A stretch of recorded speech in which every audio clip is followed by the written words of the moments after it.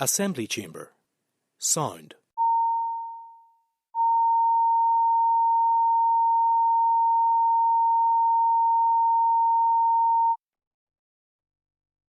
Assembly chamber. Sound.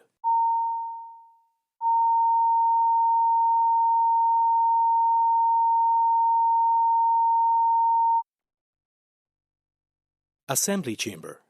Sound.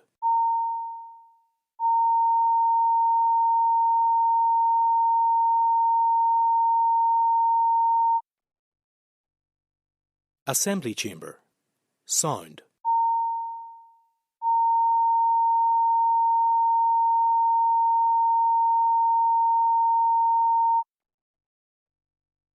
Assembly chamber. Sound.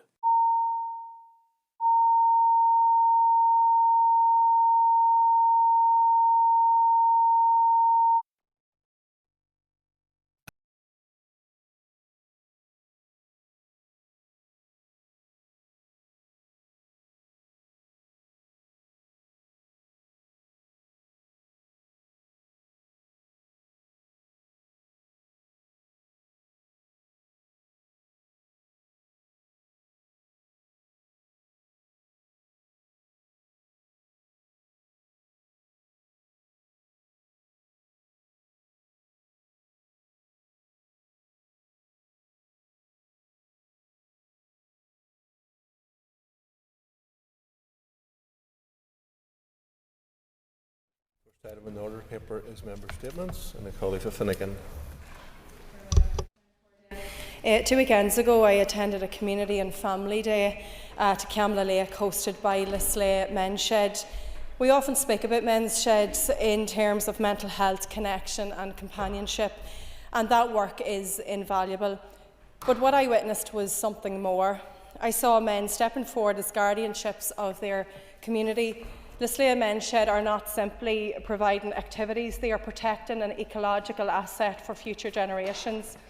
They are using their skills, their time and their commitment to safeguard wildlife, habitats and natural heritage in their own area with their project of wildfowl and wetlands as part of the lake, locally known as the Commons. And they've worked on this since 2019 alongside my party colleague, Councillor Una McGuinness. It's groups like Lisleigh Men's Shed that are not waiting to be told what to do. They recognise that they have what they have and they're determined not to lose it. They understand that biodiversity is not an abstract concept.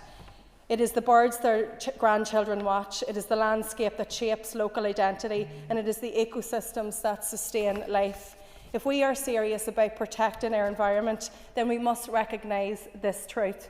Real environmental leadership is happening in our communities every single day. Men's Shed are not just about well-being, they are about responsibility, they're about stewardship and they are about legacy. And what Lisleigh Men's Shed are doing at Camla Lake is an example of community at its best. Gurmila Mayagov. Over the years, this place has seen some very silly actions. It's seen some very callous actions. And it's seen some selfish actions. But I think, in listening to this last 2 days, where the First Minister, Michelle O'Neill, has on not one but 2 occasions refused to attend Cabinet Office briefings on the situation in the Middle East, is reckless and dangerous in the extreme. Regardless of members' political viewpoint on the situation in Iran, it is incumbent on all ministers to act in a way that is both responsible and shows leadership. The First Minister has shown none. She has walked away while hundreds of Northern Ireland citizens, those with a British passport and indeed those with an Irish passport, that are stranded right across the Middle East, anxious to get home to their families. Meanwhile, for political point scoring, for a selfish, narrow ideological viewpoint, the First Minister, Sinn Féin's Michelle O'Neill, is again missing from action. Speaker, when ministers sign up to take their place in this House, they sign a pledge of office. And within that pledge of office, and one of its pillar points, is to serve all the people of Northern Ireland equally. It talks on about the principles for public life, to show selflessness, to act in the public interest, to show objectivity, base decisions on merit and evidence, to show leadership, ministerial code of conduct that does not apply to the Sinn Féin First Minister. It is beyond ridiculous. Speaker, Sinn Féin's Michelle O'Neill often claims to be the First Minister for all. On this occasion, she appears to be the First Minister for nobody. Stuart Dixon. Mr. Speaker, as Chair of the All-Party Group on Cancer, I want to talk about lung cancer today. Over the last 20 years, the number of lung cancers in rural and coastal areas has effectively doubled, driven largely by an ageing population. It's putting great pressure on services. Across Northern Ireland, some 1,300 people are diagnosed with lung cancer every year. Around 44% of those cases are picked up at the most advanced stage, while the chances of curative treatment are very small. Behind those statistics are families living along our coastal and rural areas, travelling long distances and waiting for appointments and scans, often feeling that the system is one step behind the disease. What is clear is that if you live and your circumstances make a huge difference. People are in the most deprived areas about twice as likely to develop lung cancer. The steepest rise in cases in Northern Ireland are in the northern and southeastern trusts, where the population is older and more spread out. Yet there are 5 times more care of the elderly doctors and physicians and other specialists concentrated in Belfast. This imbalance simply doesn't reflect where people actually live and are ageing and becoming unwell. Too few patients are referred urgently at the beginning of treatment within the 62-day target. For lung cancer, those weeks are absolutely critical. If you live in a rural or coastal area, that can mean longer journeys, more waiting and all too often worse outcomes. Recently, the Chief Medical Officer in England has argued that health resources need to shift towards our rural and coastal areas to reflect changing demographics, with older populations and higher illness burdens. That argument applies equally here. If the fastest growth is needed along our coastal areas and our rural communities, including mine of East Antrim, then the strategic healthcare planning must catch up with that reality. There's also a clear warning about the future. While smoking remains the main cause of lung cancer, doctors and researchers are increasingly worried about the way in which highly addictive vapes are being targeted at young people.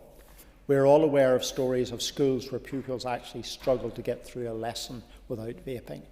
We would be very foolish to assume there will be no consequences of drawing often unregulated substances into our lungs. Finally, Mr. Speaker, I want to pay tribute to clinicians, patients and charities who do their very best with a very stretched system. As a cancer survivor, I am acutely aware of the difference that dedicated staff and timely care can make. But we cannot ask people to bridge structural gaps through goodwill alone. Our constituents deserve a service that matches where they live and how they age, and which gives them a fair chance when they're faced with a lung cancer diagnosis. Thank you. Dr. Aiken. As any of us who have witnessed the vile anti-Semitic slurs that have emanated from the Republic of Ireland recently, especially highlighted over incidents such as the 2 Jewish protesters being dragged out of a Holocaust event when the then Irish President used it as an opportunity to denigrate Israel, and the debacle over the attempts to rename Chaim Herzog Park in Dublin, will realise that Ireland has a particular anti-Semitism problem, made much worse from the Taoiseach down denying the obvious that there is an issue with anti-Semitism. Ireland does not officially record incidents of anti-Semitism, so the Jewish Representative Council of Ireland took on the task and yesterday published its findings. The saddening but key points of this insidious racism of anti-Semitism were that for a population of 2,200 people who identified as being Jewish, there were 143 anti-Semitic incidents. Worse than that, they believed that anti-Semitic incidents were being underreported by 75%. There is no official state mechanism for recording anti-Semitic incidents, but the most common forms of harm were included verbal abuse or slurs, threats and direct intimidation. These incidents occurred in everyday settings. They happened in everyday environments. But a third of them reported in educational settings, in universities and schools, in workplaces, in healthcare settings, in retail hospitality, on public transport, homes and residential contacts. But it's not just anti-Semitism is not just confined to the protests and demonstrations or the extremist views that are spread everywhere. It is experienced in the workplace, where people study and try and access essential services. The digital targeting is particularly offensive and insidious. Holocaust distortion and denial is commonplace. Anti-Semitic conspiracies are there, everywhere. Not only are they talking about historical issues, but they're all now about contemporary and other active issues that there are. But, Mr. Speaker, one of the worst things is that people were being specifically identified by their accent, by speaking Hebrew in public, wearing Jewish symbols, or being Jewish. This has absolutely nothing to do with a person's views or accounts. It just shows the degree of anti-Semitism that is prevalent in the Irish Republic, and something must be done. Thank you. I want to talk about the events that we are seeing in the Middle East, but specifically about the local response, and to follow on from remarks made by Mr. Buckley just a few minutes ago. Yesterday I stood up and gave my party's view on the deeply destabilising, illegal and reckless acts by the madman Trump and his government, which is creating more conflict in the Middle East. That was my party position. Other parties stood up and gave their position. It's totally legitimate for political parties and their leaders to set out political views. However, the First and Deputy First Minister collectively are in charge of devolved government here. It is their responsibility to set out a response to the issues that pertain to the community living in Northern Ireland, as well as setting out legitimate party political responses to the conflict. It is completely incoherent, dysfunctional and unacceptable that the First and Deputy First Minister cannot between themselves agree anything approaching a joint statement. That is the fault of both the First and Deputy First Ministers and both of their parties, because they clearly prioritise party political, you've had your say, Mr. Buckley, they clearly prioritise party political bickering over the public good. We are less than a year since the publication of the COVID public inquiry, which talked about how political parties prioritise, and the then First and Deputy First Ministers, again led by Sinn Féin and the DUP, prioritised their party political interests, including the DUP, trying to use a petition of concern to block public health measures over the public good. It's happening again, Mr. Speaker. Between leaving for home for work yesterday and driving home yesterday, I saw petrol prices go up. Petrol prices in our society, which is heavily car reliant because we are so rural. Nearly 70% of our population here rely on home heating oil. We know that many people from the north, British citizens, Irish citizens, and both will struggle to get back and are in real anxiety now, and their families. And I would say people in every constituency, every single one of us, have a constituent or a friend or a family member who is based in Dubai or elsewhere in the Middle East, the Emirates. The fact that the First and Deputy First Minister cannot even put together a clear statement of the local response without prejudice to their own political views on the rightness or wrongness of Trump's actions, and I think they're totally wrong, by the way, but that should not stop those who take a pledge of office, accept the salary, get driven here in a car every day, from agreeing a local response, so that the public here can have some sense of local political accountability and local political leadership. But these two parties never see the public good. We just heard Mr Buckley stand up and bicker. We saw the First Minister go and do her own video yesterday rather than agree with the Deputy First Minister. We saw the Deputy First Minister tweet yesterday about how awful Sinn Féin were. The public just want an agreed local response on energy prices, on local people who are stuck in the Emirates, and on potential other consequences, including refugees. Let's grow up and serve the public rather than party political interest. Across Ireland deserve access to timely, accessible and good quality care for endometriosis. Endometriosis has for too long been left misunderstood and misaddressed. I was pleased, therefore, to secure confirmation from the Health Minister that plans and investment for endometriosis services will commence in 2026. Delays in diagnosis and treatment for endometriosis can lead to chronic pelvic pain, infertility problems, fatigue and lasting damage to women's health due to long-term complications. This doesn't even cover the significant impacts of endometriosis pain on women's daily life and activities and the toll on their mental health and well-being. Endometriosis can affect multiple organs and causes complex symptoms. Multidisciplinary specialist services and coordinated care must urgently be provided. Access to gynaecologists, fertility specialists, incision and colorectal surgeons, urologists, pain management services, pelvic health physiologists and others is fundamental to helping women living with endometriosis. This will improve symptom control, reduce the risks of repeated surgery and support long-term quality of life. Sinn Féin have been consistently advocating for compassionate, informed care for endometriosis and work to tackle systematic failures, stigma and inequality in access to women's health care. I have to commend the work of Derry Well Women's Endometriosis Support Group for their consistent and strong advocacy over the years. As we approach International Women's Day on Sunday and on this Endometriosis Awareness Month, I want to reiterate our party's support to close the gender health gap and ensure all women have access to the care they need, no matter where they are. Thank you. Holders of public office here as MLAs, we adhere to the Nolan principles. And Mr Speaker, public appointments are roles in public life which are held in high esteem, such as the Children's Commissioner, the Police Ombudsman and others. And these positions are critically important. In most areas of life, someone who comes under investigation for an offence are suspended from their post without prejudice until the investigation concludes. However, that is not currently the case for certain public appointments. Independence from political interference is rightly valued in certain appointments, but that should not come at a cost of unaccountability.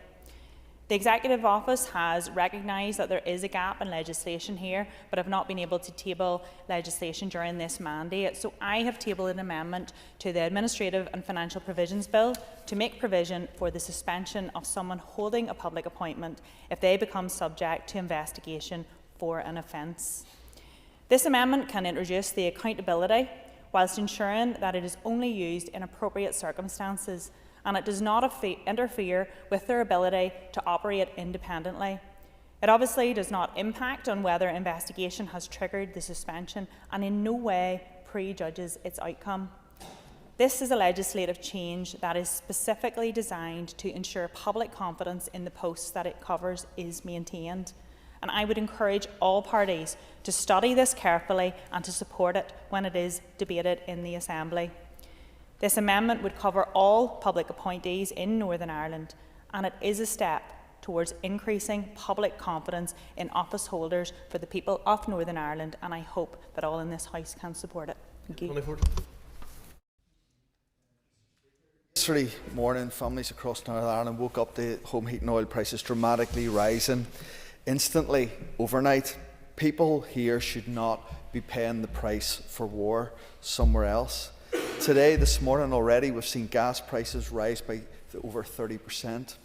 But when crude oil prices rise by 10% and local prices of oil jump by almost 40%, the public rightly will call and ask who's benefiting.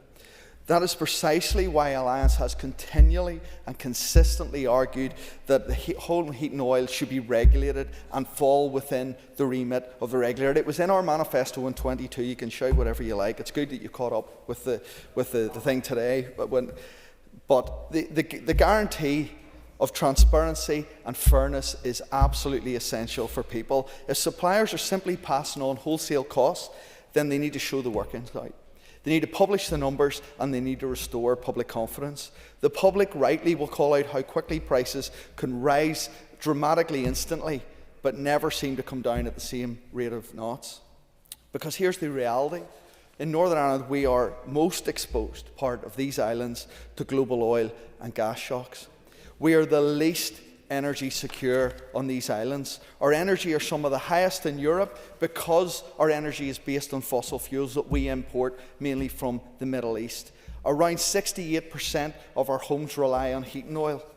Every time there's an energy spike, it instantly lands directly on the table of families here. And energy is the basis of our economy. For people, it's the cost of heating their home, it's the fuel in their car.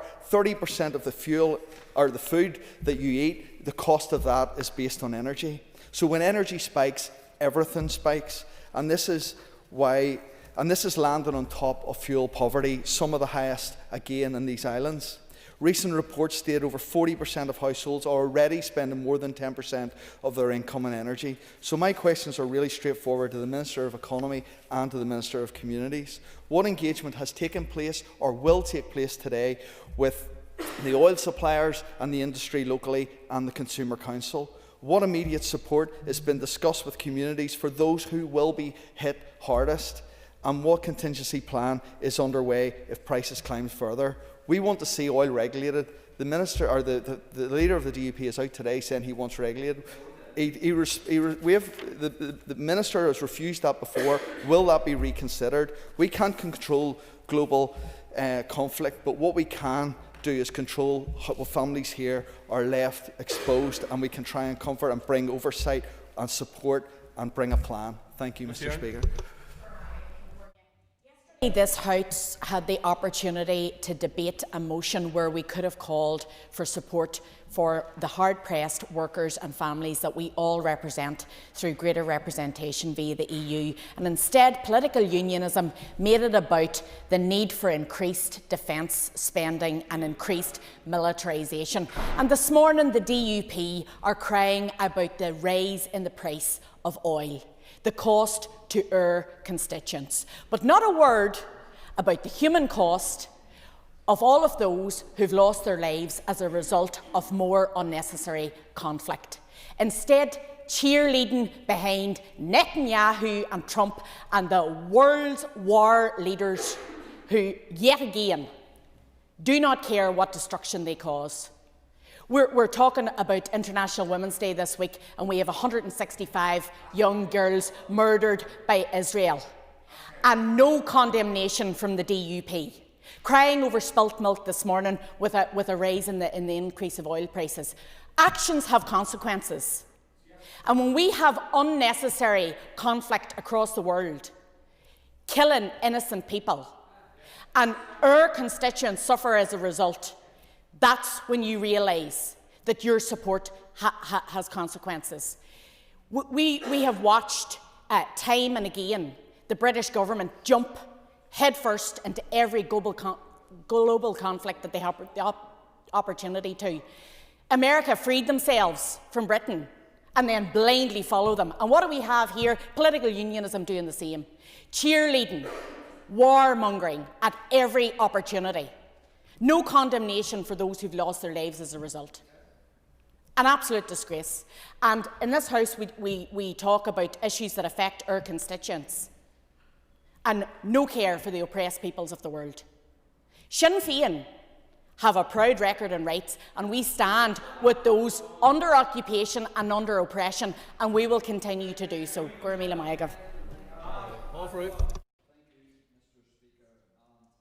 People are rightly worried about the rise in heating oil prices, the rise in petrol and diesel prices. That will inevitably come and has come in a shock fashion. There are almost 2/3 of homes in Northern Ireland that use oil for heating. And of course, we live in a very rural place, so we all rely on our vehicles and transport to get about. So we are susceptible to the worst excesses and spikes in a global market. But it is really important that we look at these things wisely. We have had calls here for the regulation of a retail market from the Alliance Party, and we have always been, and will continue to be, opposed to that regulation because it will hurt consumers more. If you regulate retail markets which are really tightly competitive, then what you're doing is you're putting that spike over a period of 6 months. That's what you will do. We will all pay more at the pumps, at the tanker for oil heating every time we purchase it, not just when it spikes. We need to do something on wholesale markets. That's what my leader talked about this morning. And it's right that the utility regulator is worried about the spike and about crude oil and about refined oil. But we have one of the best tightly contested competitive retail markets for heating oil. What we should do is ensure that our consumers and our householders have a choice of heating. So when we build houses with no chimneys, when we go to ban wood-burning stoves, when you electrify heat, when you monopolise heat, well then all you're doing is making sure that our consumers and our householders have no choice when it comes to heating. And that means prices will go up. You will also pay for that regulation. So every time you pay at the pump or at the tanker, you will pay for the actual mechanisms of regulation. There's good reasons why we have regulated electricity markets and gas markets. But even in electricity, we do not have a price cap. Because if you have a price cap, that is the cost that you will pay. And you will pay that for 6 months until the price cap changes, and then you will pay that. It will never come down. It will always stay at the price cap. Be wise about this. Protect consumers, not shaft them. As MLAs, when we rise to speak at member statements, we do so to elevate issues we care about, congratulate local achievements or acknowledge special individuals. We also use this platform to hold ministers and other elected members to account. That's expected, but there are lines we don't cross, or rather we shouldn't cross when we do it. In that context, no individual campaigner, not least a mother advocating for their child, should hear themselves referred to in this chamber by a minister in a way that left them feeling deeply hurt and absolutely humiliated. That is how Alma White felt yesterday, when the Health Minister spoke of a private meeting they had recently, characterising Alma as upset and not really understanding. Not really understanding. There is not a single MLA in this place who understands the Caleb's Cause fight better than the lady who founded it, the mother of the young man who inspired it, and the tireless advocate who in around 2 years has made this cause a household name, has had post-1910 reform included in the PFG, has moved the Economy Minister to act with legislation, and has cultivated a social media community of thousands of parents, all in the same struggle for their children. Believe me when I say, she understands. They understand. Next Monday, there is a Caleb's Cause event here at Stormont in the Long Gallery. Minister Nesbitt, I hope you will still attend. I hope you will come with an apology. I hope you will come with an announcement that you, as Health Minister, have used your authority to instruct your officials to prioritise this amendment in this mandate, or at the very least, how you will progress that policy so we can deliver this speedily in the next. Being in government is hard.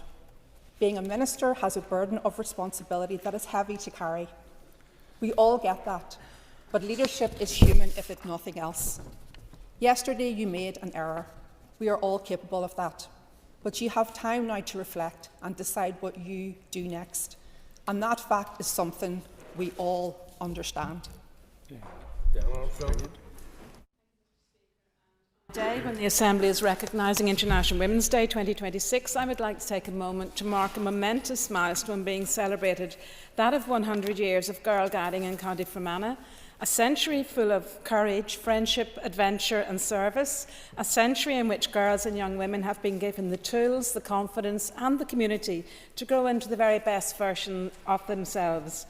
When girl guiding first took root in County Fermanagh in 1925, it did so through the determination of pioneering women such as Vera Jenkins and Nellie Inglis, the county's very first leaders, trained by the inspirational Australian Lillian Irwin.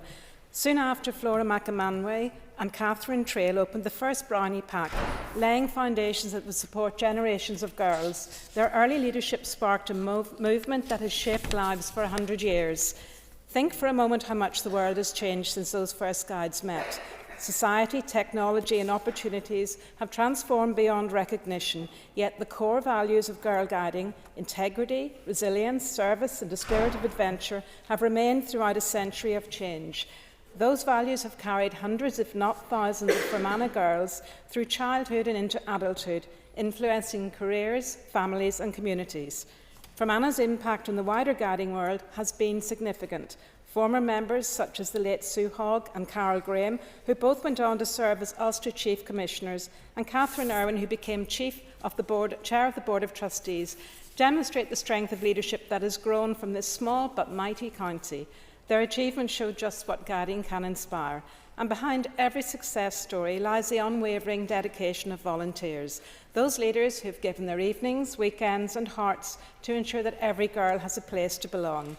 Their commitment over 10 decades is the backbone of Fermanagh's guiding story. The girls and young women who wear the uniforms of Rainbows, Brownies, Guides and Rangers in Fermanagh today are part of a legacy built by extraordinary women and strengthened by generations of guides. And we can look forward to many more successes in the future. I'm certainly looking forward to hearing about them as the second century begins. Thank you, Mr. Speaker. Hear, hear. Thank you. I have received notice from the Minister of Education. You wish to make a statement? Minister. Mr. Speaker, today I am publishing a new policy framework for general qualifications in Northern Ireland, one that will ensure the qualifications taken by our young people are truly fit for the modern world. This framework will support clear and positive progression for every learner and equip them with the knowledge, skills and confidence they need to thrive in life beyond school. Reform of our qualification system is an integral part of Transform Ed, my ambitious strategy to transform teaching and learning in Northern Ireland. While vocational qualifications will remain an important part of the school curriculum and will be reviewed over coming months, my initial focus is on reforming SEA, GCSE, AS and A-level qualifications, which is long overdue. We are right to be proud of the strong results achieved by young people here. But high grades alone are not enough. My focus is not only on maintaining strong performance, but on improving the quality of the learning experience behind those results. Time in front of a skilled teacher is the single most important driver of higher standards. Young people deserve to enjoy their learning, to be challenged by it, and to have the time to explore subjects in real depth, mastering the foundational knowledge and skills that will carry them forward into further study, training and employment. Yet too often the curriculum at Key Stage 4 and Post-16 has become dominated by crammed content and teaching to the test. Survey after survey and young people themselves tell us they are more stressed and anxious than ever before. And this should not come as a surprise. For 4 consecutive years, pupils faced a relentless cycle of high stakes, high pressure exams. In many cases, they sit more examinations than students in most other countries. This places undue pressure on pupils, their families and their schools.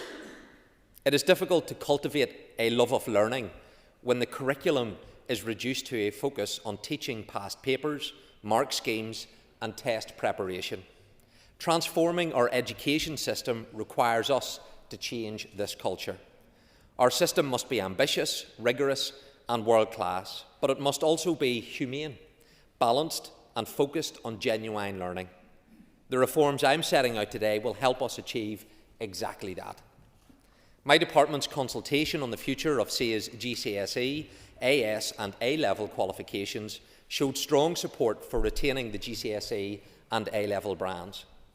Parents, pupils, teachers, employers and higher education institutions all told us that the GCSE and A-level brands should remain. These qualifications carry weight. They ensure our young people can compete confidently here at home, across the United Kingdom and internationally. The consultation also delivered another strong and consistent message. Our qualifications contain too much content and too much assessment. Teachers and learners told us that the balance is not right and that change is needed. Too much content means pupils rush from one topic to the next without the time they need to secure deep understanding. Too much assessment means teachers spend more time preparing pupils for exams than they do teaching the subject itself.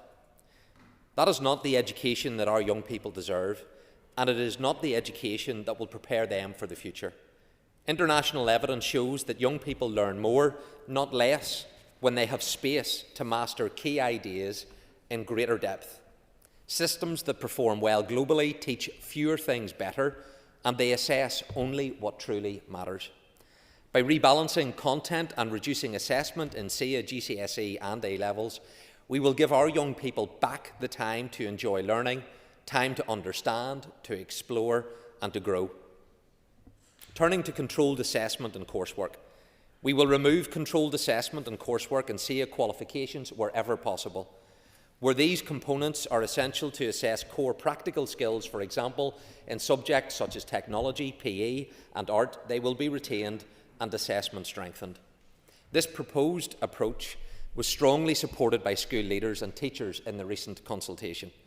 This change reflects what they told us, that current arrangements are workload intensive for staff and pupils, often disadvantage those with less support at home, and in an age of AI, no longer provide a consistently fair or rigorous measure of individual attainment. Parents and young people were worried about the removal of controlled assessment and coursework, and this is understandable. But the evidence, including from the teaching profession, is very clear. This change is needed because depth beats volume. Too much coursework pushes teaching towards task completion and away from deep learning. International and domestic reviews have long flagged that coursework can distort classroom practice and create reliability problems. Fairness matters. Ofqual's review of controlled assessment found persistent concerns about authenticity, inconsistent controls, and uneven levels of teacher and parental support, all of which risk systematic advantage for some more affluent pupils over others. Workload matters. The current system is placing an unsustainable burden on teachers. Internally assessed components demand excessive time for design, supervision, marking and moderation. Removing non-essential coursework reduces teacher workload and gives teachers back time to teach and pupils time to learn. Stripping back unnecessary internal assessment is a core workload reduction measure. It releases teachers from hours of avoidable bureaucracy, gives them back the time and professional freedom they need to teach well, and ensures pupils spend more of their school experience engaged in meaningful learning rather than excessive assessment. Equity matters. A large Ofqual commissioned analysis shows that coursework does not impact all student groups equally, with better outcomes linked to student characteristics and centre contexts, raising concerns about equity and portability. Mr. Speaker, do we really believe coursework is fair in the era of artificial intelligence? Take-home written tasks are now highly susceptible to AI assistance. We cannot sustain high-stakes coursework when detection tools are completely unreliable. When a student can generate a polished essay in seconds, coursework stops measuring learning and starts measuring who has the best access to AI. Take-home tasks were designed for a world where work could be authenticated. Generative AI has ended that world, and we must move on. Turning to the structure of qualifications. The recent consultation showed that most stakeholders favoured retaining modular GCSEs and A-levels. Many expressed concerns that a fully linear model could increase pressure on pupils and potentially disadvantage some young people, particularly those in non-selective schools or pupils with special educational needs. Others feared that a linear approach might favour high performers and widen existing gaps. These concerns are understandable, but they must be considered alongside the very clear research evidence published in my department's response to the consultation. We do not need to speculate. The evidence shows that in places where linear approaches have already been implemented, there is no indication of any disadvantage to overall outcomes or to any specific cohort of pupils.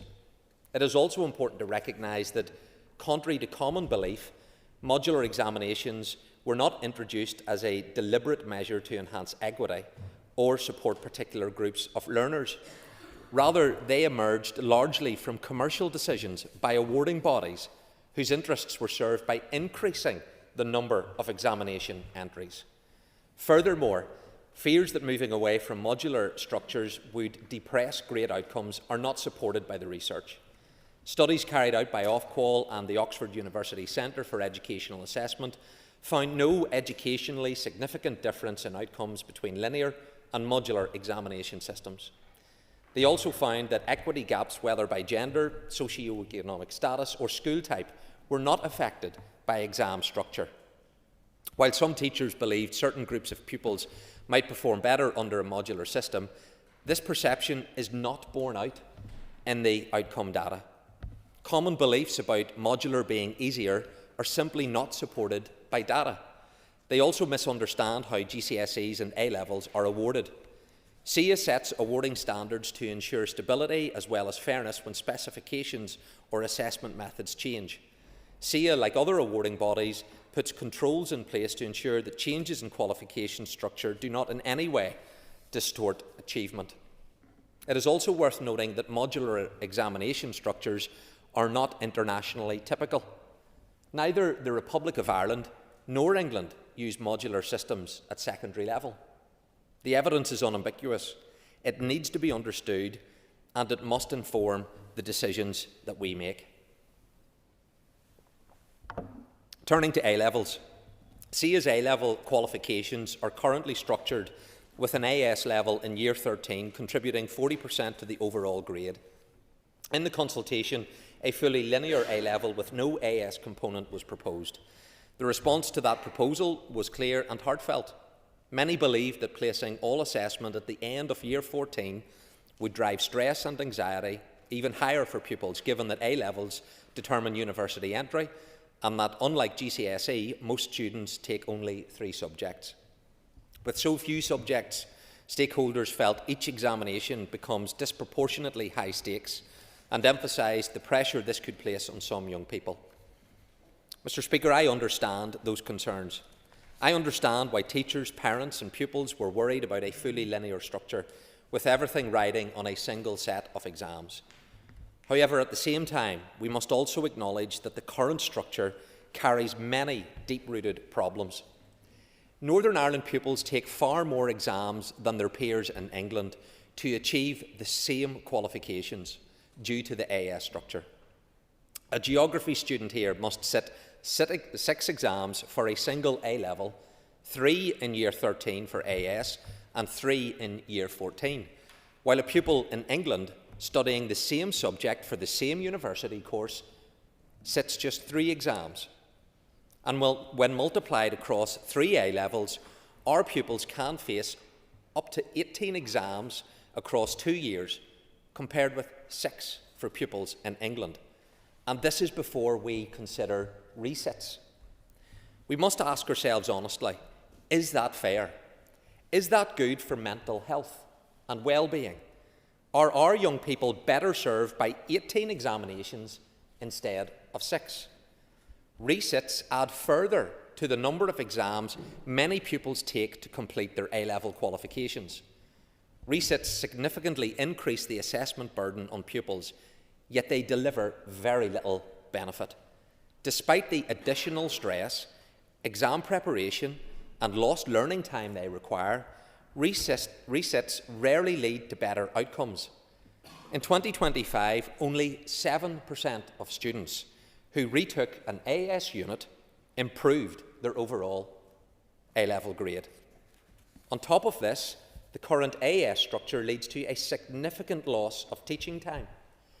Many pupils finish Year 13 by late April because AS exams dominate the summer term. They often miss 2 full months of valuable time at school.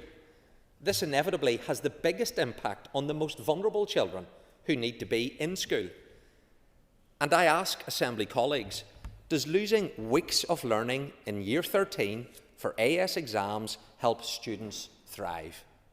When England moved to linear A-levels in 2015 and removed the contribution of AS to the final grade, schools reported regaining as much as 8 weeks of teaching time. AS levels in England were deliberately decoupled from A-levels. They became standalone qualifications whose results no longer count towards the A-level grade. Universities across the United Kingdom adapted immediately. They do not require AS levels, they do not expect them, and they do not disadvantage applicants who do not take them. The AS in its current form is not needed for university entry through UCAS. It places heavy pressure on young people, consumes valuable teaching time, and no longer adds meaningful value to progression. My department has therefore worked closely with SEA to design a better approach to A-level, one tailored specifically for Northern Ireland. SEA will now develop a new 2-year modular A-level. It will contain 3 units across 2 years, significantly reducing the total number of exams while still allowing pupils to take 1 designated unit at the end of Year 13 if they wish.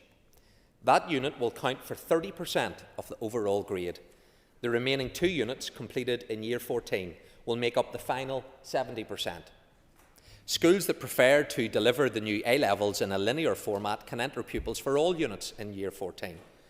Pupils who take the Year 13 unit will also have the option to resit it in Year 14. This is a balanced, considered design. It preserves early assessment for those who wish it, reduces exam overload, and strengthens teaching and learning. To ensure that pupils stay in school for as much of Year 13 as possible, I've asked SEA to timetable the optional Year 13 unit at the very end of June. This is not possible for AS exams due to the constraints of the common timetable across awarding bodies. This new approach protects crucial learning time and avoids the early departure that currently disrupts teaching. Over the past week, my officials have met with principals from a wide range of schools, and there has been strong support for this new model. It addresses the worries raised in the consultation while delivering a more coherent, less stressful system. I'm also concerned about the misuse of AS outcomes by a small number of schools, which use AS results to block entry into Year 14. That practice is not in the interests of pupils, and the current structure enables it. Removing AS as a separate qualification eliminates this misuse and ensures that students are judged on their readiness to progress, not on an intermediate exam that universities themselves do not require or value. AS is a qualification that has outlived its purpose. It has no function or relevance.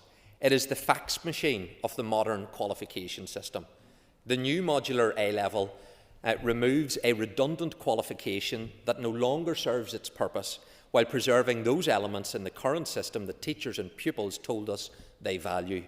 In short, fewer exams, more time to teach, more time to learn, and still the option of a Year 13 assessment for those who benefit from it. A bespoke solution for Northern Ireland, a better, fairer, clearer system for our children. Turning to GCSEs, I have decided not to proceed with the proposal to align the SEA GCSE grading scale with the 9 to 11 system that is used in England. The consultation showed very limited support for this change, and while a single grading scale would provide consistency, there is no compelling educational reason to alter the current system. In the absence of clear benefits from learners, teachers or employers, it would not be justified. I have also carefully considered the structure of GCSE qualifications. Again, my approach is to ensure a bespoke, best possible solution for Northern Ireland. English, maths and science are central to educational achievement. GCSE English and maths are key passport qualifications. Together with science, these subjects give young people the core knowledge and intellectual tools that underpin success across the curriculum and open doors to future study, training and employment.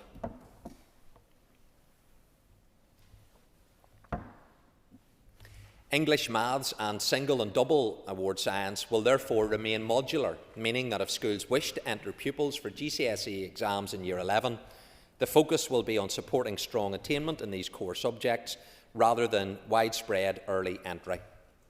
Practical subjects will continue to have non-examined assessment of key skills. All other SEA GCSEs will adopt a linear structure, preventing over-examination and disruption to learning in Year 11. We do not need our 14 and 15-year-old children to enter a whole series of high-stake exams in Year 11. Ask yourself, which country internationally does this? Early entry does not benefit young people.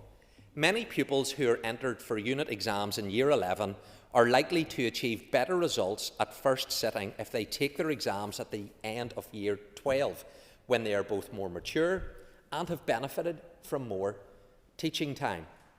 Otherwise, they are competing against older Year 12 pupils who have enjoyed an extra year of teaching. Outcomes are often not as good for Year 11 pupils.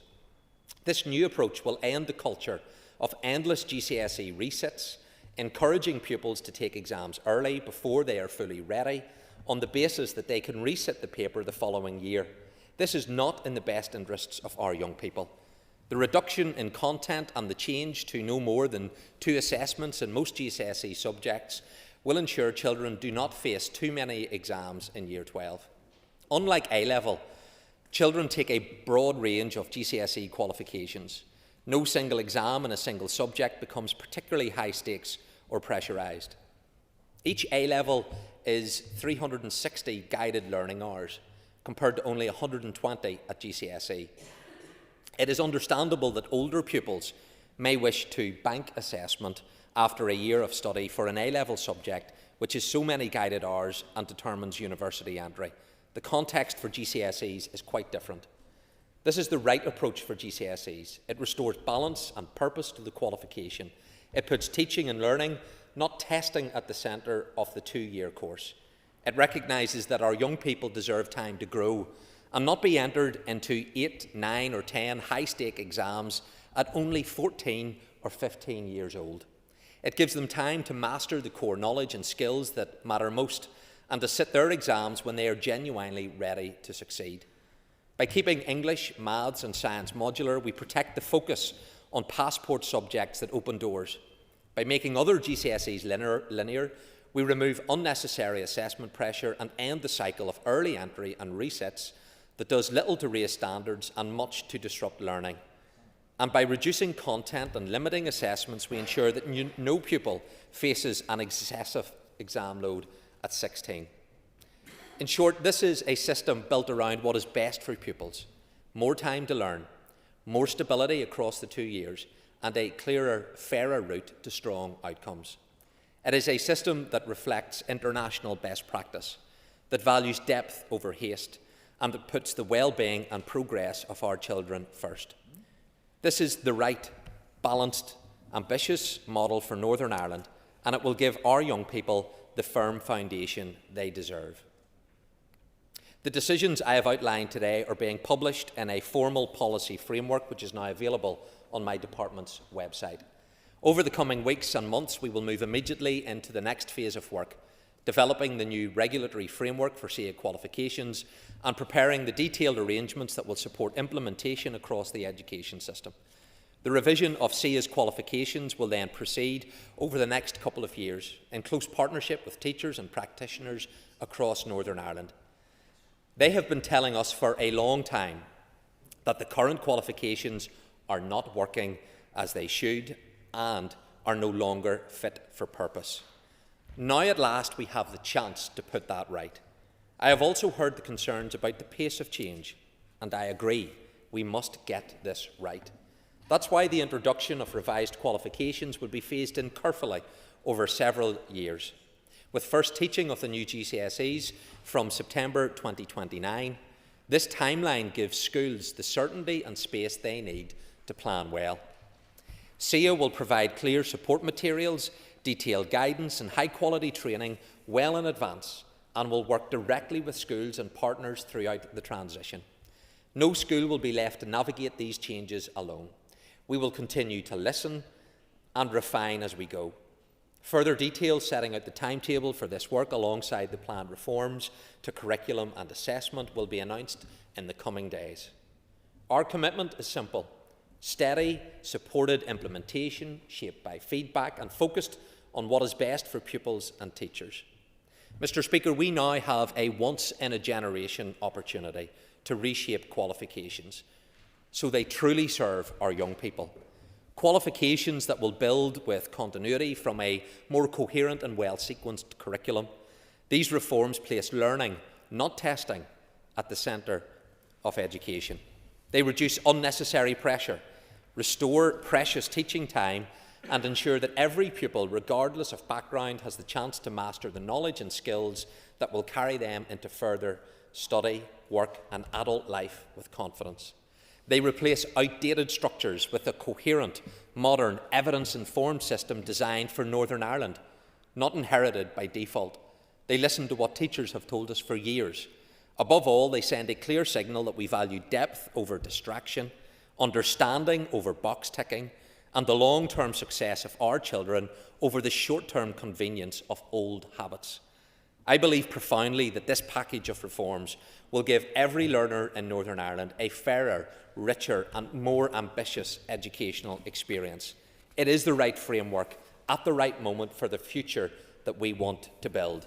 I believe these changes will be good for your pupils, good for teachers and good for Northern Ireland. I commend this statement to the House. Matthew Till.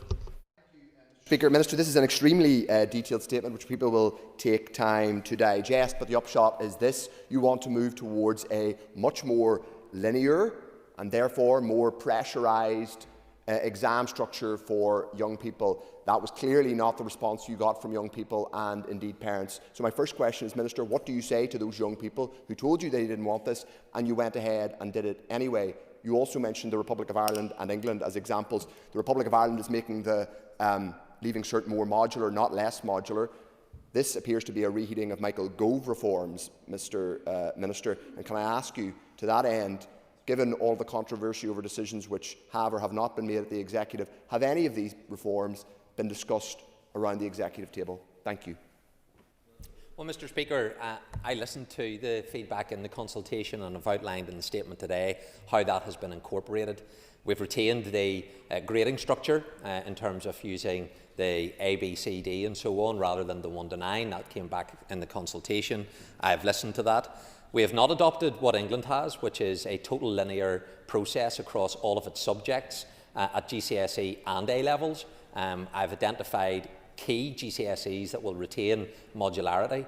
I'm introducing new A levels on the basis of having a modular approach to it. And the feedback from young people was a concern that at the end of year 14, everything was going to rest on a high-stakes exam. I've listened to that. I've got rid of a old and outdated AS brand, which is detrimental to learning outcomes, and replaced it with a modern fit-for-purpose approach, which can be linear and can be modular, providing the choice to those pupils who want to do it.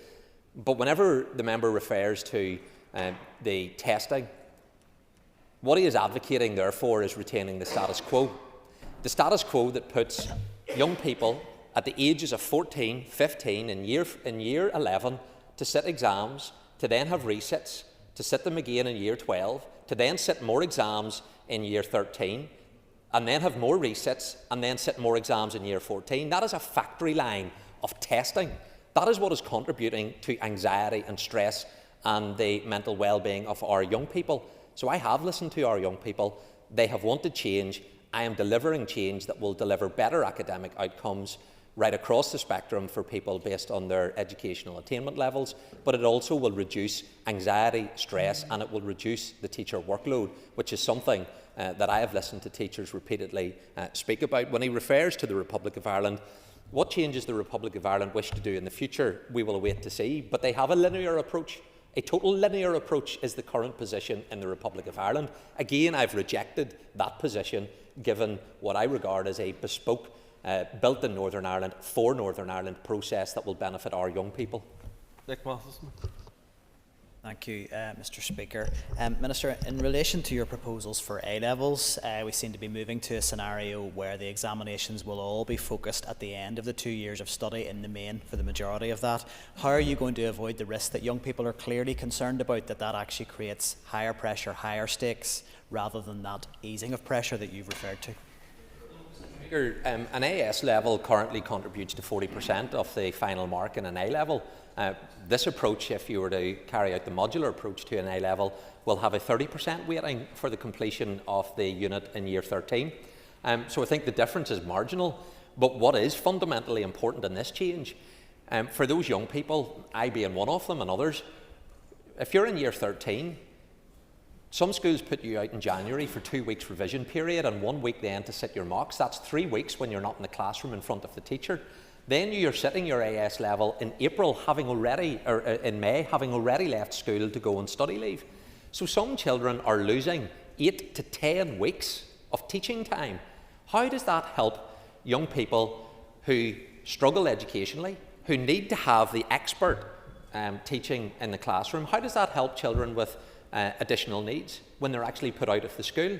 So I have retained the option for a modular, an ability to bank, but in a way that actually will enhance much greater level of exposure for those young people to be in the classroom receiving that expert teaching from those teachers. Jane. When asked for evidence to support his assertion that educational outcomes would be improved by the creation of a managing authority for the controlled sector, the Minister pointed to the consultation responses. In this case, there are consultation responses in regard to AS qualifications as standalone and coursework. We're overwhelmingly opposed to the Minister's proposals. So can the Minister tell us when is a consultation, or when are consultation responses evidence and when are they not? And if he's so concerned about anxiety among children in the lead up to exams, why has he not considered the removal of academic selection? The consultation solicited around 8,000 responses. Having went through that responses, considered them, then the department engaged in 3 regional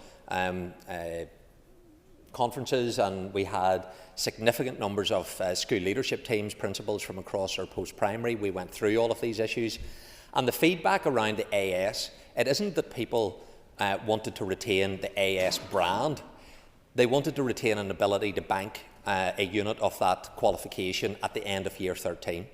And so the process that I have followed has been to reject England and the Republic of Ireland's approach, which the Leaving Cert is all a total linear position, to provide an opportunity for an ability to bank the completion of year 13, but to do it in a way that gets rid of an obsolete qualification that only Northern Ireland and Wales's international performance is not something that we should seek to emulate.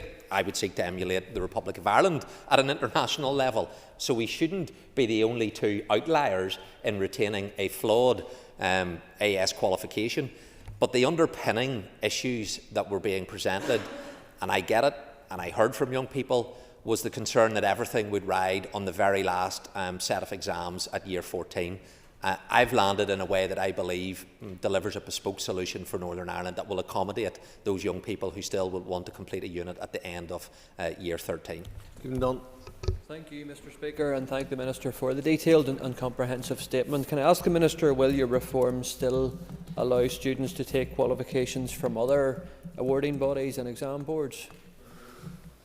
Mr. Speaker, so whenever we're making the changes, obviously SEA is the predominant awarding body in Northern Ireland. Indeed, I think it's 98% of the awarding is within SEA. So that will be aligning in terms of the qualifications with our curriculum. And so whenever you're wanting to deliver within our schools the curriculum that we will be publishing in a draft format for consultation in coming weeks, the qualifications that CA will be producing will be aligning with our curriculum. And therefore, if a school was wishing to take an examination from a different awarding body, and if that didn't align with our curriculum, then I can see no reason why a school would want to do that. But when it comes to those vocational qualifications that are available in schools, that is not part of this process. They can continue to be offered within schools in terms of those vocational qualifications. That is something that will continue to be available. Minister, I don't think you're listening to young people at all, and I get asked so many questions, but I'm going to go on to the A levels. You intend to scrap the AS as a standalone qualifications. What discussions have you had with the universities in Ireland about the loss of that externally recognised Year 13 award for students applying across this island? And Minister, the Leaving Cert is not totally linear, by the way.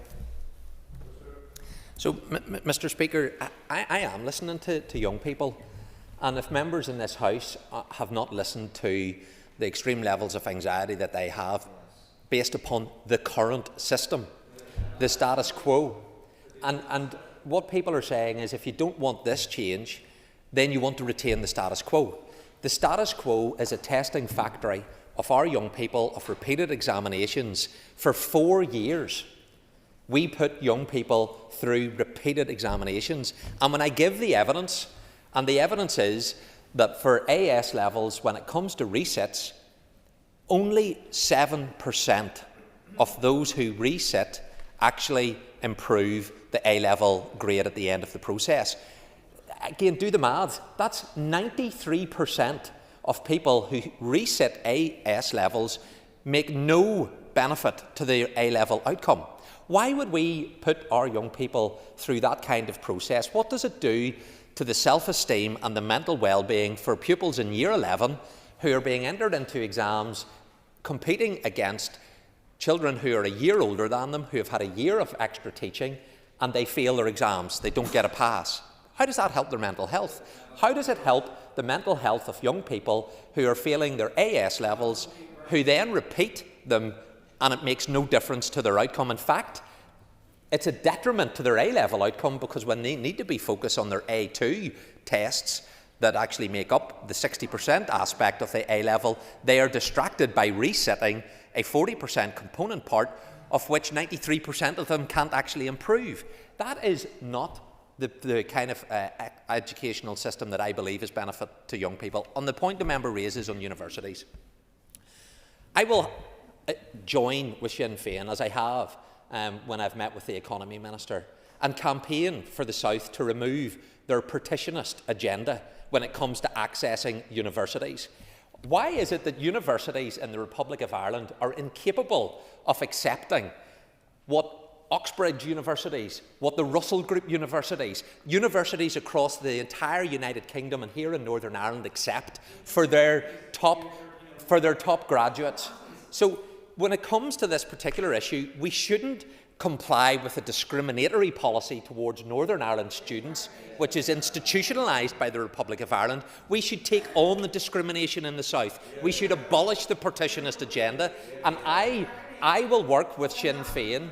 I will work with Sinn Féin to get rid of the discriminatory practices, which I do agree is prejudicial to our young people in Northern Ireland. But that is not a justification for retaining an inhumane, ineffective qualification system in Northern Ireland.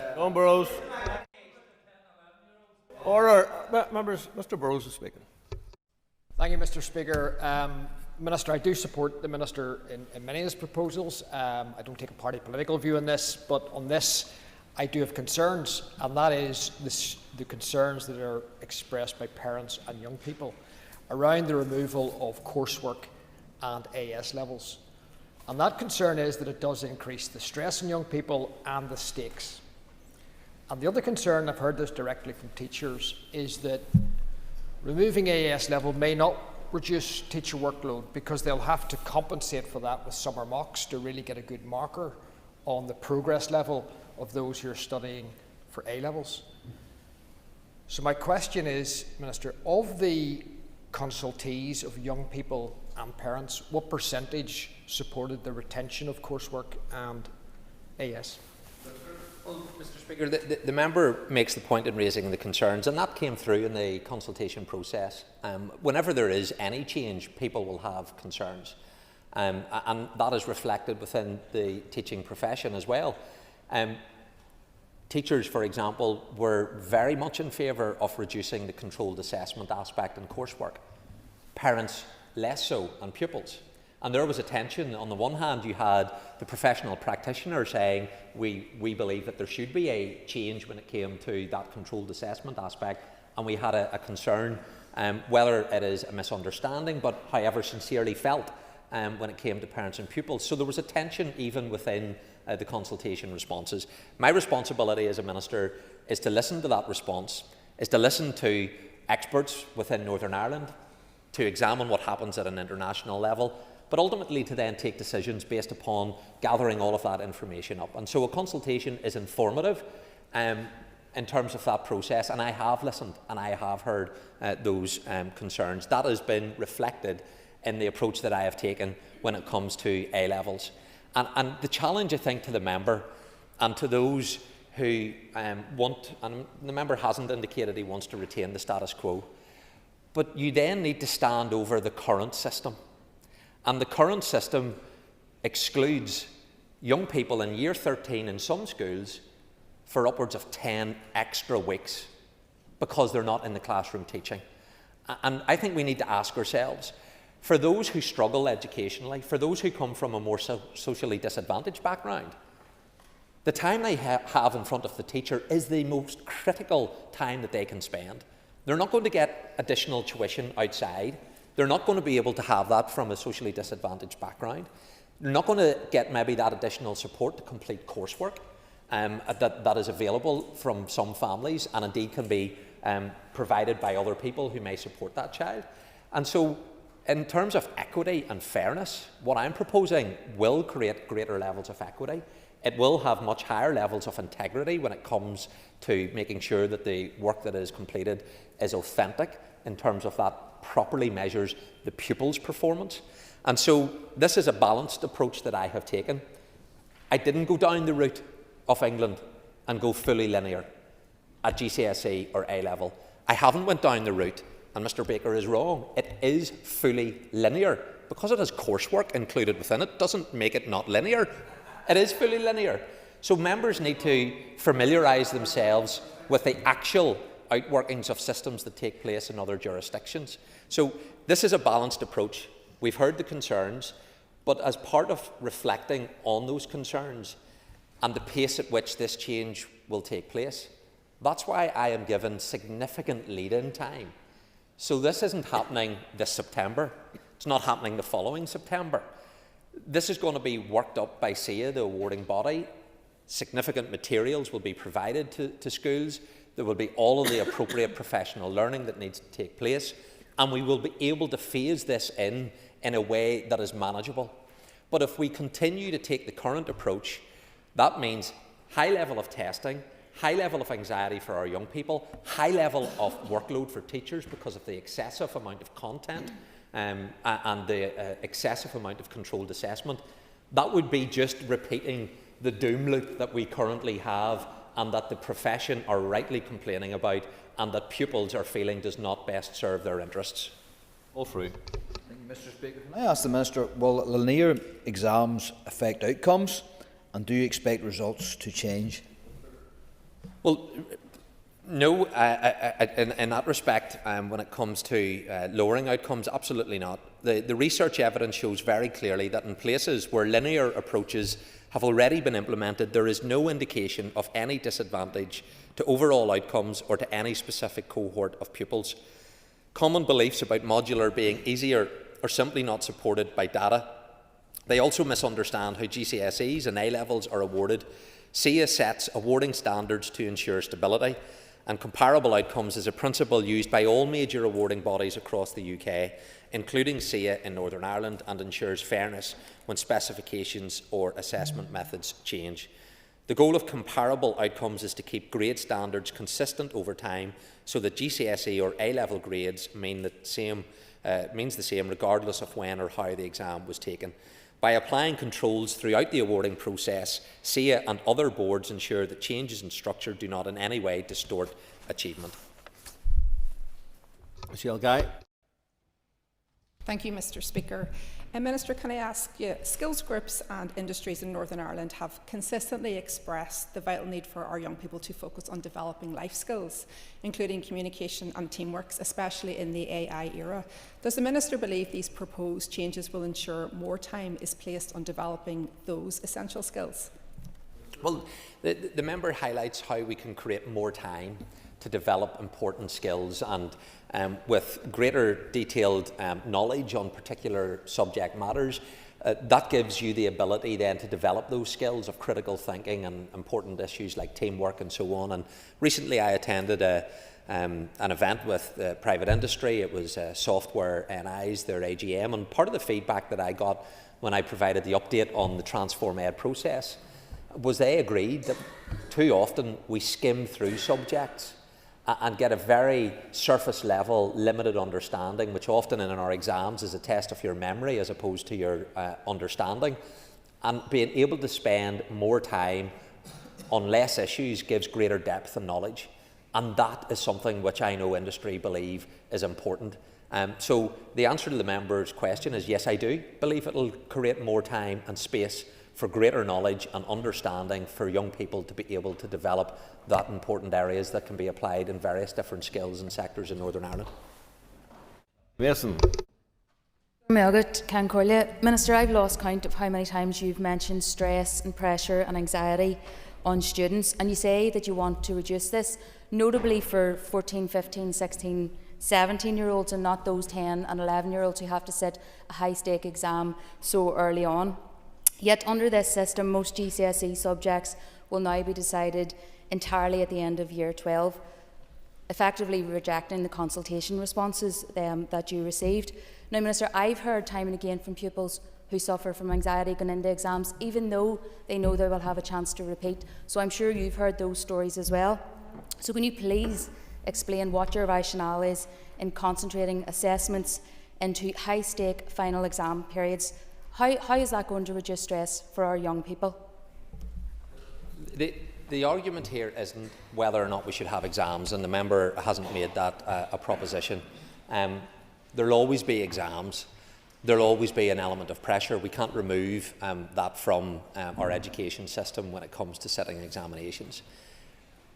But for me, the most important aspect is when is the most appropriate time to sit those exams?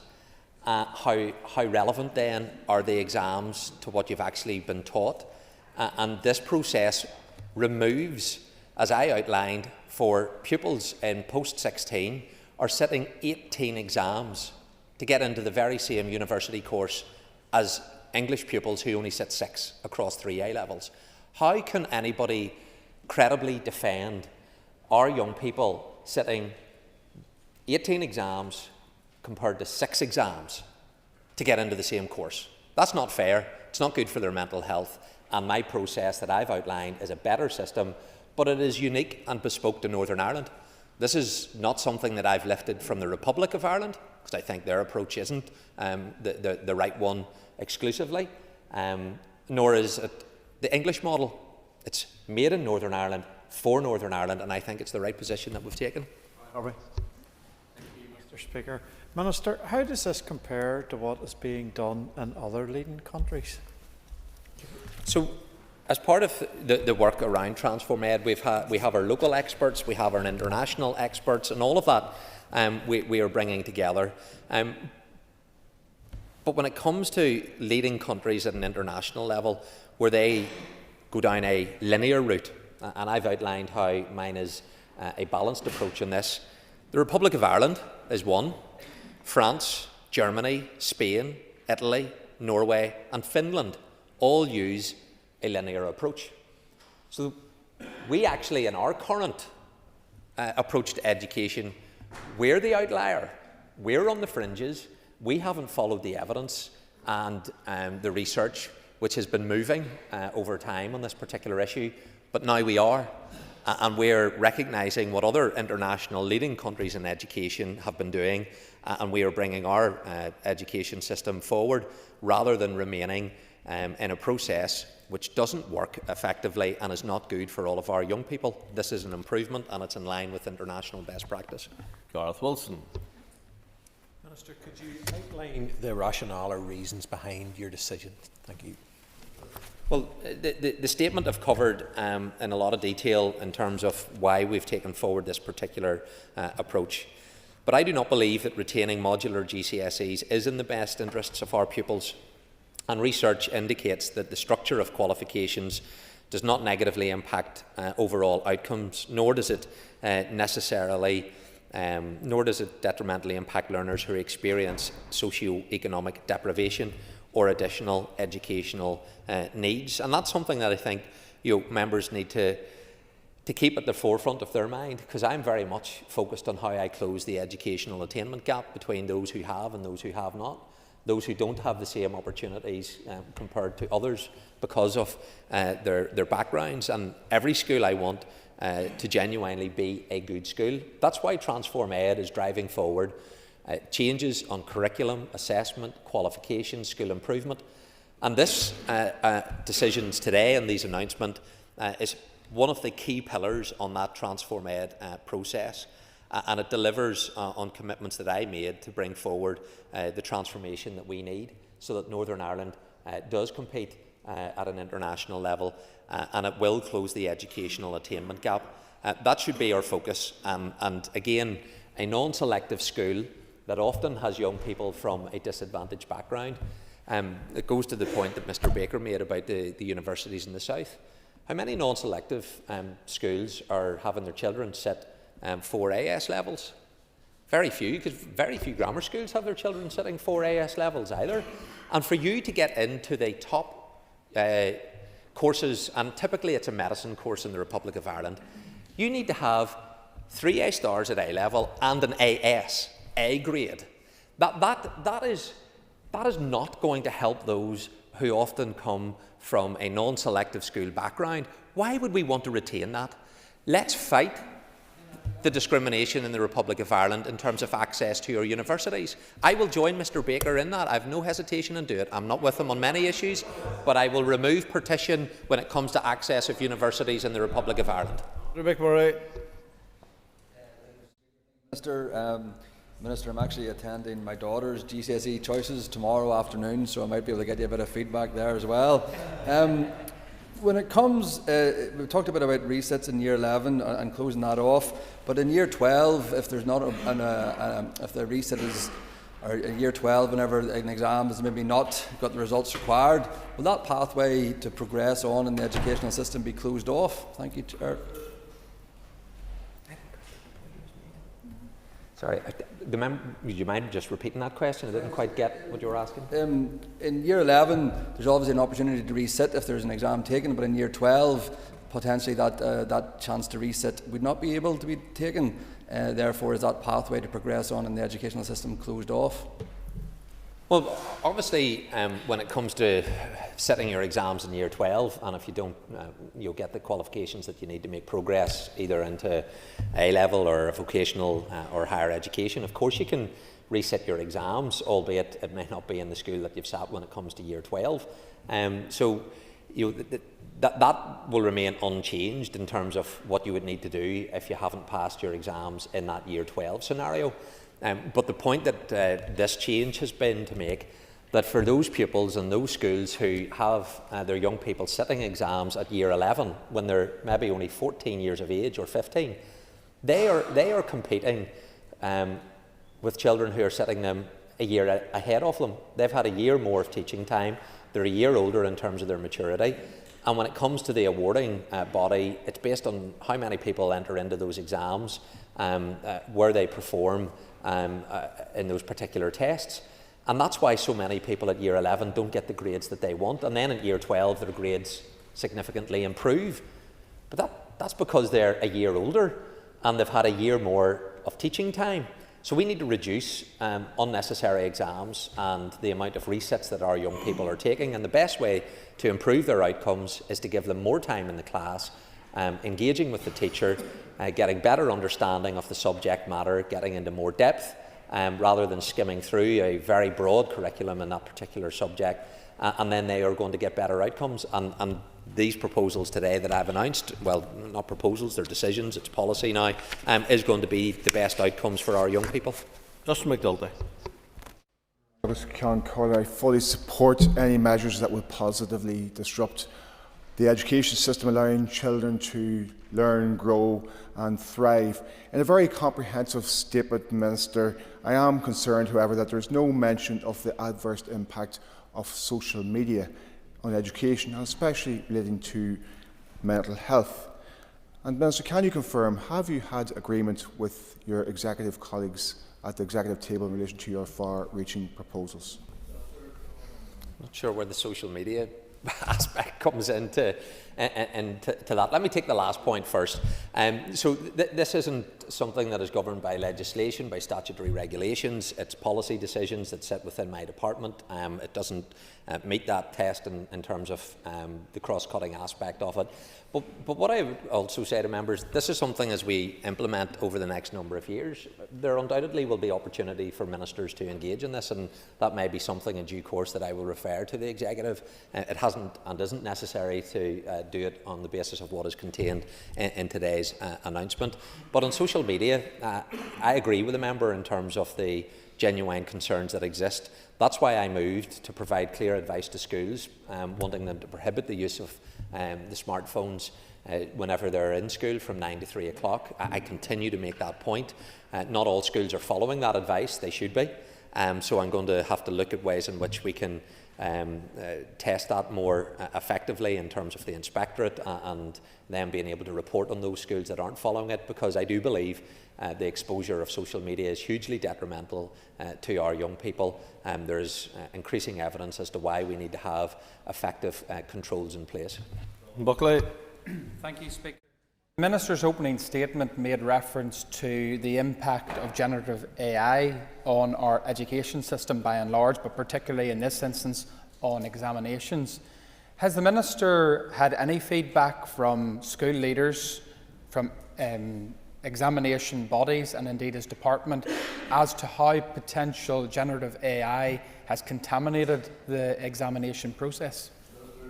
Well, I reference it in the statement around ensuring, how do you ensure coursework and work that is completed outside of school is authentic in terms of representing the ability of the pupil. And in a world now of AI where we can generate statements and essays within seconds, that is increasingly a real concern when it comes to the authenticity of and integrity of that piece of work. The most authentic way that you can stand over one's performance is within a controlled assessment centre whenever people are sitting examinations. That is the most controlled and authentic way to do that. But we are retaining elements of assessment in those core subjects that I had mentioned earlier in the statement, but the member highlights a genuine issue when it comes to AI. The world has moved on, and we need to ensure that our qualifications and processes recognise that and adapt accordingly. Peter McReynolds. The consultation proposals were clear that teachers do not support a move from linear to modular qualifications. I listened to your earlier response to Mr. O'Toole. What do you say to those in the teaching profession who feel you're ignoring their opinions by moving forward with these proposals? The response was not as the member has just outlined. I indicated to Mr Burrows that there was a wide range of views that came forward in the consultation process. Teachers had stronger views on some issues than parents or pupils, and vice versa. My job is to reflect on those consultation responses, allow that to inform ultimately the decision-making process.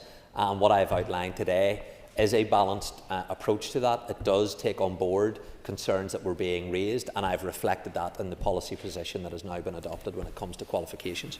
Mark Durkin. I welcome the Minister's recognition and acknowledgement of the impact that exams have on the mental health and well-being of young people, but don't know how he reconciles that with his stout defence of the transfer test. Where else thinks testing children at the age of 10 or 11 is good? However, my question is, what are the financial implications of your proposals for the Department, Minister? How much money will this save, and has that been a factor in your decision? Speaker, the last time there was a review and the qualifications was in 2015. So obviously this is long overdue. It is necessary in order to have an updated qualification process in place. Cost of this is £15 million over the next number of years. Year one spend will be £2.7 million. And it's important that we support SIA, which is going to be the organisation that takes this forward. I know they have welcomed the announcement today and are supportive of the policy position that I have now adopted. But that is the quantum of funding that is involved over quite a number of years. But the first year one spend will be £2.7 million. Speaker and Minister, I want to focus my attention on the changes to GCSEs. I support continuing with the modular approach for Maths, English and double awards science to ensure resets are available in Year 12 for these core subjects if required. By aligning the rest of the GCSE subjects with the linear approach, do you have any concerns more children will leave school without the qualifications they need and drive more children into going to further educational colleges to reset the exams that they failed because it's a linear approach for GCSEs? Minister. Well, Mr. Speaker, retaining modularity in the subjects that the member has outlined will reduce the scale of change for schools and the anxiety around change in these key gateway qualifications which are required to progress to the next level of education or training, rather than evidence that modular approaches impact overall outcomes.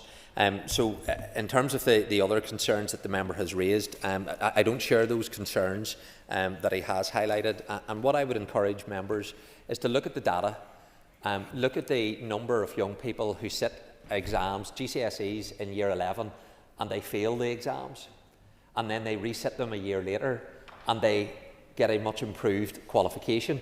That is not as a result of having failed it a year earlier and somehow they've decided they're going to perform better. It's because they've had a full year of being able to be in the classroom and being taught more about the subject matter by the teacher, and that has then had a positive impact on their outcomes. So entering young people in Year 11 disadvantages those that don't get the same support maybe at home or through other provision. It also disadvantages children that have additional needs, because educational psychologists will tell you that by entering children into those qualifications too early, they're not ready, they haven't been given sufficient support, and therefore the outcome is going to be one where they don't pass the exams. And that is not a position that I think we should stand over, because I don't see how that is beneficial to young people's anxiety, stress and mental health. This is a much better way in terms of achieving better outcomes for our young people. I've received notice from the Minister of Agriculture, Environment. Sorry, point of order. The Minister, during his statement and in the course of his responses, made a big play of the anxiety and mental health issues that face children as they're going towards exams. I specifically asked him a question, as did a number of others in the chamber, about the anxiety that's experienced by 10 and 11-year-olds as they're facing the high-stakes exam, and the Minister didn't answer any of the members who posed that question to him. Is that in order for the Minister to do that? Listen, the major point, I don't think it's a point of order. I have received notice from the Minister of Agriculture, Environment and Rural Affairs who wishes to make a statement. Minister.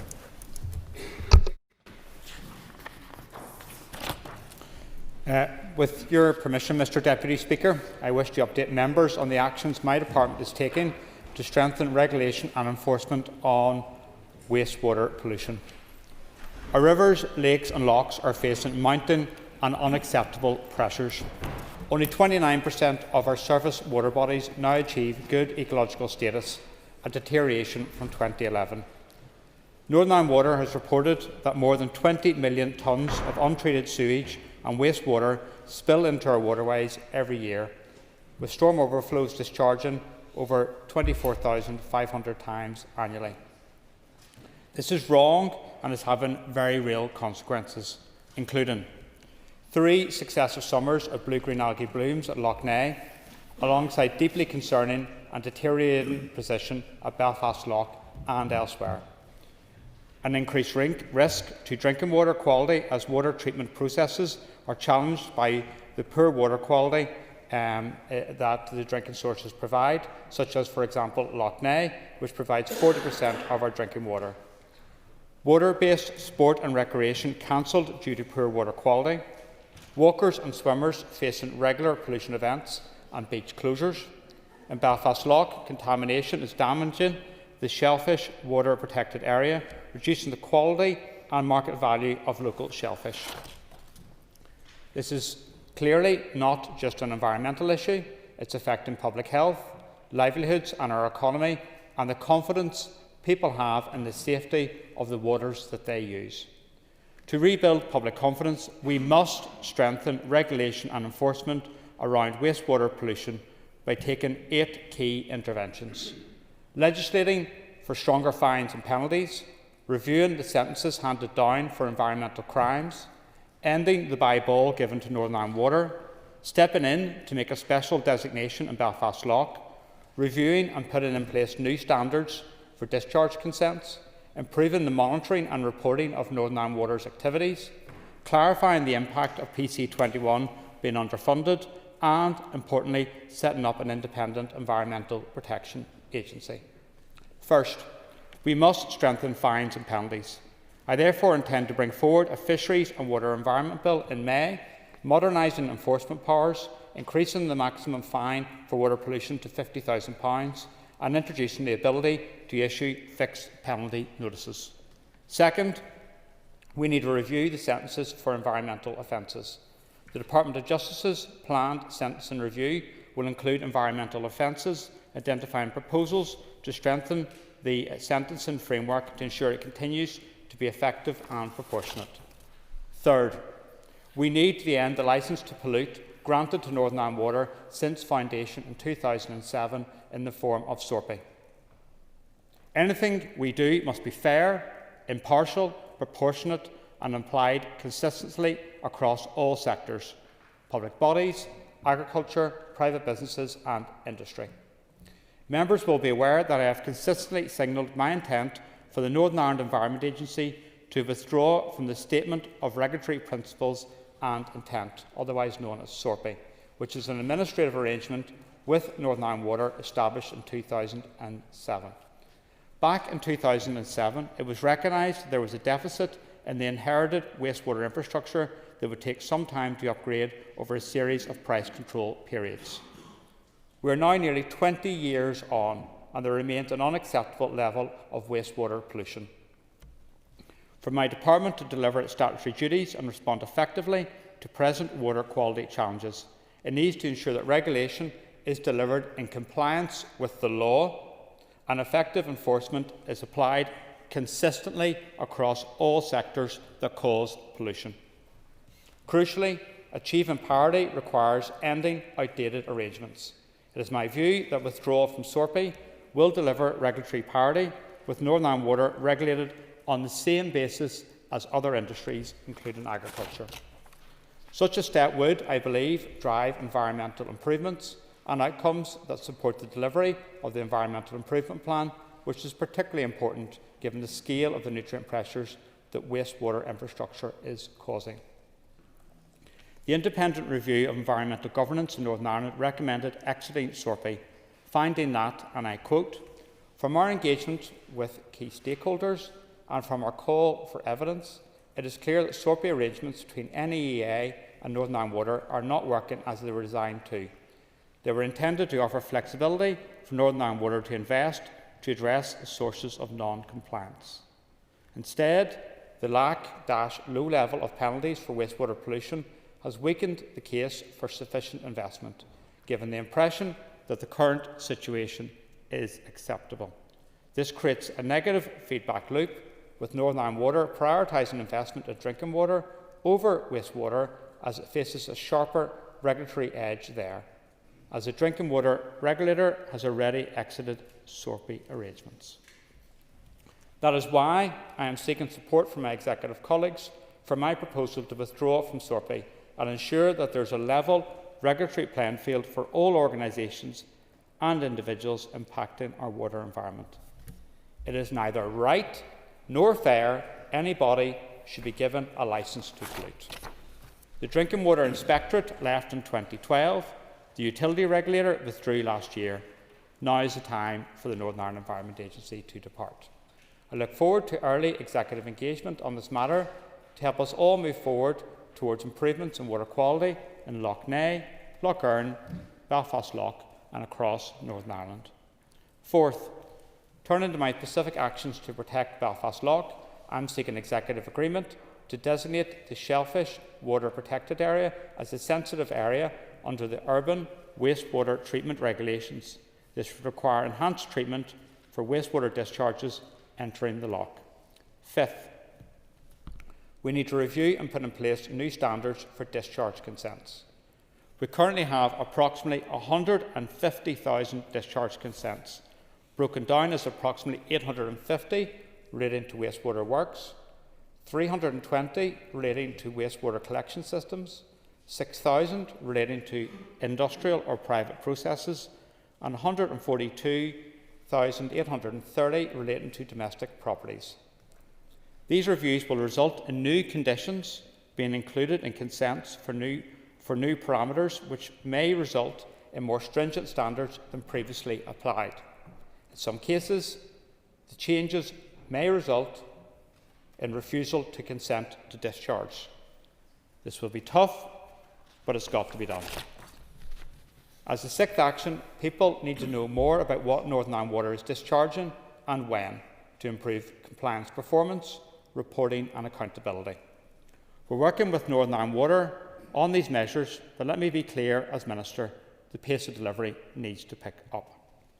To provide reliable, real-time evidence of the performance of wastewater networks, Northern Ireland Water is rolling out an installation programme for event duration monitors on combined sewer overflows and pumping stations across its wastewater network, with a priority to install them near to bathing waters and shellfish protected waters.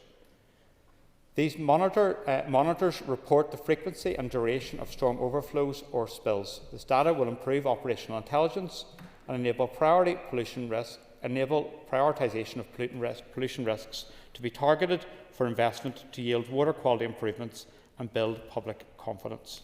A pilot to deliver near real-time reporting from EDMs has also been initiated at a small number of bathing water sites with a view to wider rollout thereafter. Work is ongoing by NEA to introduce unannounced sampling at wastewater treatment works within the next 12 months, bringing Northern Ireland into line with the rest of the UK. A pilot carried out between 2020 and 2024 showed significant differences between announced and unannounced results, confirming the need for this change. As unannounced sampling will provide a more accurate picture of operational performance, it is expected that reported compliance levels will fall initially, reflecting the true condition of assets and strengthening the evidence base for regulatory intervention and investment planning. Wastewater flow is a critical factor in understanding the performance capacity and environmental impact of any wastewater system. My department will soon publish new guidance on monitoring wastewater flow. In addition, work has started on a number of flow pilot assessments, as current reporting does not reflect the flow performance of the sewer network or treatment plants. Accurate wastewater flow measurement will provide the data needed for targeted investment, effective regulation and long-term environmental protection. Seventh, I need to clarify my department's position on the no detriment principle, also referred to as zero detriment policy, in relation to Northern Ireland Water's ability to support new development. In August 2021, the Northern Ireland Environment Agency agreed to apply this principle as an interim measure for development in Limavady. It was intended to facilitate short-term development when Northern Ireland Water delivered specific capital improvement schemes set out in Price Control 21, which was, at that time, fully funded. This approach was always conditional on those schemes being progressed within the price control period and was subject to ongoing review.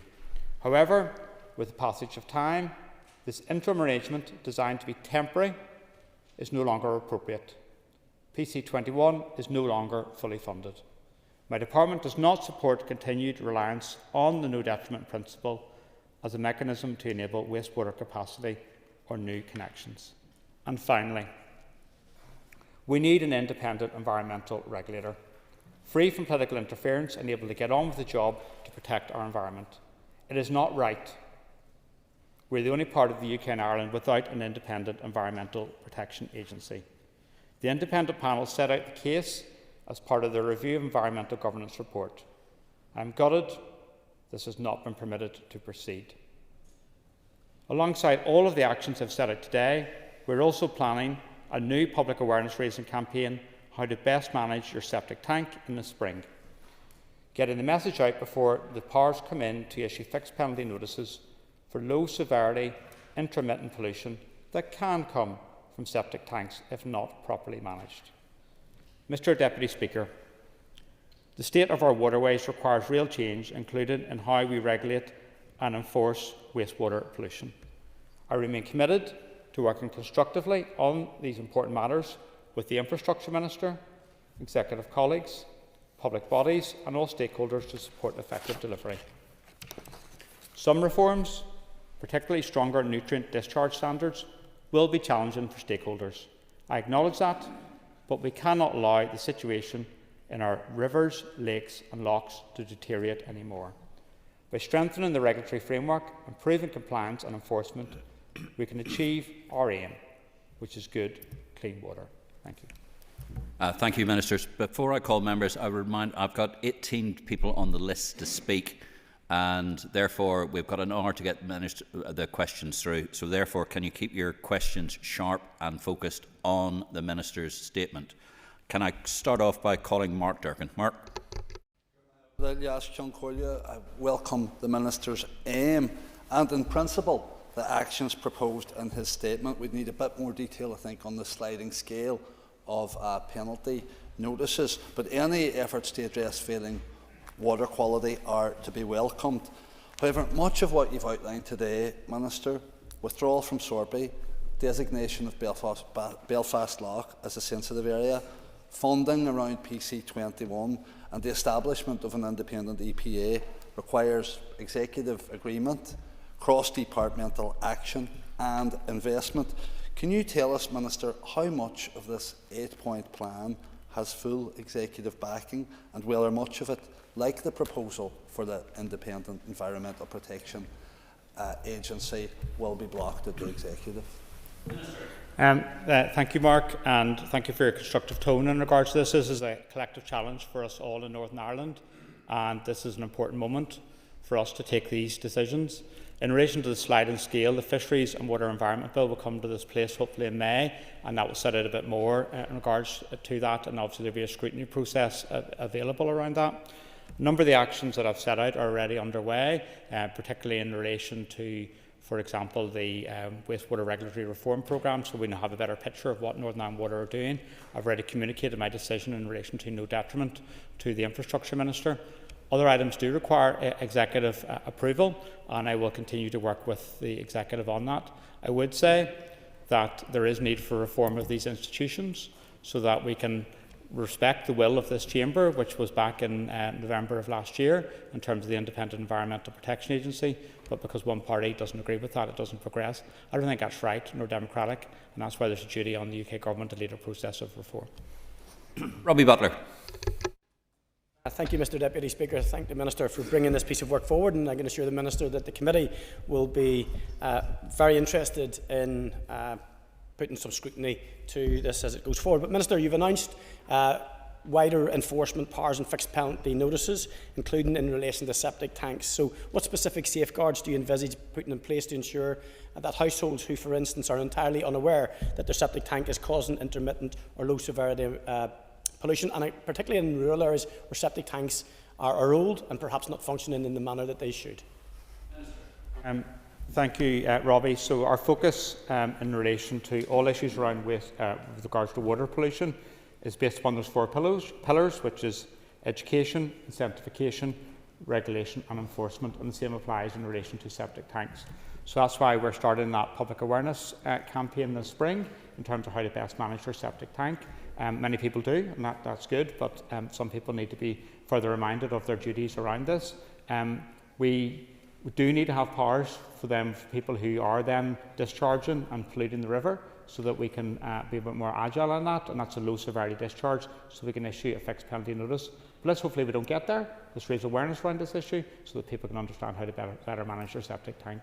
But as Minister, we need to, very clear, we need to deal with all forms of pollution in a fair and equitable manner. Aoife Finnegan. Aoife. Minister, the statement references nutrient pressures from wastewater infrastructure. Can you clarify the proportion of nutrient loading attributes to wastewater compared to other sources, and how parity will be ensured? Thank you. And the member will be aware there's a number of studies around this, and that they're available. There's the study that came from the REFOS study in 2020 from AFBI, and there's a new Harmonica study that was also in the Assembly Library. I lodged it last year. But can I just say one thing? We can get into percentages and about who causes which and what, and who's to blame and all the rest of it. We have a problem. It's personified in Lough Neagh. It has been green for the last 3 summers. So we need to move on from saying, well, I'm actually not going to do something until someone else does something. Collectively, we need to come together. We need to use this as a moment to say that the wastewater pollution occurring is wrong, and we need stronger regulation and enforcement around that. And I think I'm seeing a collective will to do that, and hopefully we can. Michelle McElveen. Michelle. Farmers will welcome the fact that the Minister, 2 years on now, is focusing attention on Northern Ireland water. However, what assessment has the Minister made of the impact of the measures stated in this announcement on current Northern Ireland water consents and future planning applications in the absence of a credible funded alternative to Sorpy? A lot of this is for Northern Ireland Water and for the Department of Infrastructure to respond. For example, I can't prejudge what any future fines could be handed out from the courts in regards to this. What I would say to you is that I've got legal responsibilities. I'm very conscious of that, and we need to make sure we discharge that. And there is, alongside that, a need for investment in wastewater infrastructure. And I've been very clear that I will support the Minister for Infrastructure in her work in regards to that. But we need to have an honest conversation in this chamber and with the public around this issue, because PC21 is underfunded, and that is having an impact in terms of our water environment. Blair. John. Deputy Speaker, thank you. And can I thank the Minister for his statement today, and also for his determination that Northern Ireland must do better on water quality. Can I ask further to that how the proposals and actions outlined in the statement will support programme for government and environmental improvement plan commitments that already exist? Thank you, John. So I come here today to set out what we're doing in regards to wastewater pollution, not just because of legal requirements, but also in terms of programme for government, which has a core commitment of protecting Lough Neagh and the environment. Also the Environmental Improvement Plan, which was published in September 2024. Its first strategic environmental outcome is excellent air, water and land quality. And it's important we take those commitments seriously and we deliver upon them. And I look forward to support from my executive colleagues in regards to what I've set out today. Anya Murphy. Anya. Can Collier and Minister, you will be aware that NIA officials briefed our committee a number of weeks ago, and issues around staffing arose during that meeting. In that vein, will NIA have the appropriate staffing levels and indeed the resources that may come with a rise in enforcement? Minister. Thank you. So there's 2 things I need. I need funding as part of the budget settlement. We know what the draft budget sets out for my department, and it's a pretty grim reading. And we also need resourcing, and we need to have people in post. And it's no secret that my department is carrying over 800 vacancies, approximately 200 of which are sitting in Northern Ireland Environment Agency. that's impacting on issues you're contacting me about, for example, in relation to response times to planning consultations. I continue to work with officials on this issue. There is a wider issue here just in terms of recruitment into the Northern Ireland Civil Service. We know the Northern Ireland Audit Office report, which was entitled Leading and Resourcing Northern Ireland Civil Service back in January, said that there's a 7 months average time frame for recruitment. We need to get quicker in terms of being able to recruit people into the position so we can do this. I have to prioritise, so I get lots of letters, lots of AQs, and send me, can you do this and can you do that? What I have to do is I've got to prioritise our statutory obligations, and that's what I'm doing today. I call on Johnny Buckley. Johnny. Thank you, Deputy Speaker. We are right to focus our attention on NI Water's pollution of our waterways, but let's be honest, there's blatant double standards, and simply they do not create a level playing field contained within this statement. The double fining of farmers, for example, that was introduced by the Minister means that they will be penalised twice in comparison to NI Water. And whilst we're on the topic of double standards, Minister, I'm sure you're aware of a recent news report over the weekend that showed injured animals, slurry being blown over hedges and flooded slurry yards at an arm's length body by the Minister, that being AFBI. Tell me this, Minister, why is it a different rule for you and your department and that of farmers? Minister. So I would totally and utterly refute that. And also you seem to have a very selective memory in terms of what your predecessors did as ministers when they were in DERA. They introduced a lot of the stuff that you now criticise me for. So there's a selective memory in regards to this. Yep. In relation to the issues you've cited in regards to AFBI at Hillsborough, my department takes these allegations extremely seriously and promptly initiated inspections of the site upon them being first raised by a journalist in October. An animal welfare inspection by my veterinary science and animal health group identified no major concerns. An inspection by the Northern Ireland Environment Agency found a low severity pollution incident regarding sewage fungus in a waterway below the farm, which AFBI has taken action to address, and ongoing monitoring continues. I was reassured by the findings of these inspections undertaken by my officials. AFBI has also confirmed that an independent inspection of the site by Red Tractor, which provides accreditation for farm standards, has also been carried out at the request of AFBI with accreditation status maintained. AFBI will continue to work to ensure the regulations designed to protect animal health and welfare, water quality and the environment are adhered to. The last thing I would say in regards to this, I saw your commentary in the media at the weekend, and some of the comments you're making around civil servants were disgraceful. I call on Nick Matheson. Nick. Deputy Speaker, can the Minister confirm if he has had the opportunity to watch the Channel 4 documentary Dirty Business, and if so, what are his key takeaways from that? Thank you, Nick. And I have had an opportunity to watch this, and two takeaways for me was the need for stronger regulation of the water industry, and that drama documentary completely makes it clear that we need to make sure that we are focused on proper regulation of our water industry, and that's something I'm seeking to do. The second one, and I'll be quite open about this, was that it revalidated my position in opposition to privatisation of our water services. We've seen the consequences of that in England, and we should never allow that to occur in Northern Ireland. I call on Cathal Bonan. Cathal. Coilia agus Corm Fáilte Rivrachas Donaira. I could have welcomed the Minister's statement. But Minister, recent figures show that new house starts were at their highest in the last quarter of 2025 since 2018, and that the construction sector has hit a 15-year high, outperforming Britain. So the question is, to ensure we don't lose this momentum and to protect the growth of our economy, will the Minister commit to a phased approach to removing sorbet to ensure that there is not an immediate impact on house building? So I will engage with the Infrastructure Minister about this in person rather than through the Assembly chamber. But what I will also do is take action to ensure we don't see the death of Lough Neagh or also Belfast Lough going the same way. We have responsibilities to our environment, and I take those very seriously, and we all need to live up to them. Keith Buchanan. Minister, last week my colleagues in the Ulster District Council heard a representative of NI Water state as fact that 70% of water pollution originates from agriculture. We're not going to get into the 70, 62, we're not going to get into that debate of figures. In your statement, more than 20 million tonnes of untreated sewage goes into the waterways every year. So if you do the calculation of what Loch Ness holds and put 20 million in, you can work it out on how many years it takes to fill it. Not that many. As Agriculture and Environment Minister, will you defend farmers against factually incorrect information?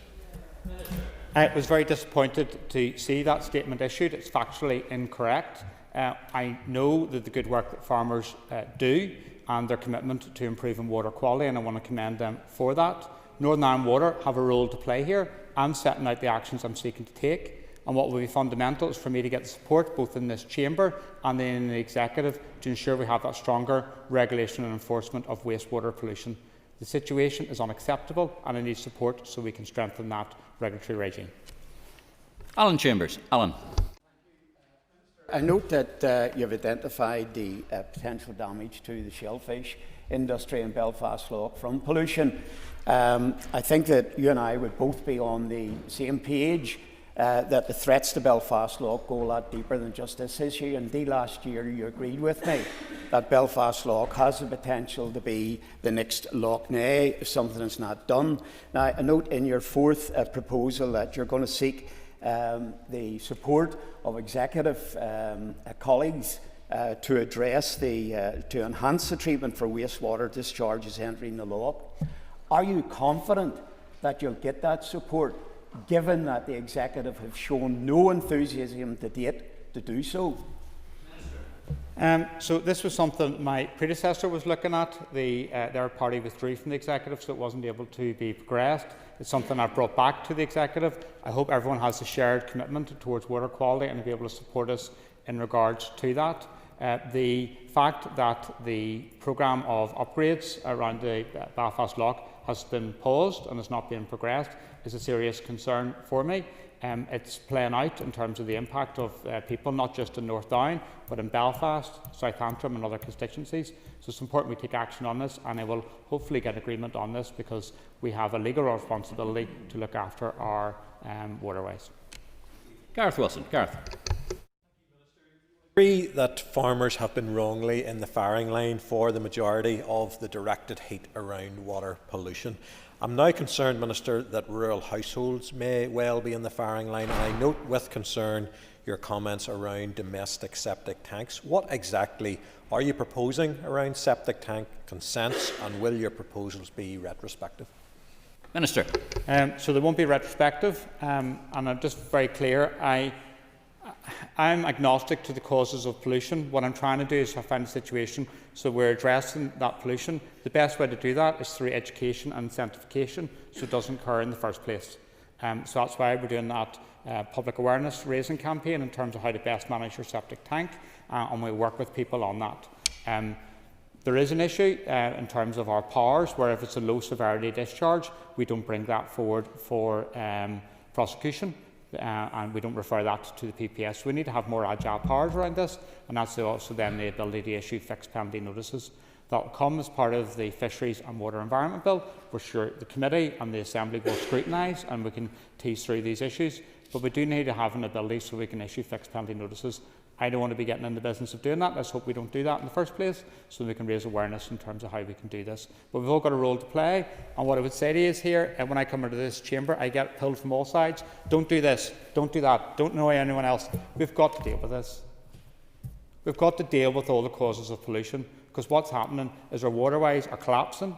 We're having 40% of our drinking water, which is coming from Loch Ness. We had an issue back in 2024 and 2023 with taste and odour from that drinking water. You know, there's real issues here we have to face, and I'm trying to do it in a proportional and a pragmatic and a fair and balanced way. Nuala McAllister. Nuala. I do indeed welcome it. One of the worst affected wastewater infrastructure sites, according to NI Water, is in my constituency in North Belfast, in which a mix of rainwater and untreated sewage, often when it overflows, flows into Belfast Lough. And therefore I want to ask the Minister for an update on the Office of Environmental Protection's investigation into discharge consents and Belfast Lough. Thank you, Nuala. The investigation by the Office of Environmental Protection in the Department of Infrastructure, the utility regulator and DAERA is sadly not unexpected. I previously warned of the immense and unsustainable pressure being put on Belfast Lough as a result of decades of pollution. Belfast Lough is a much-loved water body by the communities who live beside it, and it is also essential habitat for local wildlife.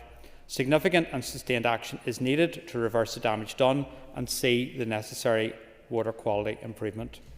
As I set out earlier, we have approximately 150,000 discharge consents across Northern Ireland, and these need to be reviewed, especially when the water body is failing to meet its water quality objectives, or if it's close to or in a special area of conservation. An action plan is being developed for implementation in the next few months. Given the Belfast Lough designations and sensitivity, the direct discharges will likely be prioritised for review. And I just want to set out what the implications of this will be. It is likely that the standards for some consents to discharge will become more stringent, which will reflect the need to protect water quality and ecological integrity.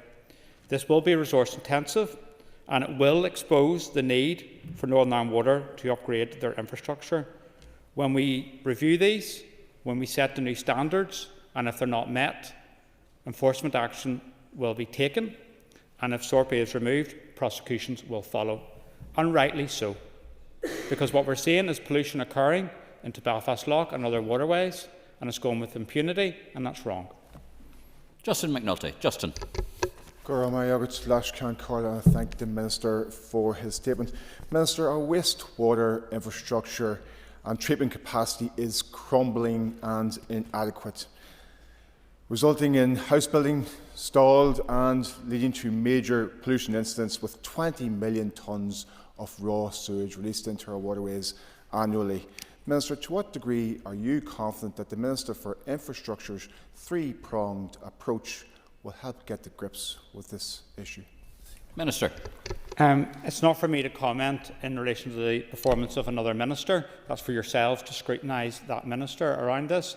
What I have to be is confident in myself that we have proper regulation and enforcement in place, which meets our legal requirements and also turns around the condition of those water bodies. And that's what I'm setting out today. Stephen Dunn. And thank the Minister for your statement. Open sea swimming, as you know, Minister, is a very popular pastime for many of our constituents. However, raw sewage spills of harmful bacteria are now well beyond legal limits.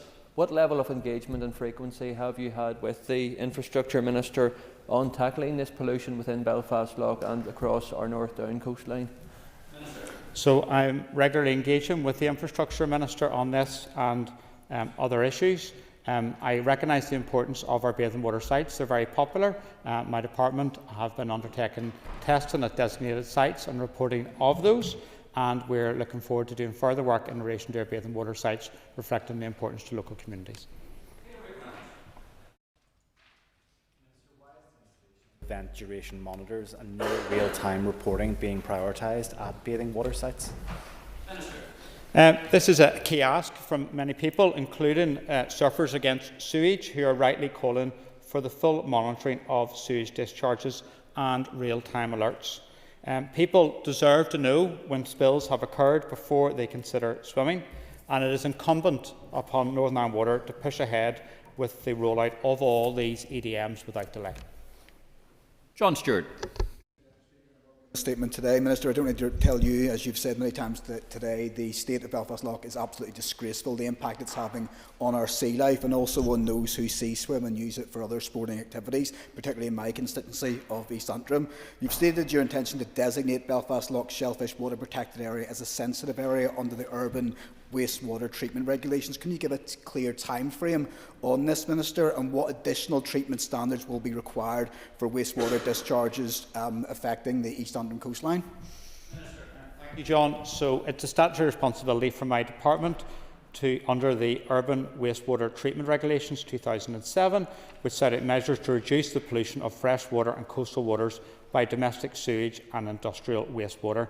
The identification of the Belfast Lough Shellfish Water Protected Area as a sensitive area under the 2007 regulations is vital because we need to reverse the downward trend in water quality in Belfast Lough. Once the Executive support me in making the identification, wastewater treatment works discharging into the sensitive area and its catchment will be required to provide enhanced treatment of wastewater. Over time, this should help achieve the environmental objectives for the shellfish water protected area. The full cost of this is a matter that we will continue to engage with in regards to the Department of Infrastructure. Andrew McMurray. Andrew. Speaker, thank you, Minister. Minister, could you give us an update on your plans for our bathing waters? Thank you. Thank you, Andy. So there's a number of actions we've been taking. A dashboard has been launched to monitor bathing water quality at all 33 designated sites in Northern Ireland, helping the public to choose when and where to swim. Currently, the bathing season runs from the 1st of June to the 15th of September each year. Responses to the last bathing water review indicated public support for an extension to the season. I know some people who swim all year round. Given the potential for significant change, the Policy Department has been sampling outside the bathing season to inform future policy direction. And I have also recently committed to a new bathing waters policy review for Northern Ireland, which will commence shortly. The length of the bathing season will be considered as part of this review. Mr Deputy Speaker. Minister, can I ask, clearly this is the most urgent and grave of priorities facing the Executive. We agree with you on that, but given you have said repeatedly that certain parties are blocking progress in the Executive, which is why we have said that perhaps specific guarantees should have been asked for up front by yourself and your party. But can I ask, given we've just heard from Minister Given all of the things he is doing without Executive approval in terms of changes to exams in Northern Ireland, are there measures you can be taking that you aren't yet, that don't require Executive approval, Minister? So, I don't know whether you're aware of the rules for Executive referral, but if it's significant, controversial or cross-cutting, it requires Executive referral. We're very conscious of the Island McGee Gas Caverns judgment and the precedent it sets in regards to that, and I take it into account whether I refer matters to the Executive or not. I'm not going to go through the decisions from other ministers and what they have been doing around that, because that's perhaps for yourselves to scrutinise them in regards to that. Where I seek Executive approval, I engage with my Executive colleagues in regards to this. The Alliance Party is consistently, and long before the SDLP ever decided to jump on the bandwagon, we're supporting reform of the institutions, and we'll continue to do that and call for the UK Government to lead that process. I call on Connie Egan. Thank you, Deputy Speaker. Minister, I share your concerns about the volume of untreated sewage that is being discharged into Belfast Lough and the impact it has on the North Down coastline and our constituents. So could you please outline for us why the special designation is required for Belfast Lough? The state of that shellfish water protected area is a clear demonstration why that designation is needed. We're seeing the deterioration of that, and it's important we intervene and make that designation. Okay, just before I call, I've got one other name on my list. Is any other members? Yes, thank you, Mr. Gaston. Thought that might be the case. I call on Colin McGrath. Colin. I was wondering if we could ask the Minister, just given that there is so much sea swimming around my constituents, just what any of these updates might help in the year ahead, because there still is concern some of the water quality isn't great. And also, given that we share in Carlingford Lough a north-south approach, has any of these suggestions require interactions with Dublin? So I'll be making an announcement on Friday in relation to water quality in Carlingford Lough and part of the Peace Plus initiative, and I think that is positive. Some of the interventions we're seeking to take here around water quality is going to take time to turn it around. We need to be conscious of that, but alongside that we need to have that better reporting and monitoring of bathing water sites. We've set out which ones already been designated. They're available on the DARE website, but also the plan to review that going forward. Mr. Gaston. Thank you very much, Deputy Speaker. Minister, I agree with the line in your statement that reads, "It is neither right or fair anybody should be given a licence to pollute." For far too long, your department has operated a two-tier system, allowing Northern Ireland Water to do what they want for nearly 2 decades. Closer to home, Minister, have you any comment on the allegation that AFBE have been causing pollution in Hillsborough Forest by blowing slurry and boviar milk into it from a slurry tanker. Will you now agree to meet the journalist Dougie Beattie, who has raised these concerns, or will you continue to hide and shy away from scrutiny on this issue? 20 minutes ago. I'm not hiding, I'm here. Okay, I'm here answering questions. I don't know whether you were in the chamber earlier, but this was raised and I already responded to it. And there's a trend in this place where people ask the same question again and again when it's already been responded to. Mr. Gaston, Timothy, you know the rules. Stop barking from sitting down. Minister, back to you. In relation to meeting GB News, I will meet serious journalists. GB News is neither that. Thank you. Everybody, just calm. That concludes questions on the statement. Just while we ease as we hand over the top table. Thank you.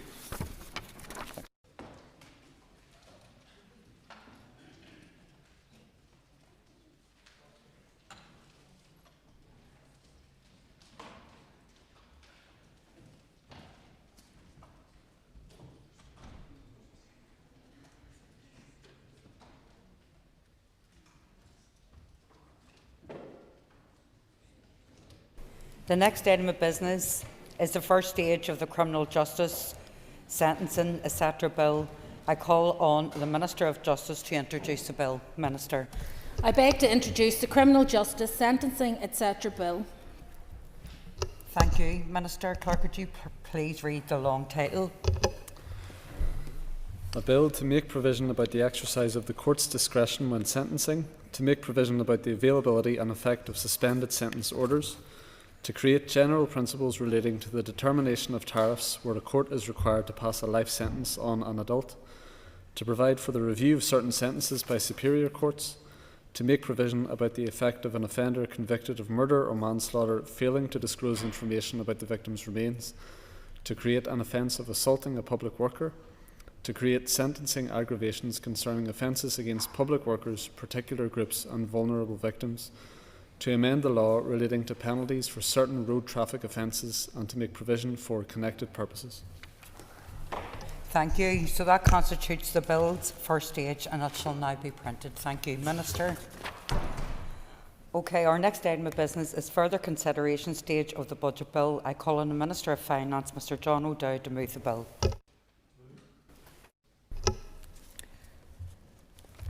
So no amendments have been tabled and so therefore there's no opportunity to discuss the budget bill today. Members will of course be able to have a full debate at the final stage of the budget bill. So the further consideration stage of the budget bill is therefore concluded and the bill stands referred to the Speaker. Okay, members. The next item of business is the further consideration stage of the Insolvency Amendment Bill. I call on the Minister for the Economy, Dr Kiva Archibald, to move the bill.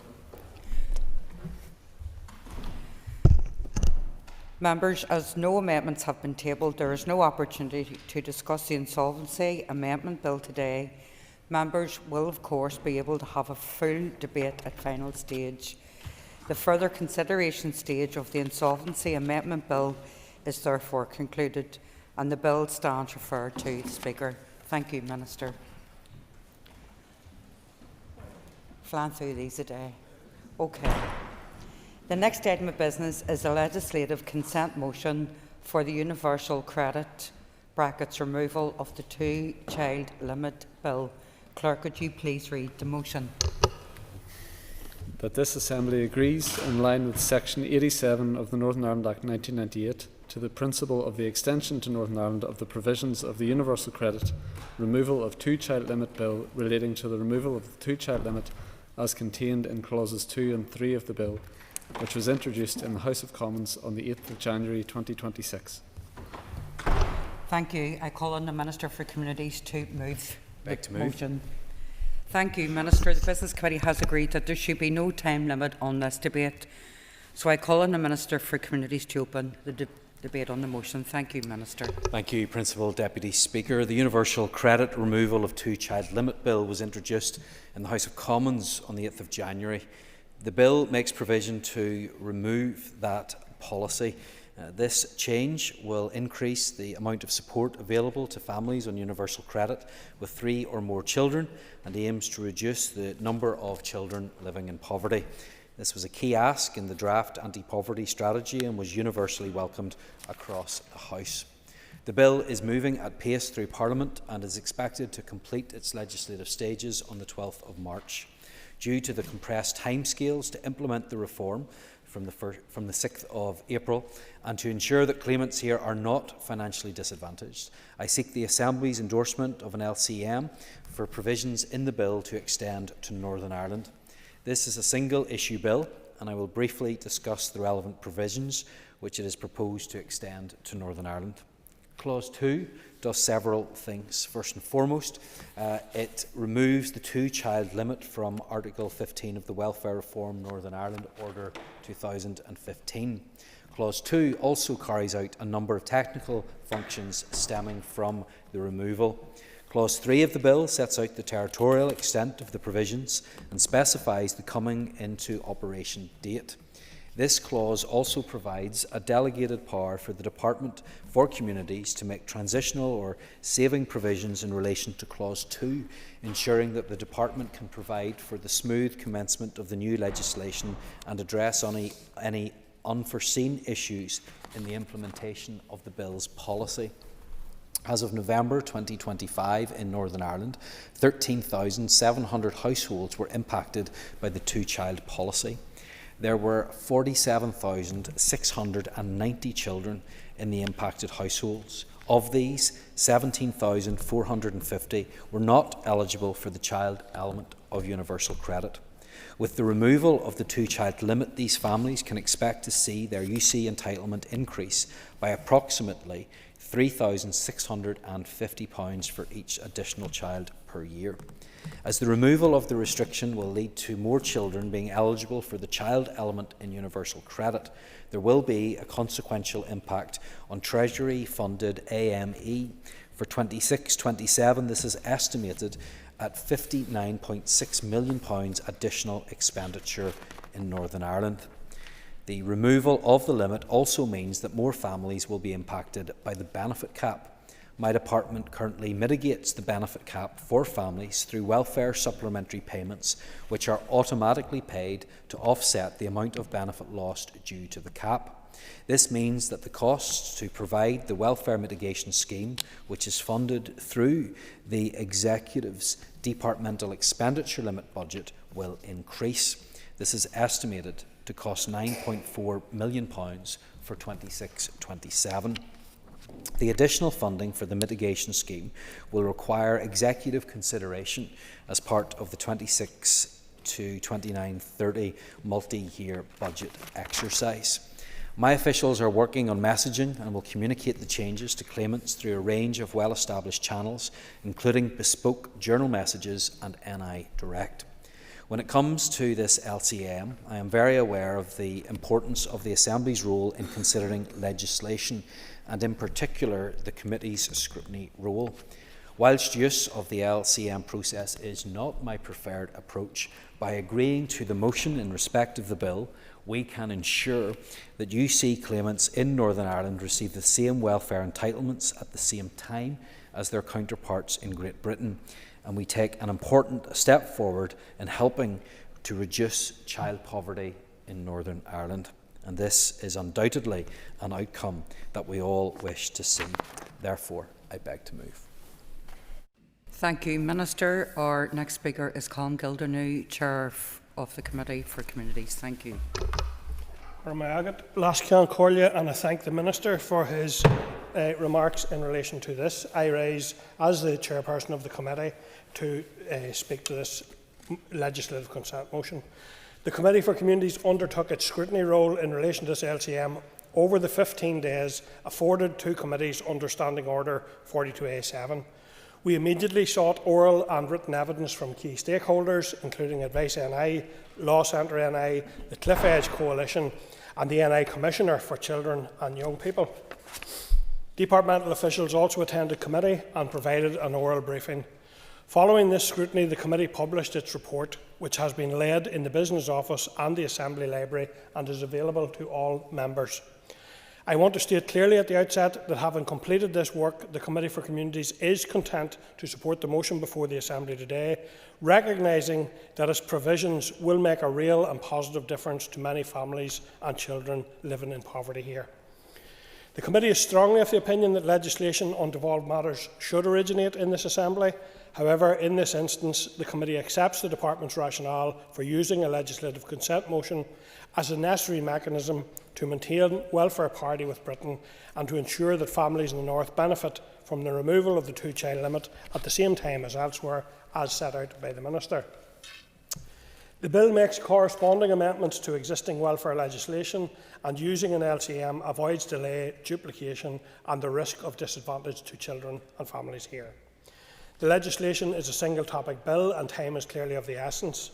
It was introduced with speed at Westminster on 8 January 2026, progressing through the Commons between the 3rd and 23rd of February, and currently scheduled for both its second reading and committee stage in the House of Lords on the 12th of March.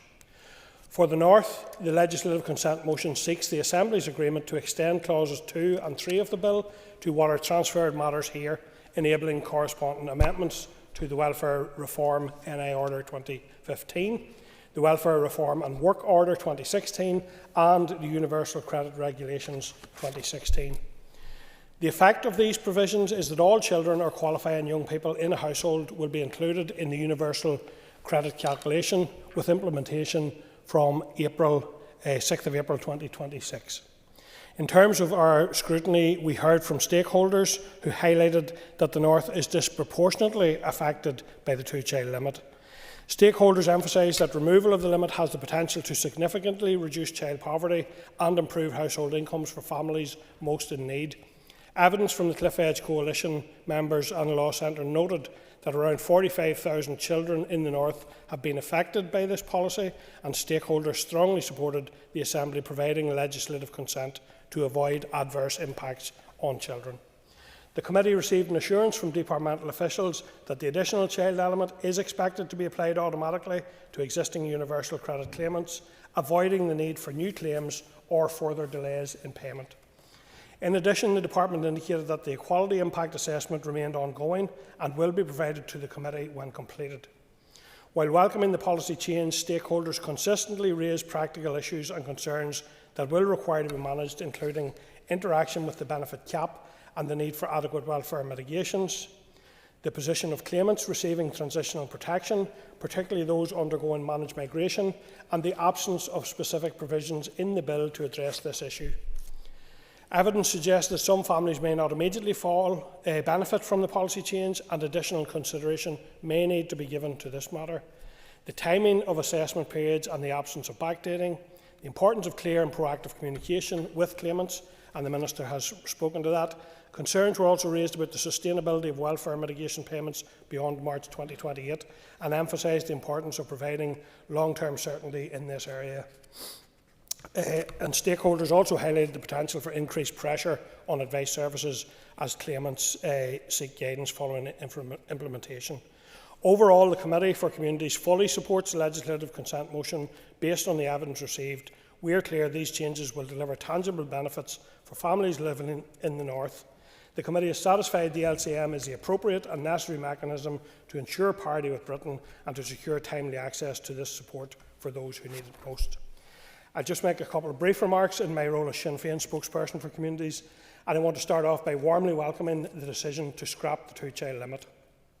Sinn Féin has been consistently opposed to the two-child limit ever since it was introduced in 2017. It was our view at the time that this policy was nothing but a cruel and shameful attack on the most vulnerable people in our society, and it would inevitably lead to many more people falling into poverty and deprivation. Unfortunately, in the years since, that analysis has been proven right, and we have seen more and more families struggling to survive and having to resort to using food banks. Today represents a great victory for all those people who have campaigned hard over so many years, and I want to place on record my sincere thanks for the crucial role they played in persuading the British Government to finally do the right thing. To conclude, Concordia, while this development is an important piece of the jigsaw in terms of tackling poverty, there are other things which need to be progressed alongside the removal of the two-child limit. In particular, we need to see a significantly strengthened anti-poverty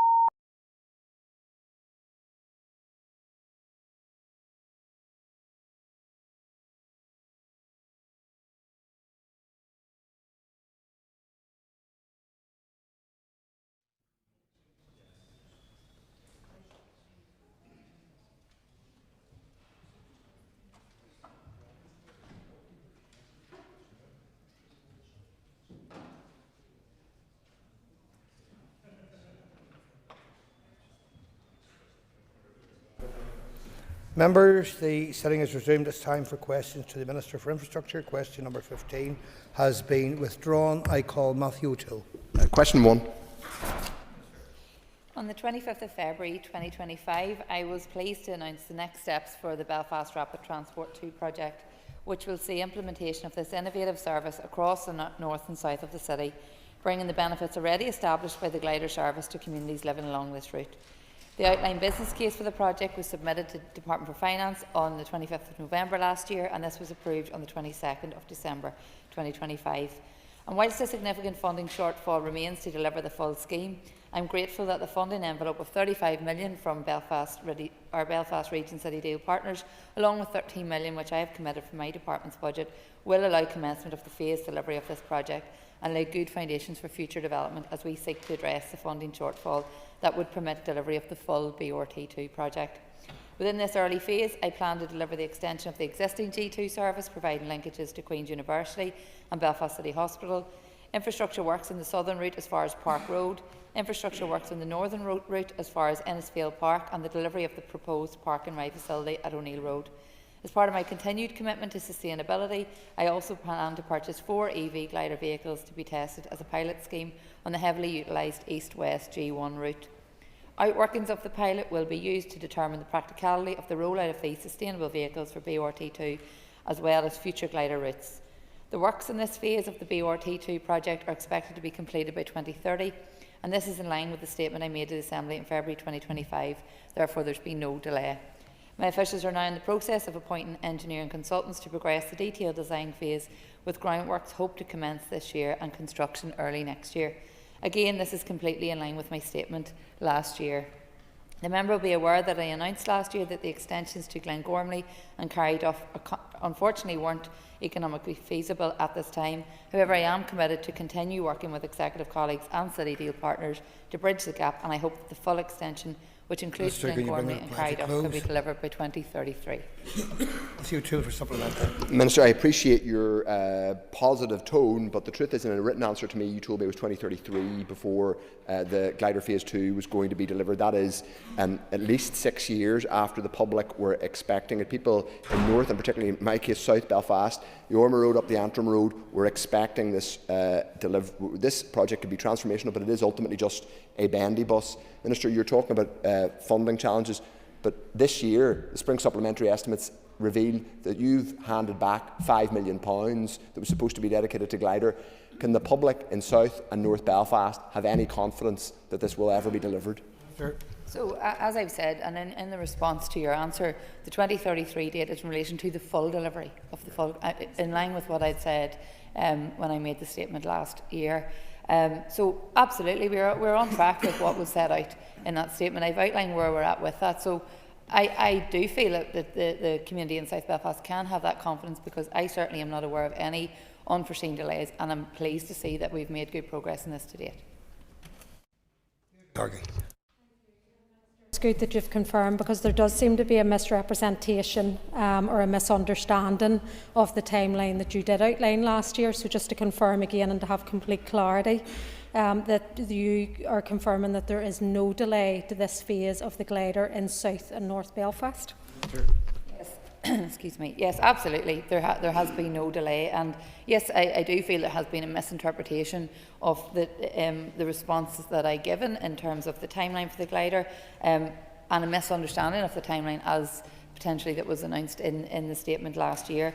As I've said, progress to date has included completion of the feasibility study assessing the suitability of extending new corridors to Carryduff and Glengormley, which unfortunately were deemed not economically viable at this time. However, as you'll be aware from my announcement last February, that the Department will be keeping this under review. It's only when these extensions are completed that BRT2 will be fully delivered, and this is what I was referring to as potentially being operational by 2033.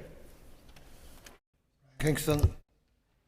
Thank you, Mr Deputy Speaker. And I have to say, I don't feel there's clarity from what the Minister is saying about the extension of the glider route in North Belfast to Glengormley. It sounds like it won't be happening in the first place. But in terms of the Shore Road, which was not selected despite having the width and the access to Newton Abbey, what is the Minister doing to improve public transport links for people, particularly in Newton Abbey, who could have benefited from the glider service. I refer particularly to the opportunities through the Northern Ireland Rail network and the opportunity to create additional stations such as at Abbey Centre and at Seaview. Yes, well, I mean, as I said, in relation to the full delivery of BRT2, you know, we're continually looking at how we can obtain the funding needed to do that. So there's a commitment there that we will see the full realisation of that, and that's what I will continue to work towards, whilst also delivering this phase that we announced last year. In relation to other public transport enhancements and improvements, I mean, that is something we're always looking at. The member will be aware of the prioritisation under the All-Ireland Rail Review, and also some of the other work that has been happening. So happy to get more detail in terms of where we are in relation to those specific asks, but I have set out very clearly what the plans are on the back of that. Cameron. So firstly, I would like to offer my sincere condolences to the family, friends and communities of all of those who have lost their lives in recent road traffic collisions. In particular, just last week we saw another fatality on the AF5, and every single death on our roads is not just a tragedy but has devastating consequences for everybody in that person's family and right across the community. So as members will be aware, all collisions that take place are investigated by the PSNI, who will then share any relevant findings with my department. My officials work closely with the PSNI to assist with their inquiries and take forward any actions that are within the remit of the department. Road traffic collisions can have a range of contributing factors, and whilst the evidence available at this time indicates that the condition of the road network has not been identified as a principal causation factor in road deaths, its condition and safety is kept under continual review. As members will be aware, and we've talked about on many occasions, particularly in recent weeks, the winter period has taken a severe toll on the road network, exacerbated by the many years of underfunding and underinvestment, and the exceptionally poor weather in recent months has had an immediate impact. My department is working extremely hard to fix the defects on the road network using all the resources available, and adopts a risk-based approach to inspection, maintenance and intervention to ensure that the most severe defects are addressed in a timely manner. In addition, targeted safety schemes are developed using analysis of PSNI data to identify high-risk locations where there is evidence of collision history or emerging safety concerns and a common causation that could be addressed through engineering improvement measures. Interventions are prioritised in line with the funding available and are supported by collision analysis and engineering assessment. Keeping people safe on our roads is a shared responsibility. My department continues to work collaboratively with the PSNI, the Road Safety Partnership, local councils and a wide range of stakeholders to promote safer behaviour and improve outcomes. Ultimately, reducing road deaths requires action from all of us, and as a society we must continue to work together to ensure that, whatever the journey, everyone gets home safely. Pam Cameron for supplementary. Thank you, Deputy Speaker, and I thank the Minister for her answer so far. Minister, you are in charge of the roads network, and so I'm asking you, what are you going to do over the next number of months to bring our roads to a standard where we are not in the same position with the same appalling potholes this time next year? Sure. Yes, well, I'm really glad the member has asked this question, because I have been saying it repeatedly, particularly over the recent number of weeks. I mean, we only have to look back year on year. These issues are not new, they're coming up time and time again. That's not an excuse, that's reality.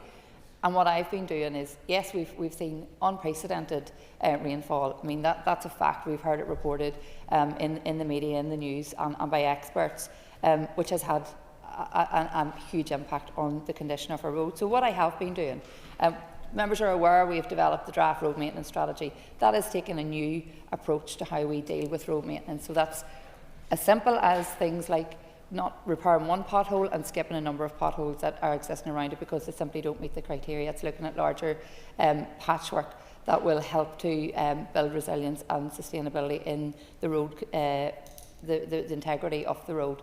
As well as that, members are aware of the increased investment I've allocated to our roads since December in response to the issues that we've been experiencing. To date, from December, I've allocated an additional over £40 million, and that is being used as we speak, including an additional 40 schemes that would not have got on track had we not been able to secure that additional money within this financial year. As well as that, members will be aware I invested £1.3 million in the digital roads maintenance, or the digital road survey, which has enabled us to use data to drive where we target resources, and actually prevention rather than the cure, so we can see from an earlier stage where the roads are likely to break down and get to that much sooner than trying to react to major defects like we have been seeing recently. And I suppose lastly, recruitment. I mean, vacancies across the department have been a huge issue, particularly within our industrial staff, who are the people we rely on to go out and fix our roads, particularly fixing potholes. So we have a number of recruitment campaigns coming up that will target that area specifically. Call Cathal Boylan. I thank the Minister for her answers so far, but could I ask the Minister to outline what action she has taken to address road safety? Minister. Well, I think in addition to what I've said, I think my efforts have been about being proactive and also to try and get ahead of this issue for next year, because there's no one in this chamber can say that this is an issue that is new or something that has just happened in the last number of months. It's been as a result of years upon years of underinvestment. And we all have to make difficult decisions in relation to our budgets. We're now seeing, as we prepare for PC28 in relation to wastewater, that's another significant ask in terms of funding. So I'm very cognizant of the responsibilities that I have in relation to that. However, the approach that I've taken, I've mentioned the additional investment for this year, and that's about maximising the funding available, as well as maximising resources within the department, as well as looking at what external contractors out there can help to support us to deal with the significant deterioration of our road network. I've mentioned the digital survey and how that will enable us to take a more of a prevention rather than a cure approach to tackling the issues in our roads and getting ahead as well. As well as that, I've talked about recruitment, so I suppose to build on what I said in the last response, we have a significant number of vacancies, particularly in our industrial staff across the department.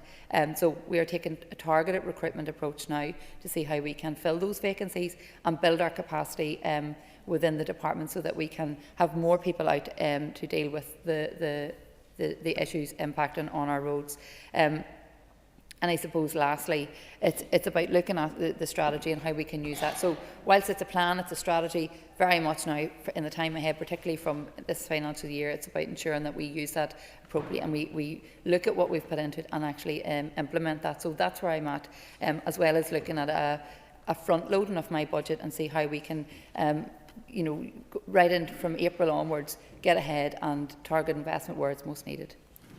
Justin McNulty.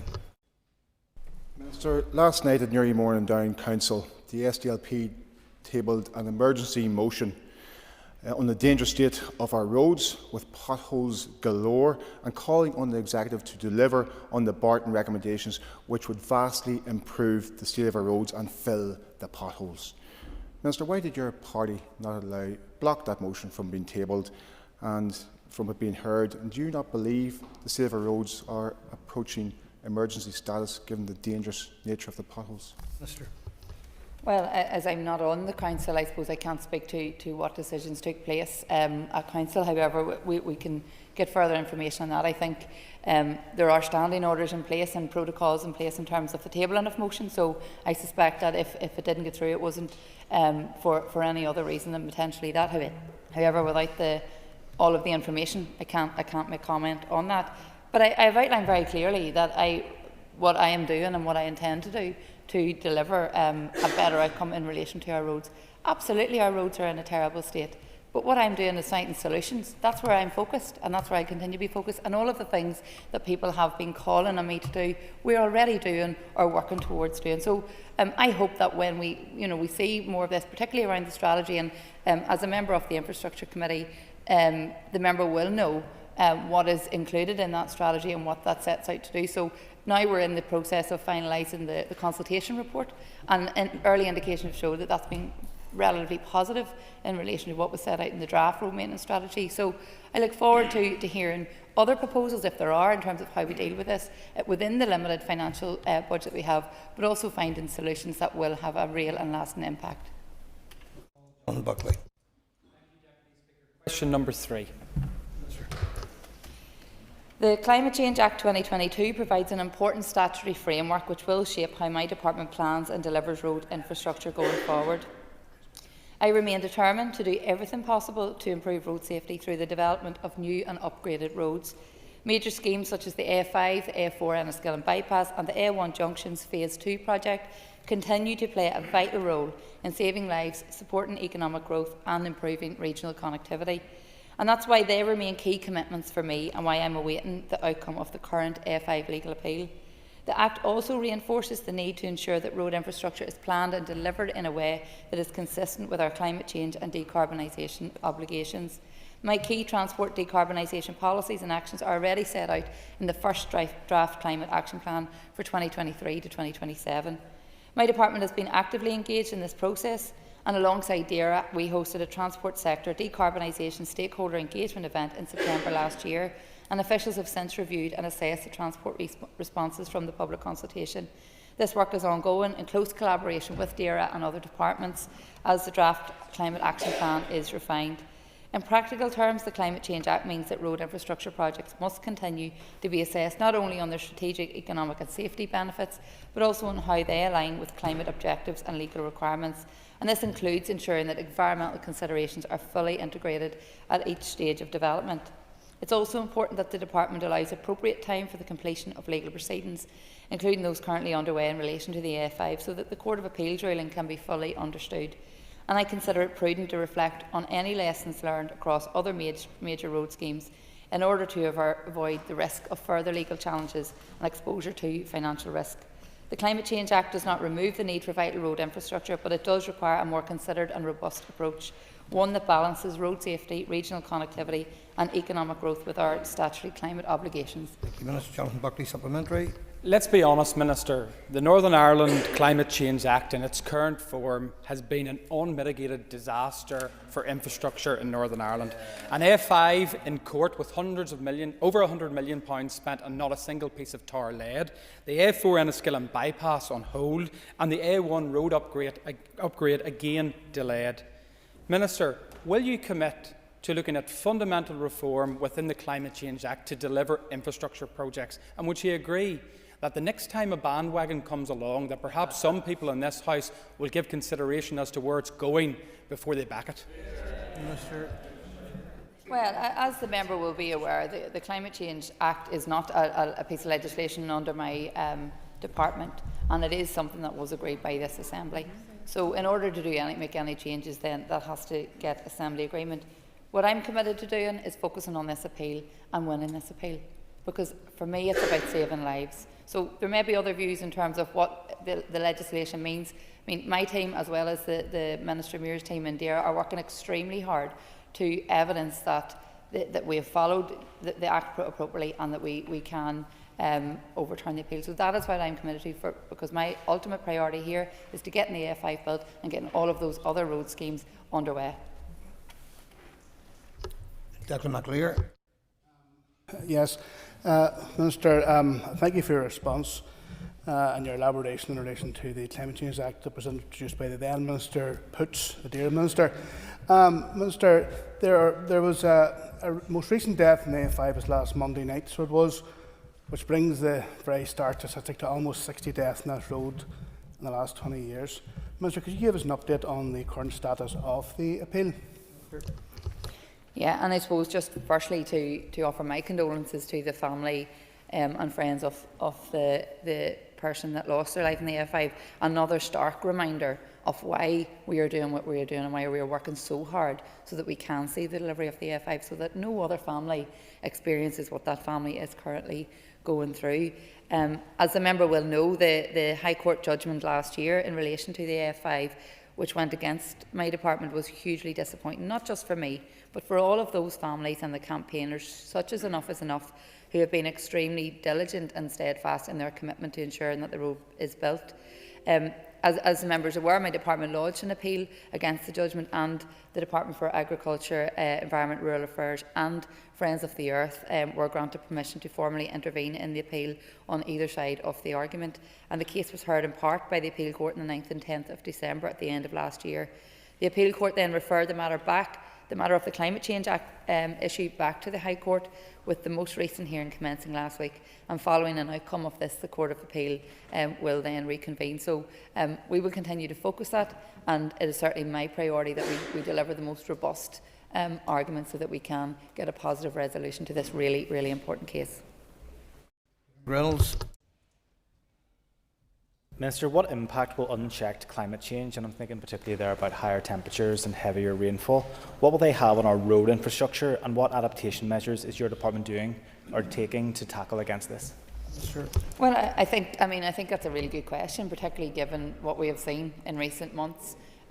We've seen the wettest winter, I think, on record, certainly for January and February. And we've seen the impact of that, not just on roads maintenance, but in terms of flooding events and how we deal with that. So the member will be aware, particularly given he's a member of the Infrastructure Committee, the work that has been going on to plan and prepare for that, as well as building the resilience into what we are doing at present. I've outlined here to the Assembly today what I'm doing in relation to road maintenance. And it will, I mean, the Barton report has said, I think it was in 2017-18, 1.2 billion would be needed to adequately maintain our road network. Those figures continue to rise, and I think they're approximately 1.6 billion at this stage, and that is probably not even taking into account what impact the higher levels of rainfall and extreme weather conditions will continue to have. So I think that's something that we are continually assessing and working into, how we build resilience and sustainability into the roads, as well as planning for flooding events, which we have done a significant amount of work, including the development of a flood forecasting centre, as well as a number of flood alleviation schemes and other initiatives. So I suppose just to reassure the member, these are issues that we are constantly looking at, constantly assessing, and looking to the future to see what we could potentially expect and how we can get ahead of that. Deputy Speaker, does the Minister agree with me that road safety is a greater threat to life than climate change, and that modern infrastructure is more important than carbon emissions? Hasn't the first of 2,000 acres of prime farmland lying destroyed by the botched A5 project exposed the folly of Sinn Féin, the SDLP, the Alliance and the Greens backing the Climate Change Act and its amendments? That's true. I think there was a number of questions in that, but I suppose just to say, I mean, we're comparing apples and pears here. We have a responsibility to improve road safety and continually work to achieving zero deaths on our roads where possible, and that's what I've been doing in terms of further investment in road safety, advertising, working with the Road Safety Partnership, and looking what else we can be doing to improve road safety. One of those things is the delivery of the A5, because that will improve road safety and that will save lives, and we can do that in line with our climate change responsibilities, and that's what I'm committed to do. So whilst there may be different opinions in terms of climate change, I'll work within the remit that I have to adhere to the responsibilities that I have to. Shane. Cahir, question 4. Road resilience refers to how well a road network can withstand, adapt to and recover from disruptive events such as severe weather, flooding, landslides, accidents, infrastructure failures or long-term stresses like climate change and increased traffic demand. On the 2nd of December 2025, I launched a public consultation on the draft road maintenance strategy, and the main objectives of the strategy are to improve the overall condition of the road network and enhance safety and quality as a means of improving resilience by delivering a targeted programme of intelligent maintenance investment and a sustainable maintenance regime. The consultation ended on the 30th of January this year, and initial indications, as I've said earlier, have shown a positive response. So my department will continue to take a more detailed look at all of the responses and will publish the consultation report with the aim of finalising the road maintenance strategy in due course. I've also committed to investing 1.3 million in the provision of a groundbreaking full digital survey of the North's entire road network, and this will provide a level of detail that will allow my officials to take data-driven, efficient decisions and interventions. The data provided by this new digital stocktake will assist in targeting resources for routine maintenance activities such as patching to ensure the best utilisation of scarce resources. And whilst the quality of repairs is currently monitored as part of routine highway inspections, the new digital survey will be a major advance in the assessment of the condition and the durability of repairs on the network, as well as the performance of reinstatements associated with utility openings, which I know is of major interest to the majority of members in this House. and shows that we are working towards really improving that. So it will also allow for longer term life cycle modelling and a much greater understanding of the implications of our investment decisions, going back to what I've said earlier around a prevention rather than the cure approach, so that we are not finding come the end of the year on year that we're having to react and almost firefight to try and deal with the emerging issues that our road network faces. Shane, for supplementary. And could I ask could I commend the Minister first of all to this new approach to road maintenance, and could I ask her how recruitment of staff fits into our new resilience plan? Yeah, so as I had mentioned earlier on, we continue to face significant challenges in relation to staffing across the department, both in terms of recruitment and retention of staff. We face particular challenge in relation to specialist roles, which have impacted on our ability to deliver essential services and infrastructure projects. So to strengthen our workforce planning arrangements internally, we've established a people subcommittee ensuring that workforce capacity risks are identified and therefore managed. In order to build long-term resilience within our workforce, I'd mentioned earlier on in response to some of the previous questions, we are investing in new and innovative recruitment models, with officials planning to use what the already successfully established academy approach to recruit new industrial staff, enhancing our capacity within the department to target directly towards pothole repairs and fixing our roads, essentially. So we need more people who are equipped to do that and respond to the issues impacting the roads, and that's why I'm taking this targeted approach in relation to recruitment, so that we can do that and build in that capacity for the future. As well as that, building on the success of the talent dog recruitment exercise, which was delivered by the Civil Service in the North West, my officials also intend to pilot this approach again towards the recruitment of industrial staff. So we intend to set out a number of recruitment opportunities, which I hope will ensure that we can start to really backfill those vacancies, and that we can see the real impact in terms of the response and the delivery on our roads. John Stewart. Minister for her answer. Aside from the lack of investment, Minister, in our road infrastructure, one of the biggest impacts on road resilience is the diabolical state left of our roads by contractors being used by utility companies. Right up and down my constituency, time and time again, we are seeing a diabolical state on pavements and on roads. What is your department and your officials doing to ensure the quality of the work and the finish left on our roads and pavements by these contractors? So as I have outlined there, both what we do now and I suppose what we intend to do under the new strategy, at present maintenance staff continue to inspect and make safe any defects that are existing, but as well as looking at what has been done by other companies and inspecting those as well. On completion of the repair, my officials undertake a percentage check to assess the quality of the pothole repair or scheme in terms of utility openings, and confirm works for payment if the repair meets the required threshold. If a repair fails to satisfy the required standards, official will request that it's rectified and subjected to further inspection, and this process will continue until the repair fully complies with all stipulated requirements. But as I've mentioned there, that's a percentage, so I know that the issue still can emerge, and I think that is why the digital survey is very important, because that will enable us to get a more effective way of monitoring those repairs, so that we can deal with them on a more widespread basis and ensure that they are rectified where that needs to happen. Stephen Dunn.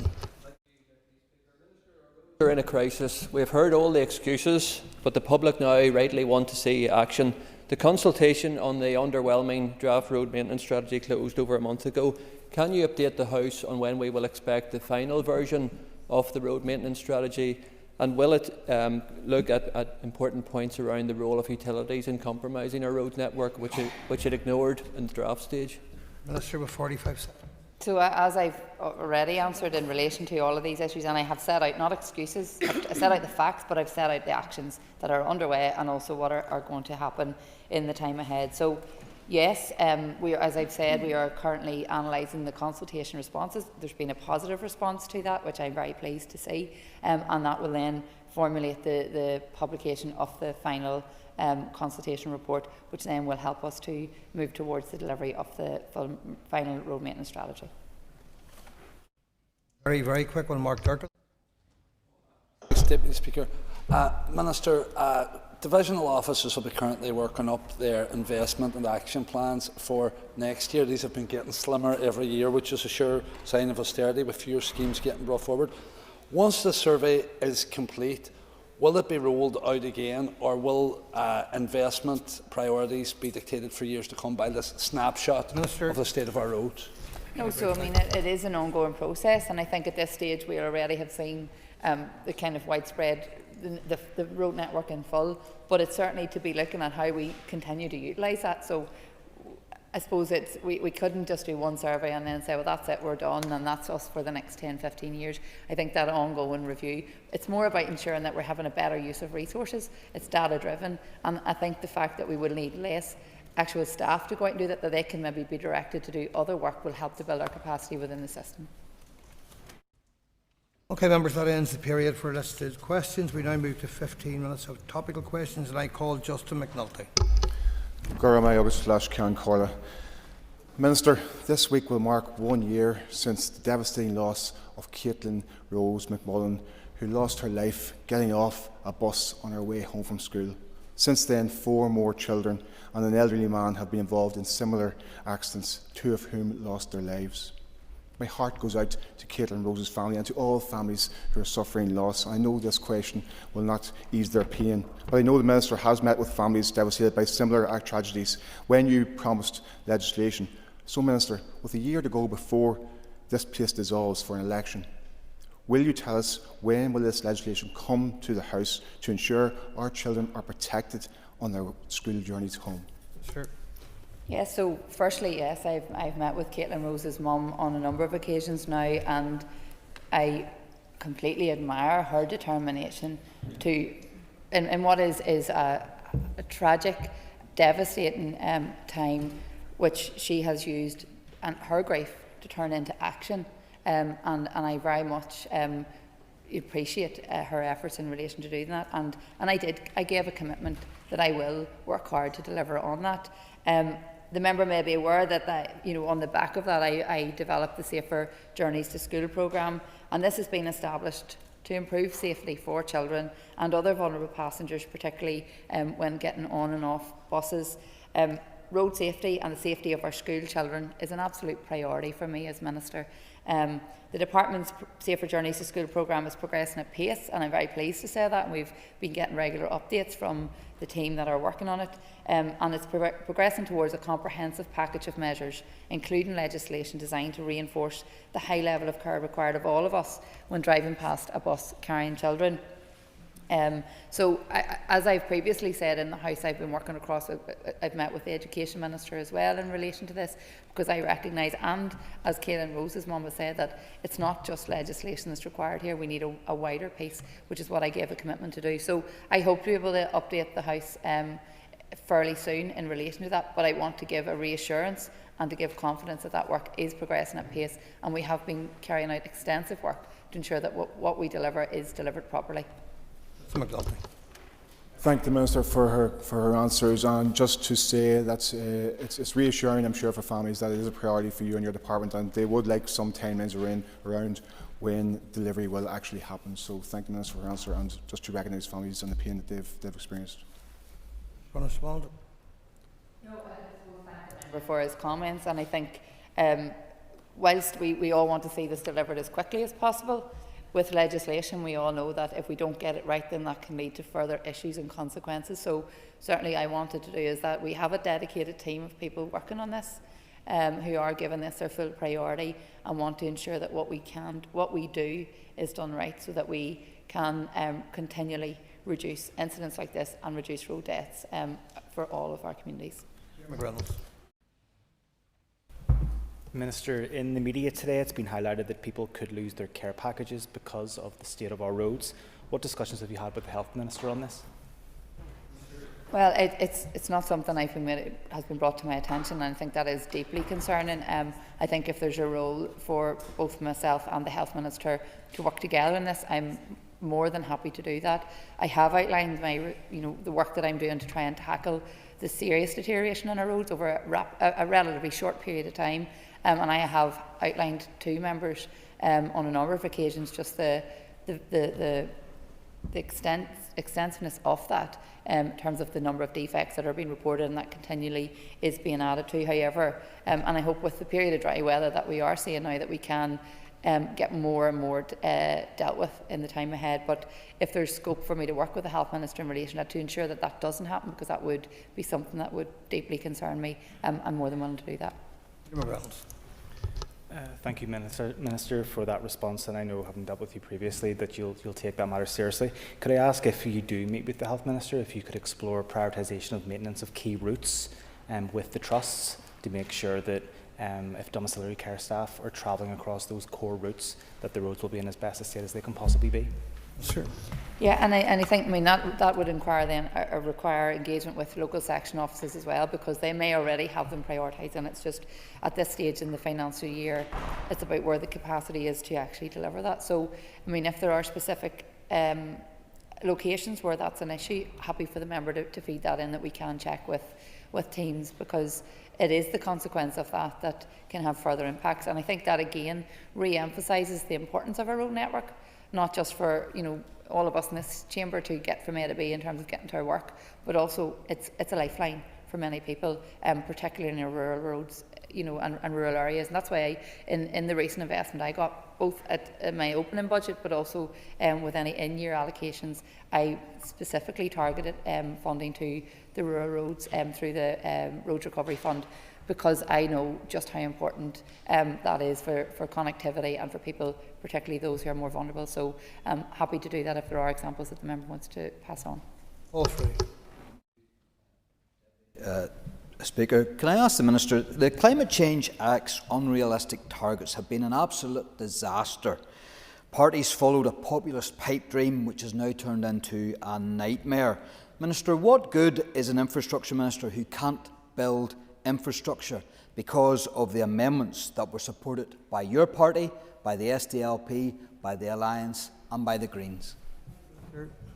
So, as the member is aware, we're currently going through the appeal in relation to that, and I think that in itself lends, an indication that we are keen to actually further evidence why we think that the road should be built under the existing legislation, and that's why we're working with DERA, who are fundamental on this issue. So, I'm still of the opinion that we should be able to proceed with this scheme. However, it's important that I let the court case run its course and conclude. However, we continue to submit a very robust case in relation to that. Mr. Frey. Thank you. I thank the Minister for answer, but she fails to explain to this House how then she thinks that the existing legislation will cut it. Will the Minister commit to reassessing the unrealistic targets in the Climate Change Act so that she can have the ability to build the A5, the A4, the A1 and every other road that needs built? Well, as I've said previously, we are currently going through the appeal case, so that is my priority, is to submit the most robust case so that we can actually win the appeal and get this road delivered, as well as all the other schemes that the member has outlined there. And we were working closely with the Department for Agriculture, Environment and Rural Affairs on that, because this was agreed through the executive. Everyone understood what the Climate Change Act, but through the Assembly part, I'll correct that, I meant to say the Assembly, and everybody understood what they were signed up. But this was the first test of that Act. So there are things that we have to, it's down to interpretation and we have to understand. But certainly from what I've seen, I think that we should be able to proceed, and for me, my priority is winning the appeal. Cameron. Minister, on the 18th of February, the Infrastructure Committee discussed that TransLink is projected to end the financial year with an operating loss of approximately £27 million. Has the department carried out a detailed analysis to identify where those losses are coming from, particularly in relation to services supported through public service obligation funding? Sure. Yeah, so the member will be aware that I suppose over the last number of years, and I think given the discussions we've had here today, every aspect of delivery through the department is under pressure because of the budgets that we are allocated and the executive budget that we are allocated. And that is something that is continually challenging all of us. I'm in regular engagement with TransLink and met with them again in recent weeks to look at the potential for the budget ahead, as I don't have an agreed budget this year as of yet. That is something that we'll continue to work on with them, but I suppose it's not to underestimate the challenge of that, and we continue to work with TransLink to find ways forward to ensure that we can mitigate for any potential losses.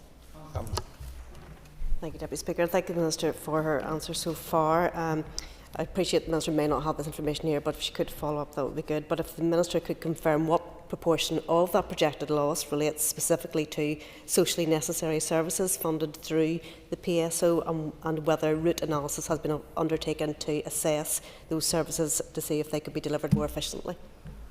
So I suppose we continually challenge all the RALBs to constantly review and look at how they can make further efficiencies.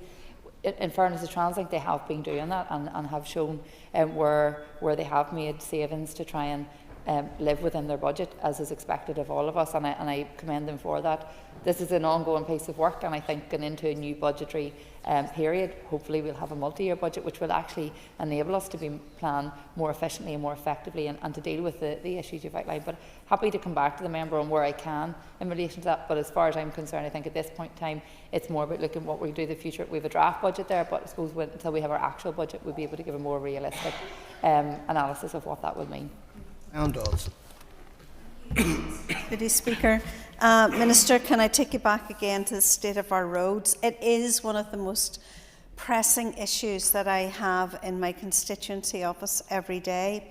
I met with Southern Division recently just to discuss the programme and how things were working out.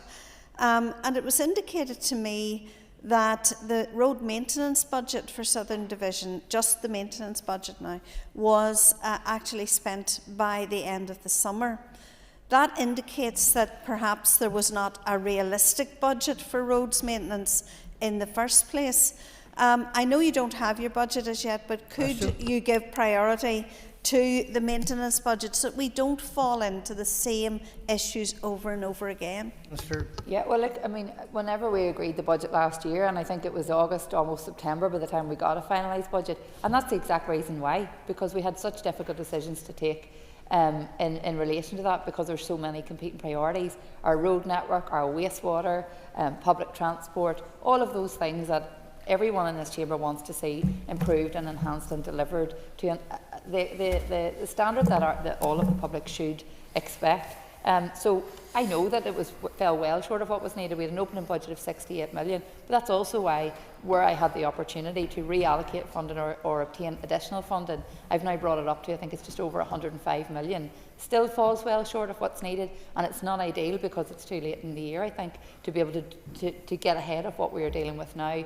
However, as I've said earlier on, I am now already entering the discussions with my team to look at how we can prioritise road maintenance in this year from the earliest possible stage, so right in, because I know that it's going to take right into the new financial year to deal with what we're dealing with now.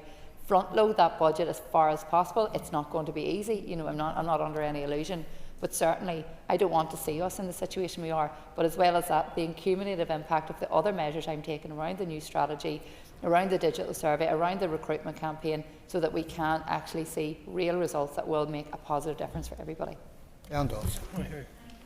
Deputy Speaker, the other issue that came across very, very clearly was that in the maintenance division they are about 30% short in staff. And it's not just maintenance, but it's also those people who design roads for the future. Therefore, the delivery of new schemes is impacted as well. When will the recruitment campaigns begin?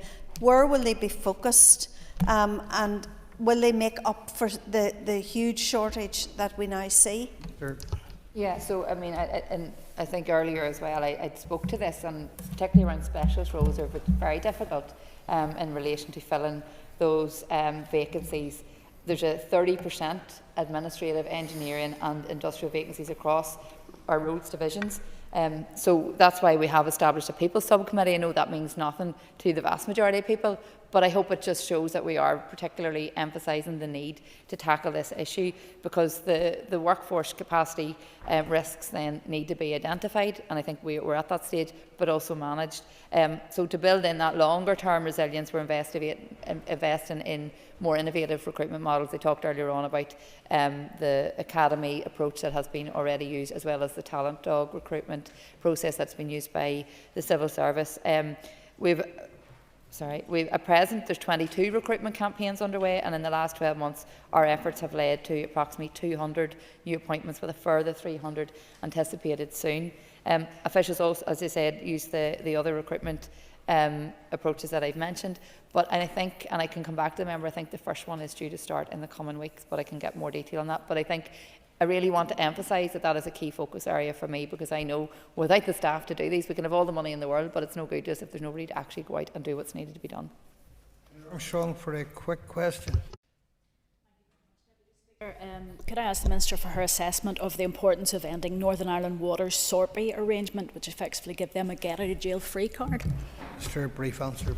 Well, the SORPI arrangements were put into place to recognise the ongoing challenges faced by NI Water. So I wouldn't agree that it's a get-out-of-jail-free card. I think it was realistic in terms of what is happening and how we can manage that, particularly given the financial constraints. I've been engaging with the member's colleague, the dear Minister, on this, and how his introduction of a removal of SORPI, and I know he gave a statement to the Assembly today, and I think there needs to be further ongoing engagement in relation to that, because we have to balance that with what are the impacts then if that is introduced in terms of their ability to meet the standards that are required. So there's so many consequences to absolutely everything we do. I recognise that we have to take major steps forward to meet our environmental responsibilities, and that's something that I am absolutely committed to doing. But we have to do that in a realistic way that recognises the budgetary constraints and the scale of the issues that we're dealing with, and I'm continuing to work with the Minister on that. Members, Minister, thank you. Time is up. Could I ask you to take your ease before we move to the next item on the order paper?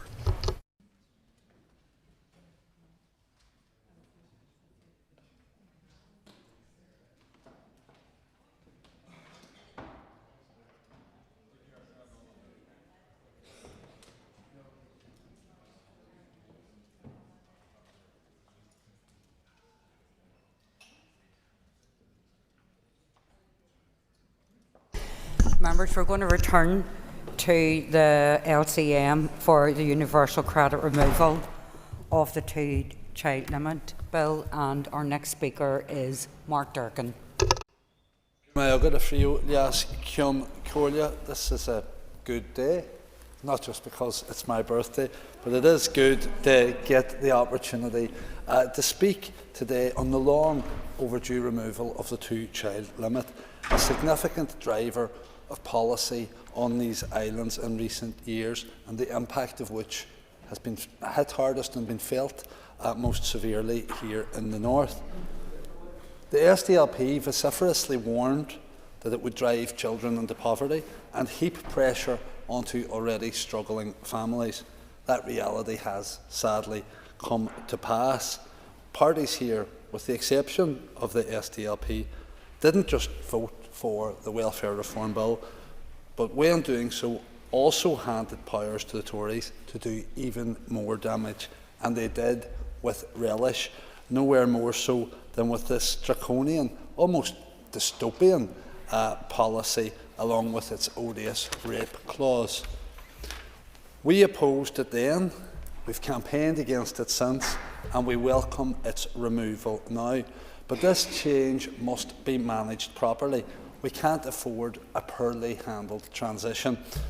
Communication around the move to universal credit has been a bit of a quagmire in itself, from weak signposting to the new claims grant to help, to the failure to clearly explain the mechanics of transitional protection.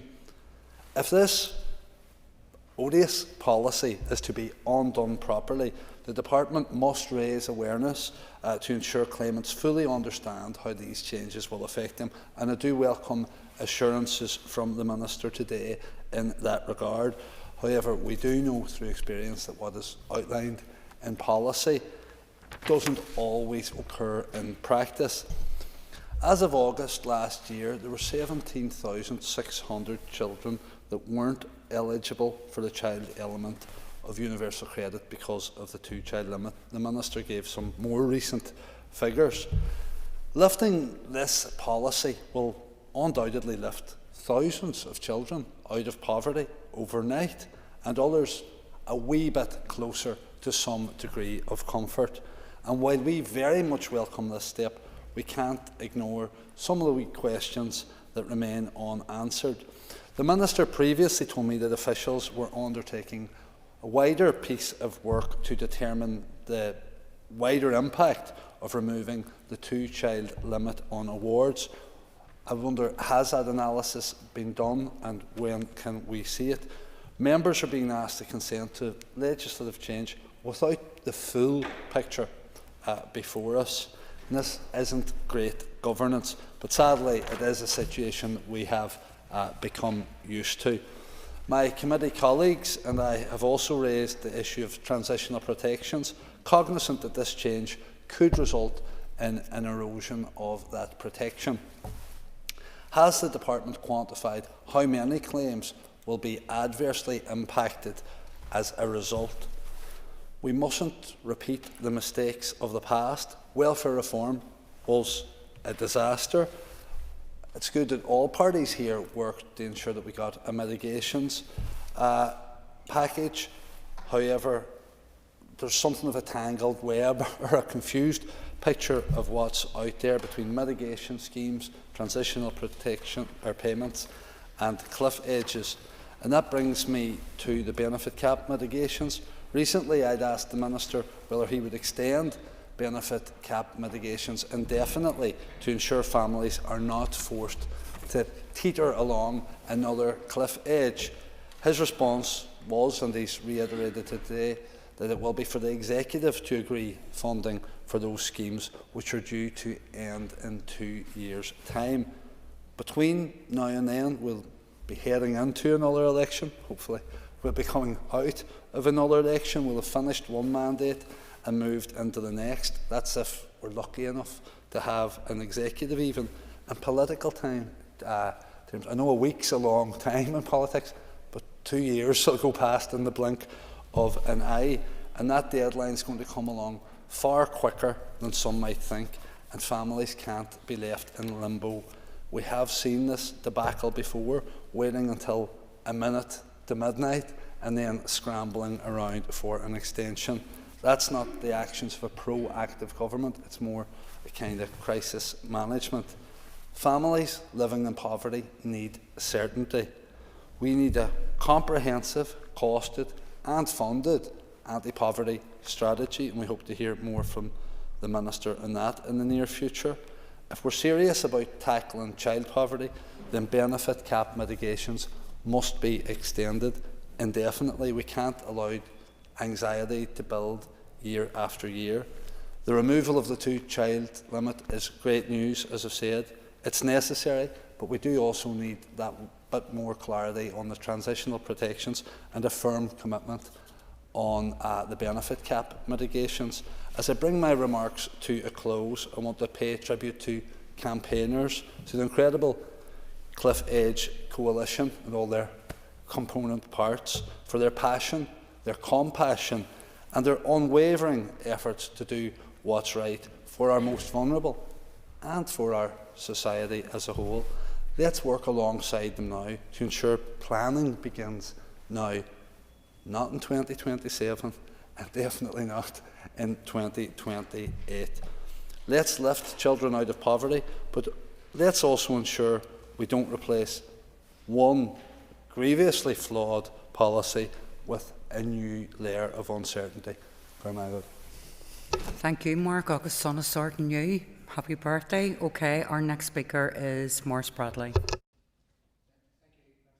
Speaker, and I rise to support the legislative consent motion and what it means in practical terms.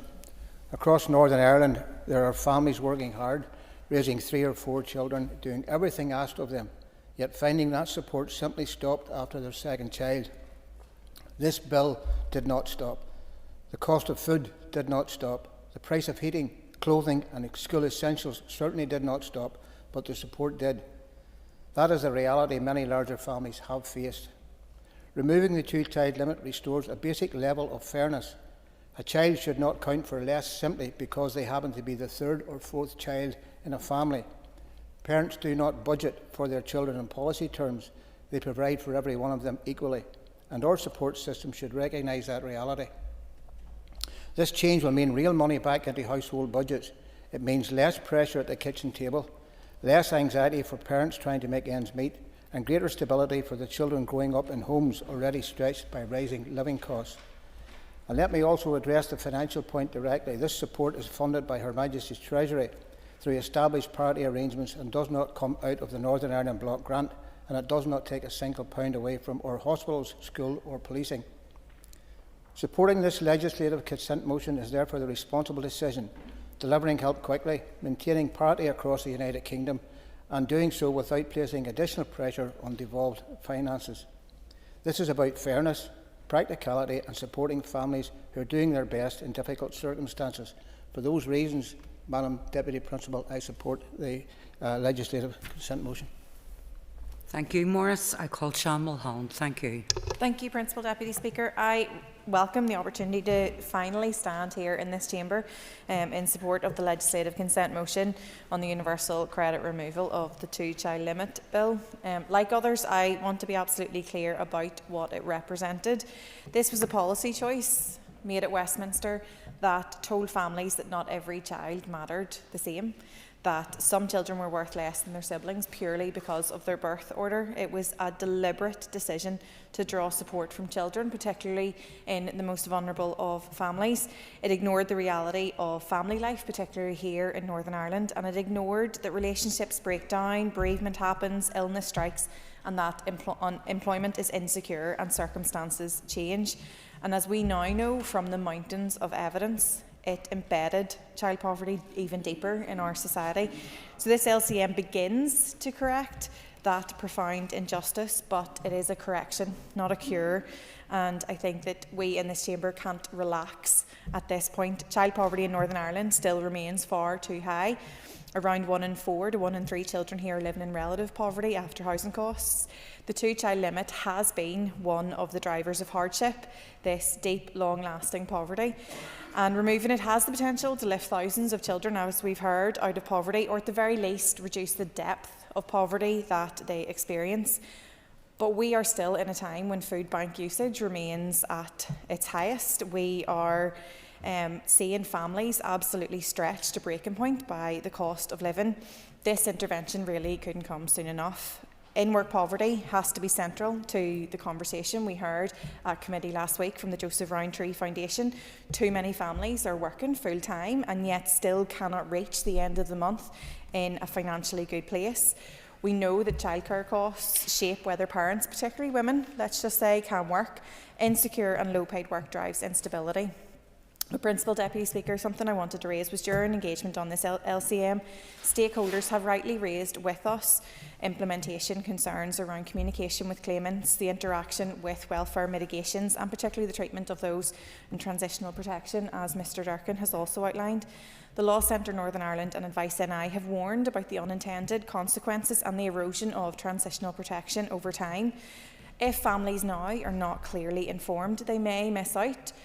And we may, given the transitional arrangements, some could face unexpected losses, given with one hand and taken with the other, as I've said in the chamber before. If implementation of this is rushed or under-resourced and miscommunicated, confusion and uncertainty could undermine the purpose of this reform, so we have to get the detail right. And overall, if we want poverty to fall at pace and at scale, as the Minister has said, then the ambition of our executive has to be to match the scale of the challenge. Removing the two-child limit is an important legislative correction. Let's not undermine that. But if we are complacent, if we treat this as the end of the conversation, then we stagnate. And stagnation in poverty terms, to be very, very clear, means yet more children growing up without opportunity. Removing the two-child limit is significant and we absolutely welcome it. We've campaigned for it for long enough, but it is not the North Star. It is not on its own the structural reform that will break the cycle. And if we're serious, really serious about tackling poverty, and particularly child poverty, then it has to become the North Star of any future programme for government. The anti-poverty strategy has to be the foundation of that ambition, and that means every single departmental budget decision tested against poverty impact, every department contributing to poverty reduction, clear targets, clear accountability and independent monitoring. So today, Principal Deputy Speaker, Alliance welcomes this necessary correction, but tomorrow and in the next mandate and in any future programme for government ahead, poverty has to sit at the heart of our decision making. Thank you. Thank you, Sean. I call Andy Allen. Thank you, Principal Deputy Speaker, and like previous speakers, I too welcome and speak in support of this legislative consent motion before us. The two-child limit was not a technical tweak to tax credits or later universal credit. It was a significant policy change that has increased poverty and placed additional pressure on households, many of which were already struggling. In practice, it has pushed families further into hardship, left parents facing impossible choices and reduced support available to children. The evidence presented to the Committee for Communities, as highlighted by the Chair and other members, reaffirmed the scale of the impact this policy has had. Advice organisations and those working on the front line have set out plainly how it has deepened poverty and caused genuine distress. Families are struggling to afford basics such as healthy food or keeping the heating on. That is something we see week in, week out through our constituency offices and through the support I know many of us have helped to deliver, whether that be the likes of the Bryson Support Scheme with electricity, for example, where people are reaching out because they simply cannot stretch their budgets any further than they already have. This change is an important step, but it must form part of a broader and more joined-up approach to tackling poverty. If we're serious about making a lasting and meaningful impact, it cannot stop here. This important step should send a clear message that our social security system exists to protect children and provide stability when it is needed most. It should not compound those difficulties or make already challenging circumstances worse. There have been broad support across civic society for scrapping this policy, and that reflects what many of us have already heard directly from constituents, and it is the right decision, Principal Deputy Speaker.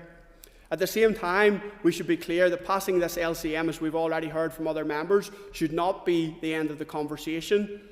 Those who gave evidence to the committee rightly highlighted the need for proper implementation, clear communication with claimants and careful consideration of how this change interacts with other parts of our system. That is sensible and necessary. If we're serious about tackling poverty, this step must also sit alongside wider action, including delivery through our anti-poverty and fuel poverty strategies. Ambition must be matched with funding. The Warm Healthy Homes Fund is one example where that commitment needs to be real and sustained. At its heart, however, this motion is about fairness. It is about ensuring that a child's future is not determined by the order in which they were born. It is about removing a policy that has caused real harm. We support the LCM, and like the member opposite, we're keen to hear more from the Minister regarding the communication plan and ensuring that there is no impact on the transitional protection. And the last point I'd make is I was delighted to see the member managed to get the North Star comment in from our committee briefing. But this is, as the member opposite on his birthday has highlighted, a good day, but it's a day and it's a policy that we shouldn't have been debating. I think there was resounding views that this was the wrong approach by the UK government, and it's good that we've finally seen a U-turn on it. Thank you, Principal Deputy Speaker. Thank you, Andy. I now call Ciara Ferguson. Deputy Speaker, Sinn Féin has consistently opposed and directly challenged the British government since the very introduction of the two-child limit. It's the most unconscionable policy. It was a direct attack on our working families, and it created hardship amongst our families here. We did so because targeting vulnerable children in particular is indefensible. Repeated calls to scrap the cap were in recognition of the fact that this British government austerity policy financially punished families with more than 2 children.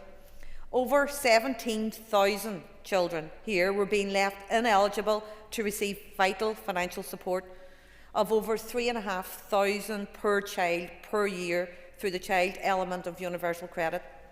Next month, and I think thanks be to God, we will all finally see its long-awaited removal. I want to personally thank the Cliff Age Coalition, Bernardo's Trussell Trust, the Resolution Foundation, the NI Welfare Mitigations Review Independent Advisory Panel, the Women's Support Network, Save the Children, and many, many others, all for their relentless campaigning and briefing papers to ourselves in particular as well to support this view. Sinn Féin are clear, freedom from poverty is a fundamental right. Removing the two-child limit will be a significant step forward in protecting this right. The two-child cap forced families within all of our communities into the unjustifiable decision about family planning based on their financial income. We now need to see this further bolstered by a strong anti-poverty strategy, the revitalisation of our housing executive, and a sustainable means of cutting childcare costs for families and support providers. For our part, Sinn Féin are taking actions to tackle poverty by introducing legislation today for consistent holiday hunger payments and tackling school uniform costs. We will also press today the Community Minister to deliver on the anti-poverty strategy, which will have a real impact on people. Let's have clear actions, clear timelines, clear targets, and let's ensure that it genuinely is shaped by the lived experience of people here. When Sinn Féin had the Department for Communities, we stood over the benefit mitigations and prevented the British Government's cruel bedroom tax from being introduced here. We also continue to press the British Government to address the significant waits for people for their first universal credit payments, to relink housing costs to housing support, and to raise the tax-free childcare support rate. Poverty is a political choice perpetuated by austerity, low wages and inadequate social protections. Whilst we all continually stand up for our hard-pressed workers and families and seek to mitigate against austerity and cuts, ultimately the long-term and only real solution is to free ourselves from decision-making from London and to prevent ourselves from being tied to those punitive policies imposed by successive British governments. Thank you. Thank you. So our next speaker will be the Minister to conclude and wind the debate on the motion. Minister, thank you. Thank you, Principal Deputy Speaker. And as I explained earlier, I believe that the removal of the two-child limit must be extended to Northern Ireland. It's right that this is happening, and by agreeing to a legislative consent motion, it will allow this important provision to be enacted across the UK. And the abolition of the two-child limit will increase the amount of support available to families on universal credit with 3 or more children or qualifying young people, and that is a significant change that will help in our ambition to tackle child poverty. I want to highlight just a few things that were raised during the debate and concerns that some people had. The first one is in relation to transitional protections. And the intent behind the transitional protection was to ensure that claimants who moved to UC are not worse off at the point of transition from legacy benefits. But not only that, also that their award equalises over time with those claimants who did not transition from legacy benefits, and that's why this element was put in place. So following the removal of the two-child limit, households who are currently affected by the two-child policy will see an increase in their underlying UC entitlement, and this is expected to reduce any UC transitional element that may be in payment. And so our analysis shows that as of November 2025, of the 1,580 households that are both in receipt of transitional protection and will be impacted by the removal of the two-child limit, 1,050 will receive an increase in their UC award greater than their current transitional protection amount, and that will therefore reduce their transitional protection award to 0, but their overall UC award will increase. The remaining 520 households will have their transitional element reduced, but their overall UC award will not change. So I have asked questions on this, and I have been assured that as a result of these changes, nobody in Northern Ireland will be worse off. The other question that was raised by more than one member was in relation to communication, and we have developed communications for affected UC claimants to not only advise them but also to support them with the changes that are coming into effect. So this includes the department's NI Direct content being updated to explain the change, and that subsequent reassessment of entitlement to UC will be automated, and alternative formats of communication are available on request, and all web content is considered to be in line with the accessibility regulations. Secondly, as UC is a digital systems benefit, claimants will also receive direct communication through their UC digital journal advising of the removal of the 2-child limit. Messaging will also advise claimants to ensure their reported circumstances are up to date and explain that the exact amount of UC received each month still depends on their individual circumstances. Thirdly, social media messages will be issued to raise awareness of the changes that are being developed, and that will issue from April of 2026. And finally, telephone support teams will be on hand to answer any queries arising from the changes. So that is, I hope, going to allay some of the fears that members may have in relation to those issues. This isn't a debate on the anti-poverty strategy. That is something that I would very much welcome. However, it has been raised by members here, and I completely agree that we need to have an anti-poverty strategy in place that will actually make a difference, that will actually tackle the root causes of poverty, and that it is something that is affordable as well.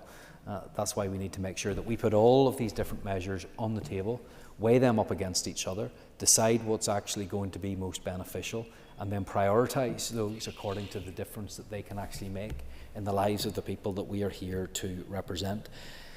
That is work that I am trying to push on as quickly as I can with executive colleagues. That's largely out of my hands. I would encourage them, and I would encourage you to speak to those ministers as well and get them to come back with their feedback so that we can have that proper discussion, and there will be a dedicated conversation on that in the next few weeks, so that we can drill down into some of those areas, because I agree that this measure that we are debating today is a very important tool to help us to tackle poverty, but there is more that we can do, and we must focus our efforts.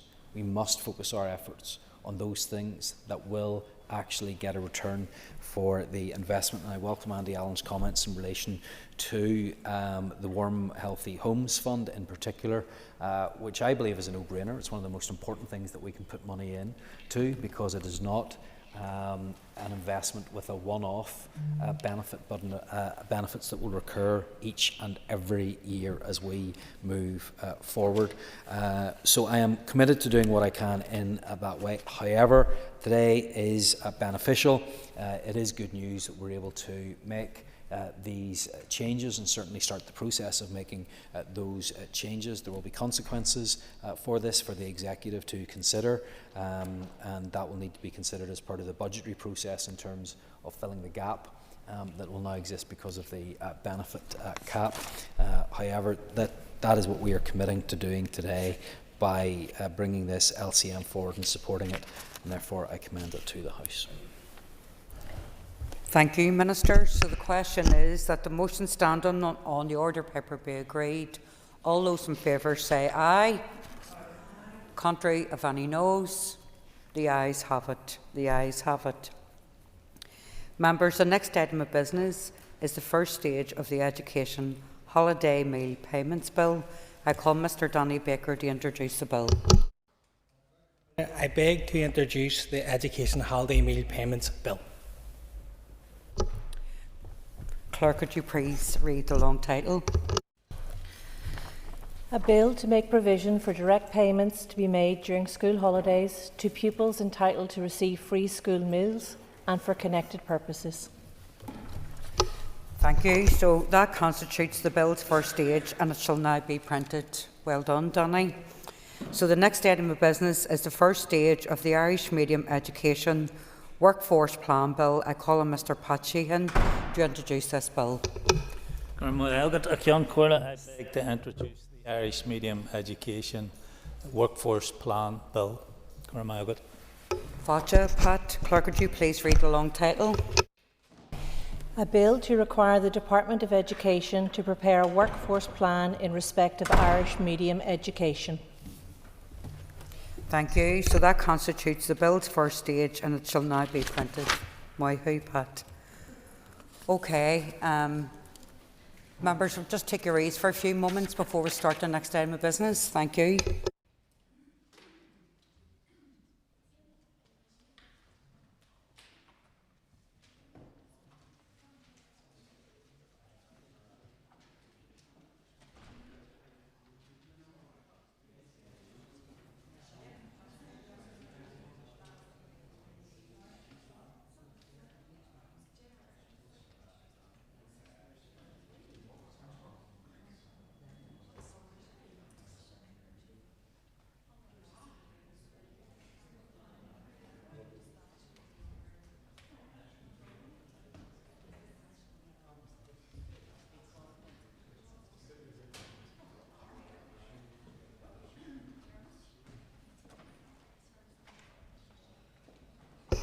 Okay, members, the next item of business is an all-party motion on International Women's Day 2026. Clerk, would you please read the motion?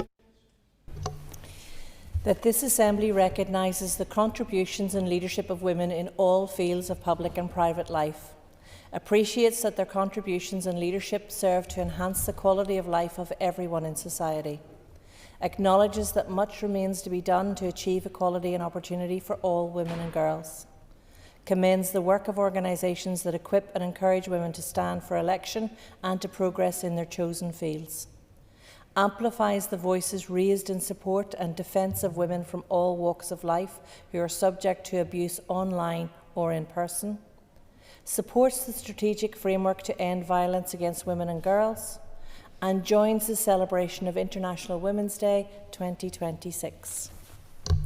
Thank you, and I call Emma Sheeran to move the motion. Thank you, Emma. The Business Committee has agreed to allow up to 1 hour for this debate. The proposer of the motion will have 10 minutes to propose and 5 minutes to wind, and all other speakers will have 4 minutes. So, Emma, please open the debate on the motion. Thank you.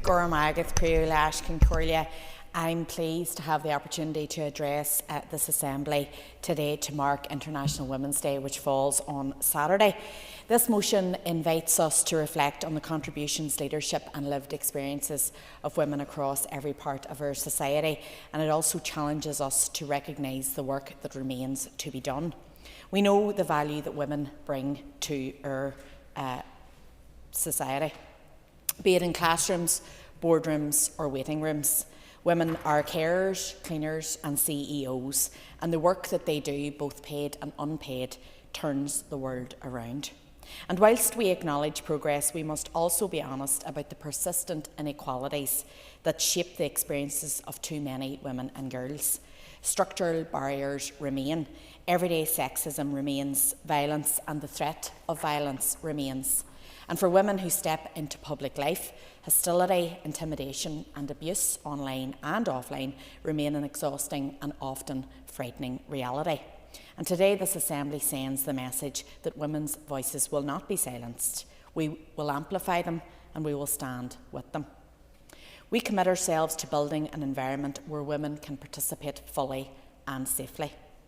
This motion rightly acknowledges the organisations, large and small, grassroots and national, whose efforts inspire, equip and encourage women into positions of leadership. Representation does not happen by accident. It happens because people and organisations invest in women and girls. It happens because someone somewhere says, "Your voice matters, you belong here." And for this work, we are deeply grateful. As a member of the Women's Caucus, I'm proud of the collaborative cross-party space that it provides within this institution. Politics is very often divisive, that's the very nature of it, but the caucus shows what is possible when we come together with a shared purpose. And our recent two-day conference titled Supporting Women in Public Life was a fantastic example of that, bringing together women from England, Scotland, Wales and Ireland, North and South. Throughout the event, we heard from women who have broken new ground, challenged long-established norms and led with integrity and courage. We heard about the persistent barriers women face and the innovative work being undertaken to dismantle those barriers. Perhaps most importantly, we created a space where women could connect, collaborate and learn from each other. The experiences shared were honest, inspiring and at times deeply challenging. Women spoke not only about their achievements but about the realities of leadership, the scrutiny, the expectations, the burden of online and in-person abuse that disproportionately targets women in public life. The Executive's strategic framework to end violence against women and girls, which is an epidemic in this part of the world, is a crucial step towards addressing one of the most significant and enduring obstacles to equality. Violence is not only a criminal justice issue, it is a societal issue. It shapes women's behaviour, their freedom of movement, their opportunity to thrive and their sense of safety. The framework sets out a bold ambition, but ambition must be matched by sustained implementation, resourcing and accountability. Ending violence against women and girls requires a cultural shift, and cultural shifts require leadership from government, from institutions, from communities and from every one of us. They require bravery. It requires people to stand up and speak out against societal norms. International Women's Day is a global celebration, but it is also a moment of reflection and responsibility. Our world at present is in turmoil, and history will tell us that women are the biggest losers from war. Women rarely start wars, but we face the impact of it all the more. And I find myself at this time thinking of those young women and girls whose stories and oppression are being used as cover by those egomaniac warlords to justify their weapons of mass destruction in yet another ploy for oil and resource. They do not care about these women, but they will use them to further their own objectives. Over 150 of them murdered in a joint project just this weekend, and their names are not spoken. We owe them a future shaped not by limitation, but by possibility. So today, we celebrate the achievements of women across history and across our communities. We honour the women who have led before us, the women who lead beside us, and the women whose leadership is still ahead of them. And we recommit to equality, to opportunity, to safety, and to the shared belief that women's leadership strengthens every part of our society. Gormila Magat. Thank you, Emma. I call Pam Cameron. Thank you, Principal Deputy Speaker, and I welcome the opportunity to speak in support of this motion marking International Women's Day 2026. International Women's Day gives us the chance to recognise the invaluable contribution that women make right across our society, in our workplaces, in our schools, in our hospitals, in our churches, in our voluntary organisations, in our businesses, on our farms and within our homes and communities. Women are central to the strength, stability and success of Northern Ireland. This year's theme, Give to Gain, is particularly fitting. When we support women, when we create opportunity and when we remove barriers, we are not disadvantaging anyone. We are strengthening families, strengthening communities and strengthening our economy. As a party, we have consistently raised the practical issues that matter to women and families. Affordable and accessible childcare remains one of the greatest challenges facing working mothers and young families. And if we are serious about enabling women to participate fully in the workforce or pursue leadership roles, then childcare provision must be sustainable, flexible and properly supported. Reducing those pressures is not just a women's issue, it's an economic necessity. We must also do more to improve healthcare provision for women. Conditions such as endometriosis can be debilitating, yet too many women face long delays for diagnosis and access to appropriate treatment and pre-operative services. That is simply not good enough. Women deserve timely care, proper resourcing of specialist services and a health system that listens to their concerns. We will continue to press for improved endometriosis pathways and better outcomes across women's health. We must also remove barriers wherever they exist, whether in employment, entrepreneurship, rural life or public service. Women in rural communities, in particular, often face additional pressures balancing work, family and caring responsibilities. Practical support and sensible policy must reflect those realities. While we celebrate progress, we must also address the challenges that persist. Women in public life continue to face unacceptable levels of abuse and intimidation, particularly online, and no woman should be deterred from standing for election or engaging in debate because of harassment or degrading content. We must stand firmly against that behaviour. We also reaffirm our commitment to tackling violence against women and girls. Every woman and girl has the right to safety, dignity and respect. Frameworks and strategies must be matched by delivery and accountability. International Women's Day is about celebrating achievement, but it's also about confidence. It's about standing proud together and supporting one another to achieve our full potential. It's about encouraging young girls to believe that there are no limits to their ambition. It's about saying clearly and confidently, we are women and our contribution matters. Let us continue to build a Northern Ireland where women are supported, where barriers are removed, where families are strengthened, and where the next generation can pursue their dreams with confidence. Thank you. Thank you, Pam. I now call Paula Bradshaw. Principal Deputy Speaker, so I welcome the opportunity to speak in support of this motion today and would thank the Women's Caucus for bringing it forward. It is right that this Assembly recognises the contribution and leadership of women across every sphere of life in advance of International Women's Day. When women are given the opportunity to lead, society benefits. When women's talents are enabled rather than constrained, the quality of life improves for everyone, economically, socially and democratically. As members of the Northern Ireland Assembly, we see that impact every day. Women are leading in our schools, driving innovation in our businesses, sustaining our health service and holding communities together, often while carrying a disproportionate share of caring responsibilities. Their leadership is not abstract, it is practical, visible and transformative. But recognising contribution must not become a substitute for delivering equality. This motion rightly acknowledges that much remains to be done. The gender pay gap persists. Society continues to undervalue work traditionally done by women. Childcare costs remain a significant barrier to participation and progression, and if we are serious about equality of opportunity, then affordable childcare must be treated as a core economic infrastructural priority, not an additional add-on. And just as a side note, as it is World Book Day this week as well, I'm reading a wonderful book called A Moment of Lift by Melinda Gates, and I would recommend that to anyone. It's from 2019. I know that a lot's happened to that poor woman since that time, but it's really inspiring in terms of the work she's done on a global stage. But we must, just on the issue of childcare and some of the other societal issues, we also face an unacceptable reality of the abuse, and I think the two speakers before me have already spoken and referred to this as women in public life. In our positions of responsibility, we face intimidation and harassment simply for using our voices. This abuse is designed to silence us, it is designed to deter us, but unfortunately it is getting worse instead of better for us all. And amplifying the voices of those subjected to abuse means more than expressing solidarity. It requires action, stronger enforcement, cultural change and practical support. No woman should feel that participation in public life comes at the cost of her safety or dignity. I also do want to echo the motion's commendation of the organisations that equip and encourage women to stand for election and to progress in their chosen fields. Those initiatives matter.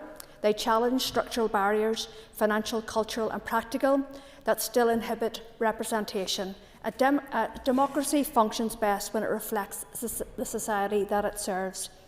The Assembly's support for the strategic framework on to end violence against women and girls is particularly important in this regard.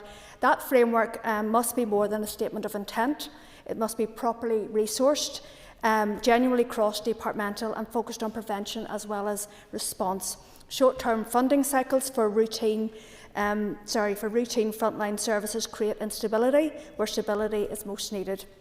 Ending violence requires sustained commitment. International Women's Day 2026 is, of course, a moment for celebration, but it is also a moment for reflection. Celebration without accountability risks complacency. Progress has been made, but progress is neither inevitable nor evenly distributed.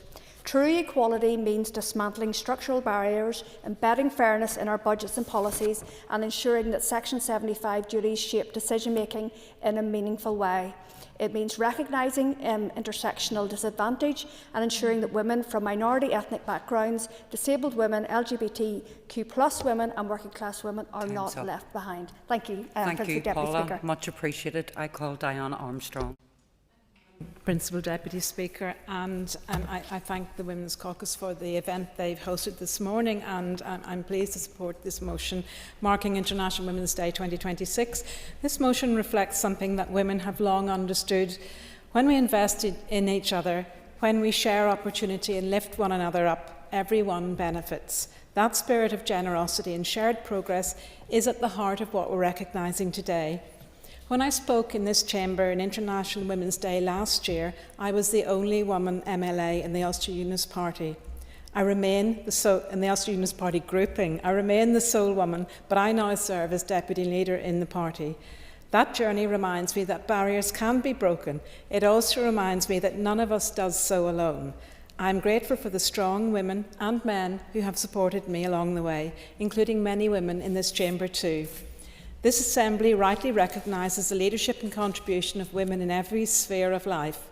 Leadership is found in our hospitals, where women make up the majority of the health and care workforce. It is found in our schools, our voluntary and community organisations, our businesses and our charities. It is found in the women who hold families and communities together, often without recognition or reward. Research consistently shows that when women are educated, employed and empowered, communities thrive, economies grow stronger, health outcomes improve, children achieve more. Equality is not a favour extended to women, it's an investment in society as a whole. But while we celebrate progress, we must also be honest, much more remains to be done. The gender pay gap persists. Women are still underrepresented in senior leadership roles, on boards and in political life. Girls from disadvantaged backgrounds face barriers that have nothing to do with their ability or ambition. Women from minority communities, disabled women, and those in rural areas experience layered inequalities that demand our attention. International Women's Day must be both a celebration and a call to action. I particularly welcome the motion's recognition of organisations that equip and encourage women to stand for election and to advance in their chosen professions. Many women who step forward do so because someone invested in them, gave them the confidence, the skills, or simply the reassurance that they were ready. That work matters and it deserves our support. We must also speak clearly about the abuse faced by women in public life and beyond. Online and in-person harassment is designed to silence women and drive them out of debate. It is not simply an attack on individuals, it is an attack on democracy itself. We must stand unequivocally with women whose voices are targeted and say they will not be silenced. And we cannot ignore the stark reality of violence against women and girls. The strategic framework to end violence against women and girls is not optional, it is essential. Violence against women is not a private issue, it is a public health crisis and a human rights issue. Every woman and girl deserves to live free from fear, coercion and harm. So today we celebrate. We celebrate the women who broke barriers, who changed laws, who led movements, who built businesses, who cared for families and who persevered in the face of challenge. We celebrate the women in this chamber and those watching from home. But let our celebration renew our resolve.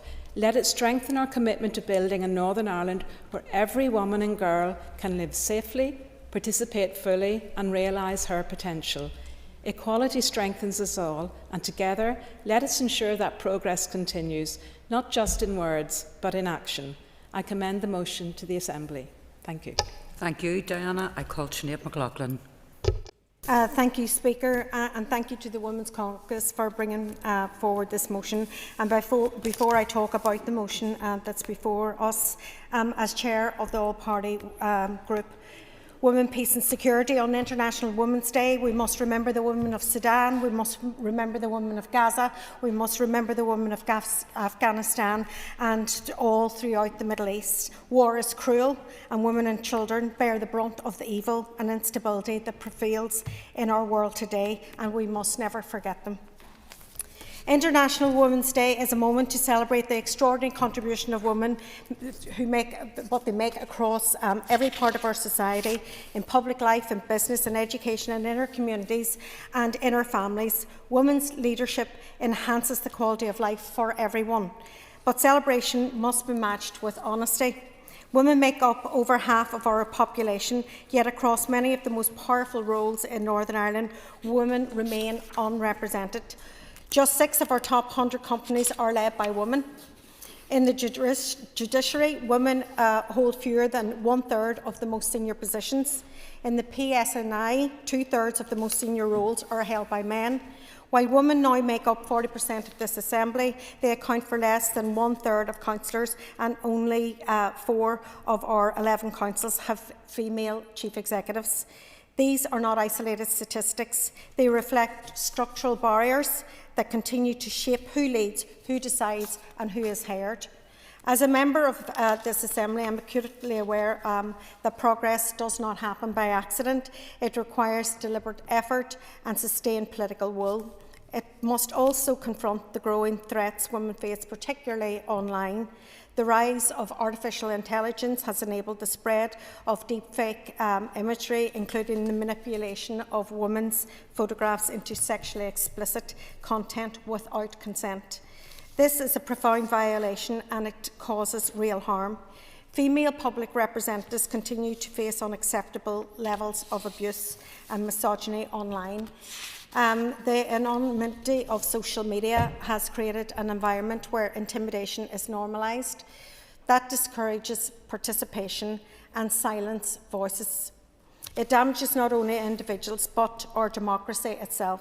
Alongside this, women continue to shoulder the majority of unpaid care. Nearly 60% of unpaid carers are women. Women are far more likely to provide care during their lives, often at significant economic costs, and that economic cost goes right in through to their retirement. The economic activity rate for women with preschool age children remains substantially lower than that of men. CARES NI have been very clear that inadequacies in social services, healthcare, education, childcare limit many women's ability to work or progress in their careers. This is not simply a women's issue, it is an economic issue, and it's a question of fairness. If we are serious about equality, recognition alone is not enough. We must address representation, economic opportunity and safety. International Women's Day should remind us that talent is universal, but opportunity is not. It is our responsibility to change that. Thank you, Sinead. I call Jerry Carroll. Mr. Speaker, I think it's important to speak on this issue because I think obviously the conversation should be and has been led by women, and rightly so, but men have a stake and should be interested and stand alongside women and sisters in the fight for women's liberation. And also, just a quick history point, the first International Women's Day, I think I might have said this last year as well, but took place actually in New York in 1909, organised by the Socialist Party in America. So the left movement, the socialist movement, has always been there in the fight for women's liberation, despite obviously the different views on being displayed today. And as people mentioned, the International Women's Day this weekend, I think it's important to talk about all the women, but particularly women in my own constituency of West Belfast, because obviously their lives, their struggles and their resilience, I think, deserve some attention. We have one of the most deprived constituencies in West Belfast in these islands. Poverty runs deep and is very much a political question and issue. And when poverty and deprivation takes hold of a community, it's always usually women who bear the heaviest burden. They are usually what is called the shock absorbers of poverty. They often skip meals so their children are fed, and they sit in cold houses, Deputy Speaker, so the family stays warm. They balance impossible budgets, and they do this all without support from the executive that underfunds services they depend on. And the health inequalities are stark, as has been mentioned. Women in our most deprived areas face significantly worse outcomes across mental health, chronic illness and life expectancy compared to women in wealthier parts of the city, but obviously all women do lose out. And I'd say that's a direct result of decades of underinvestment in working class communities, Deputy Speaker, and we're the only jurisdiction on these islands without a dedicated women's health strategy, and as has been mentioned by the member for Manus South Tyrone, I think, and others, it takes almost 10 years on average for a woman to be diagnosed with endometriosis. I mean, if I was an illness affecting women, I no doubt things would move, unfortunately, a lot quicker than they've done for women. In their research on health inequalities, WRDA report that many women feel unheard and dismissed by healthcare professionals. That's something that we have heard and others have said in different debates. Childcare is also another scandal. The cost of childcare in the north remains amongst the highest across these islands, and women are locked out of work and education because affordable childcare simply doesn't exist for them, and this is structural inequality, and it demands a structural response that unfortunately is not found in the childcare strategy. Childcare should be free, publicly available and universally accessible for women.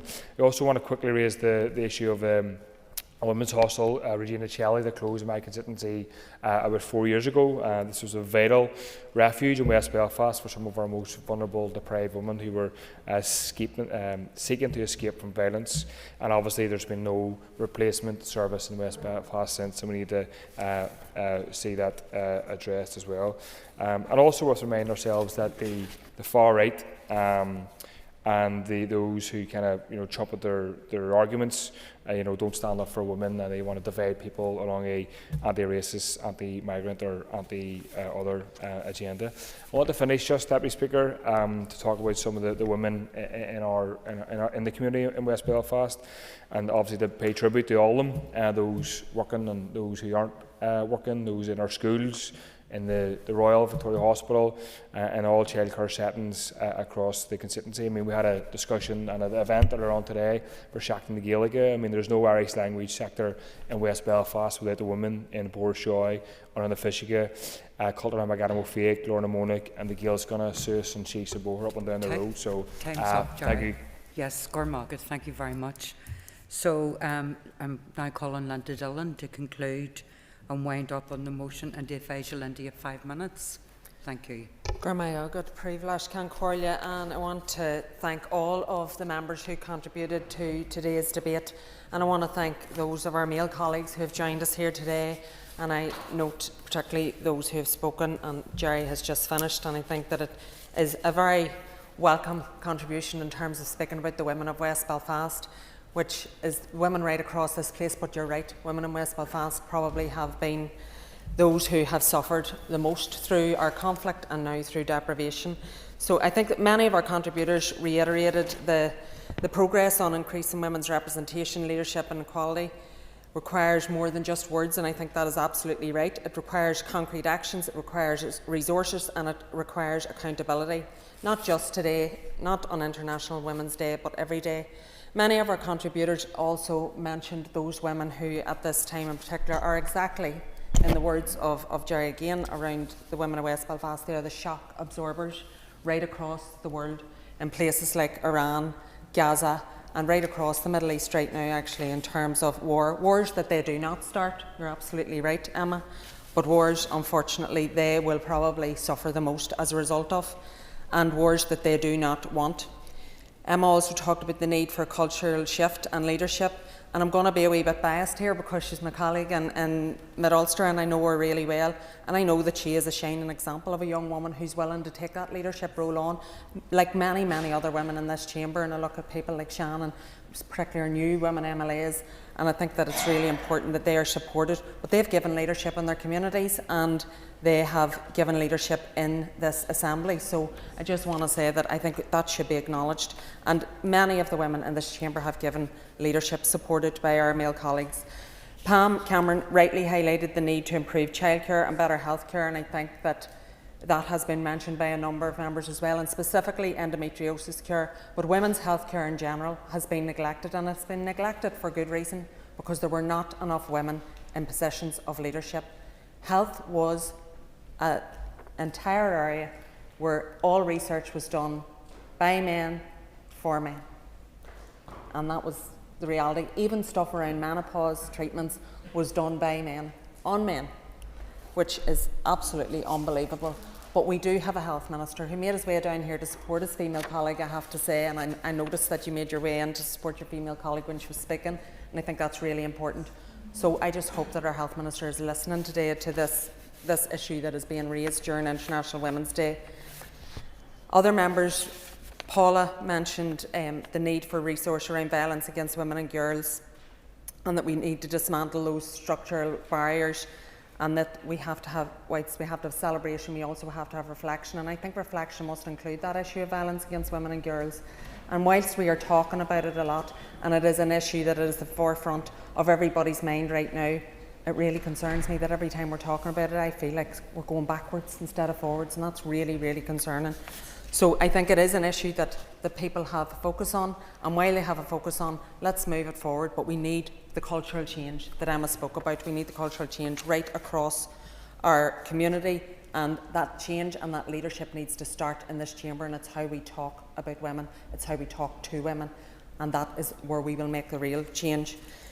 Diana, you acknowledged obviously that you're the sole UUP female MLA, but in fairness acknowledged that you get support from women across this chamber and from your male colleagues, and I think that is only but right.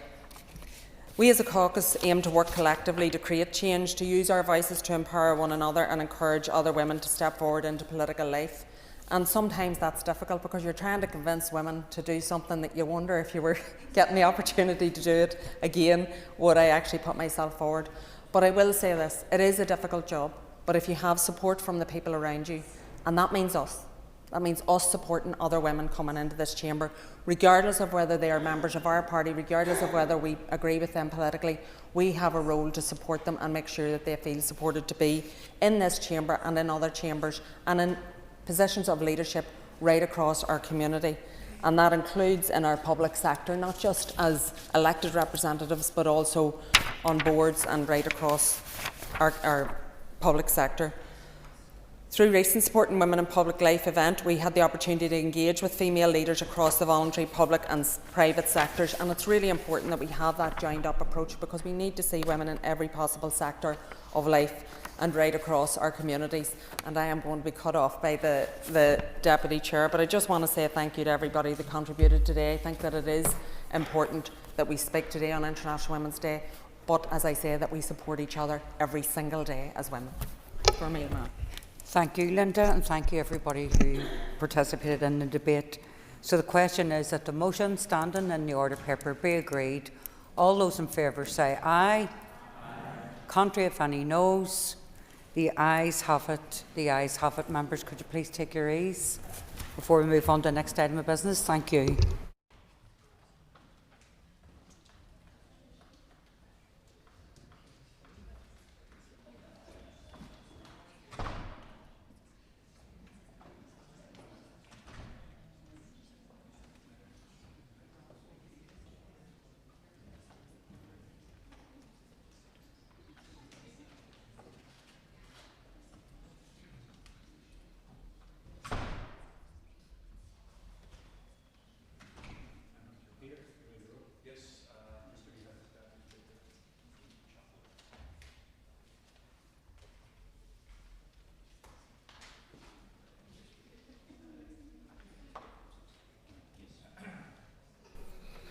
Ladies and gentlemen, the next item of business is a motion on an enhanced regional eating disorder service. Clerk, could you please read the motion?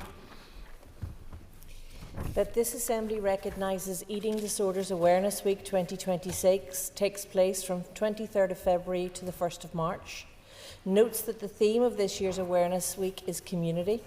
Acknowledges that as many as 37,500 people in Northern Ireland could have an eating disorder.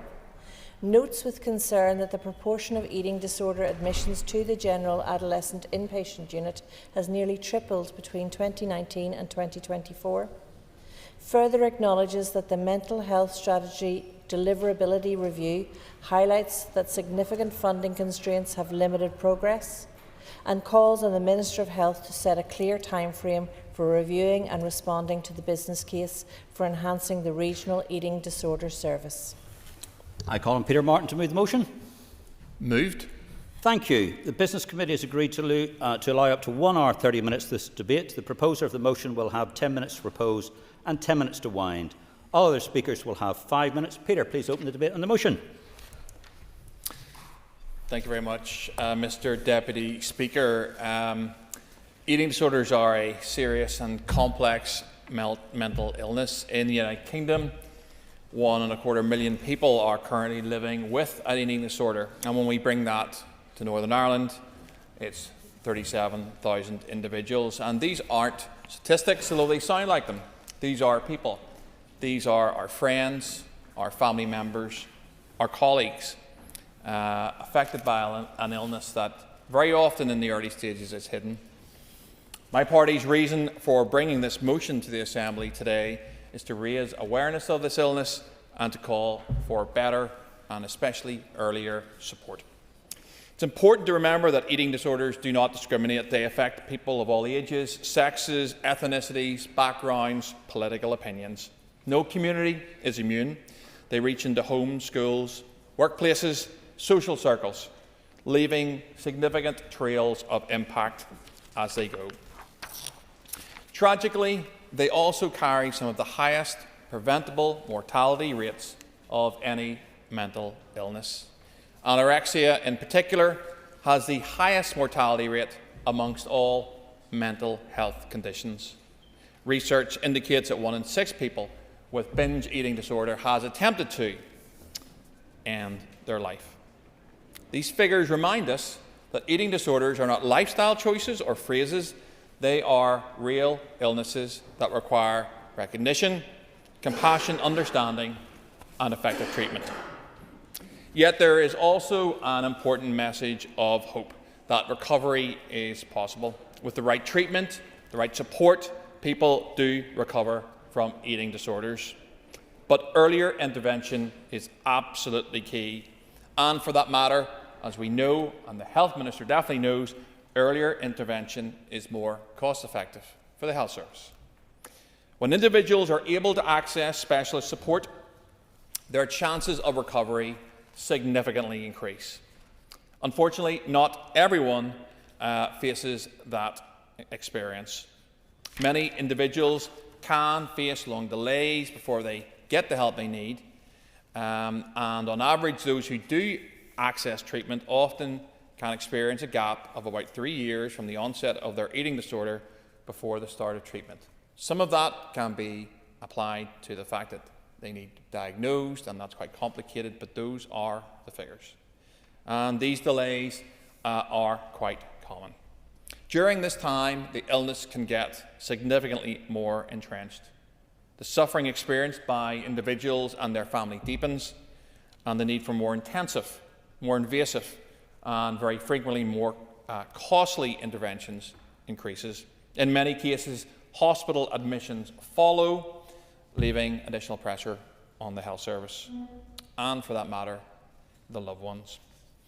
Last week was Eating Disorder Awareness Week, and it, along with this motion, I hope will increase public awareness and remind people that there is help out there, and if they are concerned about themselves or a family member, to reach out. I note this debate is not politically contentious. If it was, these benches would be full. We'd be getting ready to shout at each other across the chamber and disagree politically on some issues, but that's not the case. But there will be people who've been in contact with me, who will be watching us today, looking for us, and especially the Minister, to give them hope. Families and carers play a crucial role in recovery, and supporting someone with an eating disorder, I know firsthand, can be emotionally exhausting and very isolating. Mr. Speaker, Action 29D of the Mental Health Strategy for 2021 from 2021 to 2031 sets out a very ambitious vision to improve eating disorder services and specialist treatments. The vision includes supporting services to provide specialist treatment for patients presenting with eating disorders, including those with mild to moderate conditions, without unnecessary delay. The strategy further outlines plans to develop talking therapy hubs, intensive day treatment facilities in line with NICE guidance, as well as improving clinical consultation and support for inpatient units, managing high-risk patients with eating disorders. All of these measures recognise a simple but critical point.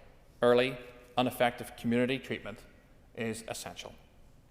There have been many improvements in the planning and service coordination. The deliverability review of the mental health strategy, published in October 2025, noted that the SPPG group had completed an outline business case for a regional eating disorder service, which is currently awaiting financial review, and I will come back to that at the end. In addition, the recently launched Eating Disorder Managed Care Network represents an important step forward.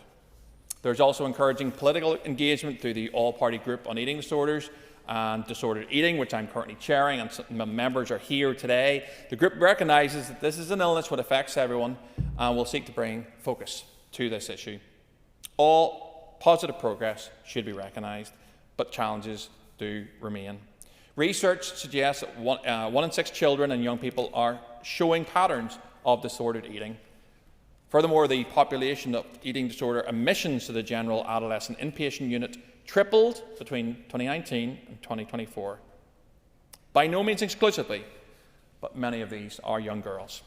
And these trends underline the urgency of action. At the time that the mental health strategy was first published, it was acknowledged that securing the necessary funding would be challenging and would likely need collaboration across government. And I recognise this. And today I also want to recognise and note the support that the Minister for Health has shown.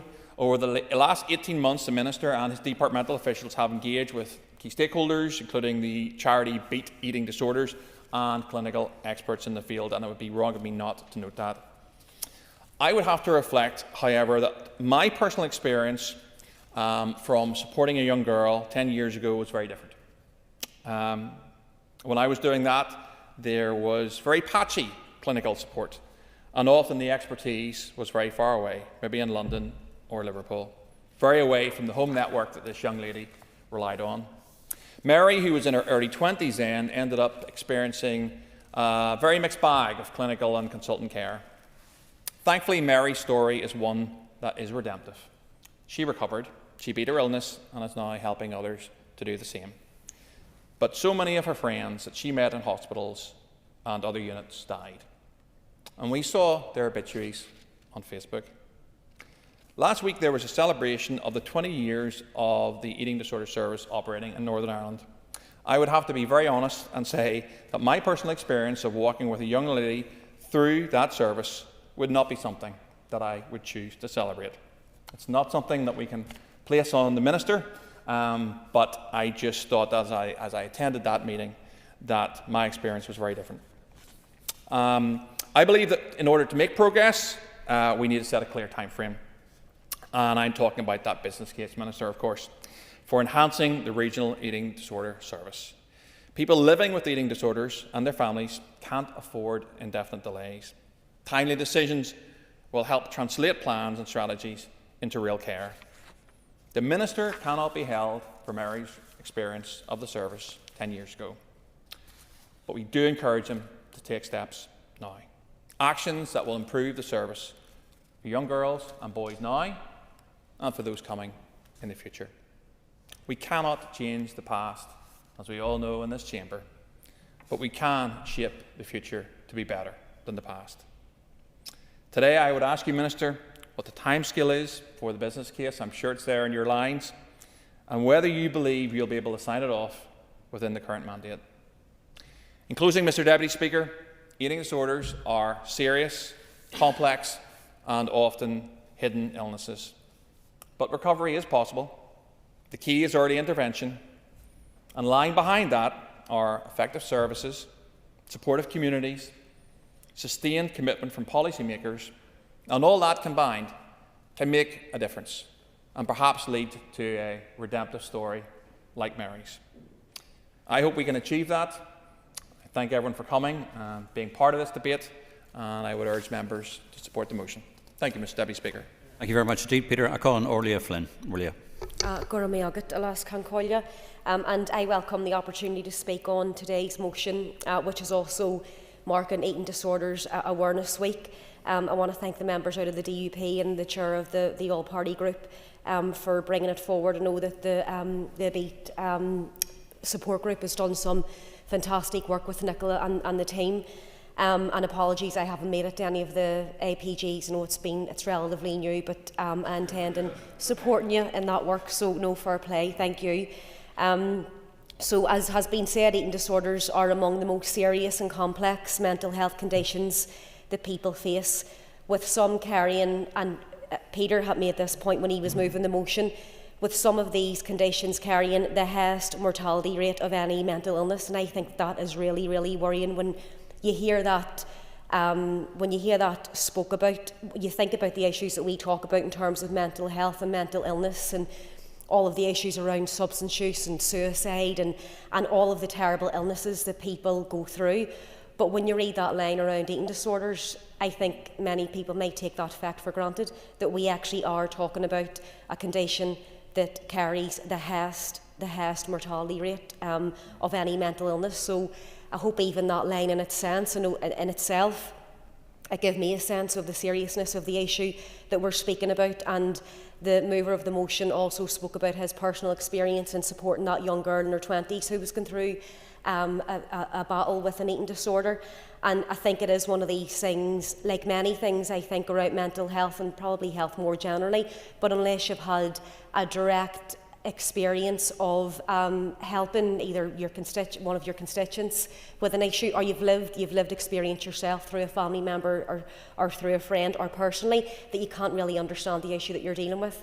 And hopefully that line really, really brings to bear to members who haven't had the direct experience of an eating disorder, that really shows just how serious this issue is. I did have a family member, who battled with an eating disorder at a very, very young age. And although he's doing much better now, thankfully, you can just still see how he even carries the scars of dealing with all that heavy weight and that heavy burden of dealing with a condition like that. So, and sadly, it is mostly younger people. And again, as the mover of the motion was saying, particularly young girls that can be battling with these issues. And I think that's very sad, because there's definitely a legacy that remains, even if someone can get into the space of recovery and they can get past the eating disorder and they can recover, that you definitely do carry scars of dealing with that burden for the rest of your life. And as I say, I just know that personally through my own wee bit of lived experience with a family member. So again, just to go back to, I think, one of the stark stats coming out of the research when we were having a look at responding to the motion, again, it was highlighting something that I wasn't aware of until earlier this week, but the motion rightly highlights that up to 37,500 people here may be living with an eating disorder. Like, again, I was not aware of that statistic until we were doing the preparation for the motion. That is massive, massive numbers. And again, so it just shows you the challenge that we're dealing with here. That is a hell of a lot of people that are battling with this condition. So hopefully that will help bring some urgency in terms of trying to get this timeline with the business case. And again, with that fact that how serious, it's extremely serious in terms of putting someone's life in danger. And then I just want to touch on bringing it back to how many children and young people that it's impacting on.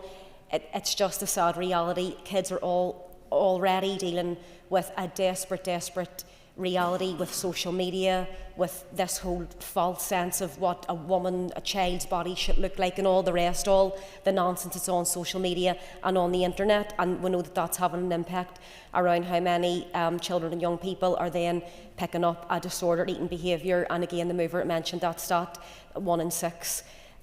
which is extremely serious. So I was really I had a speech obviously typed out, but for me I just wanted to pick out some of the real stark things that I took away from the members who tabled the motion, and then some of the remarks that I wanted to touch on. It's just how extremely dangerous this situation is. So hopefully the motion can bring some good, and the Minister might have a bit of good feedback for us when he's responding. Thank you. Thank you, Orlia. And I call on Danny Donnelly. Danny. Thank you, Mr Deputy Speaker. First, I want to thank Mr Martin for bringing this important issue to be debated here today. Last week, during the Eating Disorders Awareness Week, I spoke about the issues we face here in Northern Ireland and about the campaign led by Eating Disorder charity Beat, whose campaign focused on the importance of community, which is very relevant to how this issue is treated. I have previously spoken with the local eating disorder team and heard about the workforce and funding pressures that they have that results in very, very long waiting lists for people suffering from these conditions. This is a life-saving service and it needs to be strengthened and enhanced. As we have heard, as many as 37,000 people in Northern Ireland could have an eating disorder, and the proportion of eating disorder admissions to the general adolescent inpatient unit has tripled since 2019, I believe. And yet there is not one eating disorder youth service team per trust. But those figures, while shocking, don't paint the full picture. How could they, when the regional adult eating disorder services are only commissioned to treat anorexia and bulimia and atypical presentations of these conditions? How can we truly understand the scale of the problem when the service is designed around only part of it? The data collected does not begin to capture the full reality. We cannot properly analyse the need. How can we ever fix it? Eating disorders are serious mental illnesses with high mortality rates, and they affect people of every age, gender and background. I recently read an article detailing the experience of a lady named Claire who suffered with disordered eating, and it was a very eye-opening account of real-life consequences that this can have. She spoke about how, as long as she was getting thinner, she could cope with the fact that her world was closing in around her. She described her condition as a lonely and ritualistic existence. Her morning weigh-in was sacred. Friends fell away. School became a struggle. When the vomiting stopped working as a weight loss method, she began to starve herself. At 17, she was living around 60 calories a day, consumed by thoughts of food and fear. On the surface, stories like Claire's can appear to confirm the assumption that eating disorders are about weight and appearance, but when you look deeper, you see the need for control, the longing for acceptance and the difficulty in processing complex emotions. You can see an illness that runs far deeper than just a number on a scale. Another example is the champion rower from Derry, Daniel Collins, who has spoken publicly about his own experience of disordered eating and described years of cycling between restriction and binging, driven by body dysmorphia and a deeply held belief that he needed to be as lean as possible in order to succeed. As a young man, he assumed that eating disorders were a women's issue. This misconception and the stigma attached to it delayed him seeking help at a point when early intervention could have made a significant difference. It was only after engaging with the Western Trust Specialist Eating Disorder Service he began to understand the patterns underpinning his behaviour and access structured, evidence-based support. His experience illustrates two important points. First, eating disorders can affect anyone, including male athletes who can appear from the outside to embody physical strength and resilience. Secondly, stigma and misunderstanding remain real barriers to timely intervention. In Daniel's own words, he now trains hard, fuels himself properly, eats well and is content with how he looks. His renewed relationship with food and training has enabled him to compete at a national and international level, and that outcome is not incidental. Describes when specialist services are available and accessible, they do not simply prevent deterioration, they enable individuals to regain stability and fulfil their potential. Conversely, when access is limited or delayed, we risk not only poor health outcomes but loss of talent, opportunity and well-being. Both Claire or Daniel could seek help here in Northern Ireland, but what about someone with binge eating disorder? Binge eating disorder is one of the most common eating disorders across the UK, yet in Northern Ireland does not fall within the remit of specialist eating disorder services. Individuals are instead referred to the General Mental Health Services, and the Department has confirmed it does not collate data on the prevalence of binge eating disorder here, nor is there a current review of its treatment pathway. That means we are planning services without a complete understanding of need and without a clear strategic approach to one of its most prevalent presentations. What we do know is that Inpatient treatment should be a last resort, but it should be available when needed. The treatment model should be family-based in the community as per NICE guidelines, and that the funding has to go to community teams provision in order to prevent inpatient admission. As we have heard, recovery is possible, and early identification, timely referral and access to appropriately commissioned specialist care can change trajectories. They save lives, reduce long-term harm and restore opportunity. Thank you. Thank you very much indeed, Danny. I call on Alan Chambers. Alan. Mr. Speaker, I welcome the opportunity to speak on this important motion. Debates such as these do really help in building better political and public understanding of what are often really complex and devastating illnesses. And this debate, along with the recent publicity surrounding Eating Disorders Awareness Week, I hope will make it just that bit easier for our young people or adults who struggle with food to come forward for help. There is no shame, and as MLAs we must all work to eradicate any stigma. One of the most sobering aspects of the motion is the rise in admissions. The proportion of eating disorder admissions to the general adolescent inpatient unit have nearly tripled between 2019 and 24, and should give us pause for thought. While I do welcome the fact that some stabilisation has occurred following the immediate post-pandemic surge in mental health presentations, the figures show we have a very real and significant problem here. Each admission represents a young person in real distress and quite often a family in crisis, and I have witnessed that distress that families suffer. Eating disorders remain among the most serious mental health conditions. Sadly, they also have one of the highest mortality rates of any psychiatric illness. Early identification and timely intervention are critical if we are to improve long-term outcomes. That is why I have long been a believer that when it comes to issues such as this, the emphasis must increasingly be on preventing crisis rather than simply responding to it. Thankfully, there has been structured work put in place to strengthen services. The establishment of the Regional Eating Disorder Managed Care Network was a positive step in ensuring more consistent pathways, stronger workforce capability and better use of data across Northern Ireland. The development of a strategic framework and implementation plan signals an intent to move from only aspiration and now to delivery, and critically to improve both the statutory and the voluntary partners in shaping that journey. Community-based care must be central to this approach. Treatment delivered closer to home, like in so many other instances, can reduce escalation to inpatient settings. That is not only clinically appropriate, but also often exactly what service users and families want. However, we cannot ignore the finding of the Department's Mental Health Strategy Deliverability Review. Significant financial pressures have constrained progress, including in the development of specialist eating disorder services. That is a reality facing every Stormont department right now. But in health, the real-life consequences are often felt much more deeply. But as the Minister has said before, financial pressures should not be an automatic impediment to progress. Because we can see what progress and reform looks like. In recent years, England has expanded community eating disorder teams for children and young people, working towards clearer waiting times, standards and earlier intervention models. Wales and Scotland have similarly placed increasing emphasis on community-based intensive support and strengthened clinical networks. The trajectory across the UK has been towards earlier access, specialist expertise and reduced reliance on hospital admission. That provides us, on this side of the Irish Sea, both encouragement and a benchmark.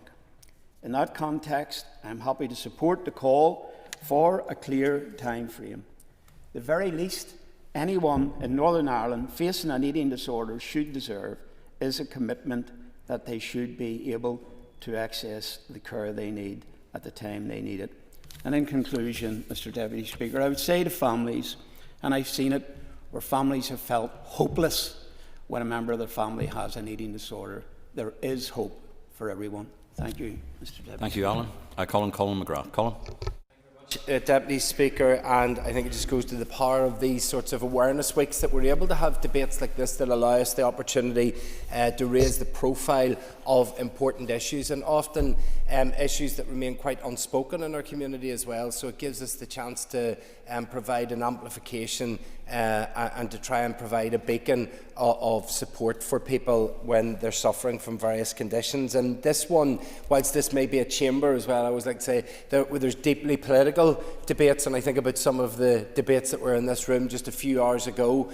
I think whenever it comes to issues like this and we recognise how deeply personal they are for people, I'm glad that we're always able to switch and get the right tone for the debates. Just recently I was contacted by a young person in my constituency, and they said something about the eating disorders which I'm just never going to be able to forget. And it was this: they said that even though they are so dangerous and life-threatening, we never get educated on them in school. No awareness is brought to them and how affecting they can be. So we don't even get educated about them in school. And you think, imagine being a young person that has got this condition, but there's just really not spoken about, how it must be really, really difficult to deal with that, never mind the fact that you've got an issue that you would like to get some help and support. And the statistics that have been referenced already are really, they're nearly as stark as that fact that we don't talk about this issue enough. 37,500 people that could have that eating disorder. That's the population of a large town. Imagine going into a massive big town and just thinking that every single person that lives in that town had some sort of eating condition.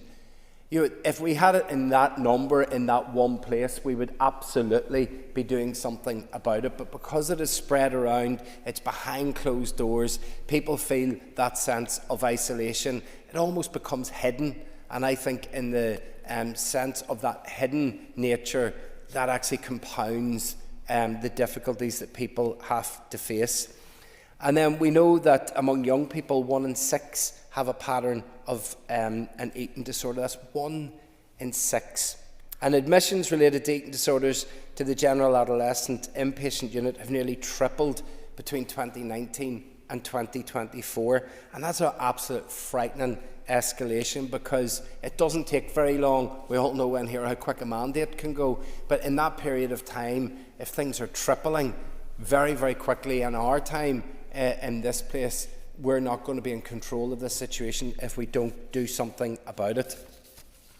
And the mental health strategy, which was costed at 1.2 billion over that 10-year period, but yet during 2024 and 2025, only 12.3 million was allocated. That's just 16% of what was deemed necessary for that 1 year. So we're going to be missing the target 84% of the time because of the spend that we're actually directing to this and many other issues that are impacting most people in our society in some shape or form, but especially our young people. So we can't pretend that that type of statistic doesn't have some form of consequence, and that we may have to deal with the consequences in terms of health, but people have to deal with the consequences for their own mental health within their own families, within their own communities. But then there's also going to be issues when it comes to education. There's going to become issues when it becomes employment. If we don't invest money and try and deal with these issues in one place, we're going to be spending money dealing with it in other places, but putting the person through the trauma of having to get to that solution. Eating disorders are definitely not lifestyle choices, as some people might think. They are not phases. They are serious mental illnesses, and one with the highest mortality rates of any psychiatric condition. They distort self-perception, they damage the body, they isolate the individual, and they devastate families. I acknowledge that this motion is not about criticism for the sake, it's actually about the urgency of trying to get something done about it. So I hope that whenever the Minister's responding, it's not about people coming at him from all angles to criticise what the Department or the Executive isn't doing. It's about just that sense of urgency that we need to get something fixed. If we've 37,500 people in our community that are impacted, then I absolutely think that we need to get something done. And to anybody that is watching this, as it is an awareness, You're not weak, you're not vain, and you're not beyond help. Support exists. Please reach out for it. Thank you, Colin. And I call on Philip McGuigan. Philip. And I welcome the opportunity to contribute to the debate, and I want to thank the members for bringing it forward and for the work that Peter and others are doing within the APG.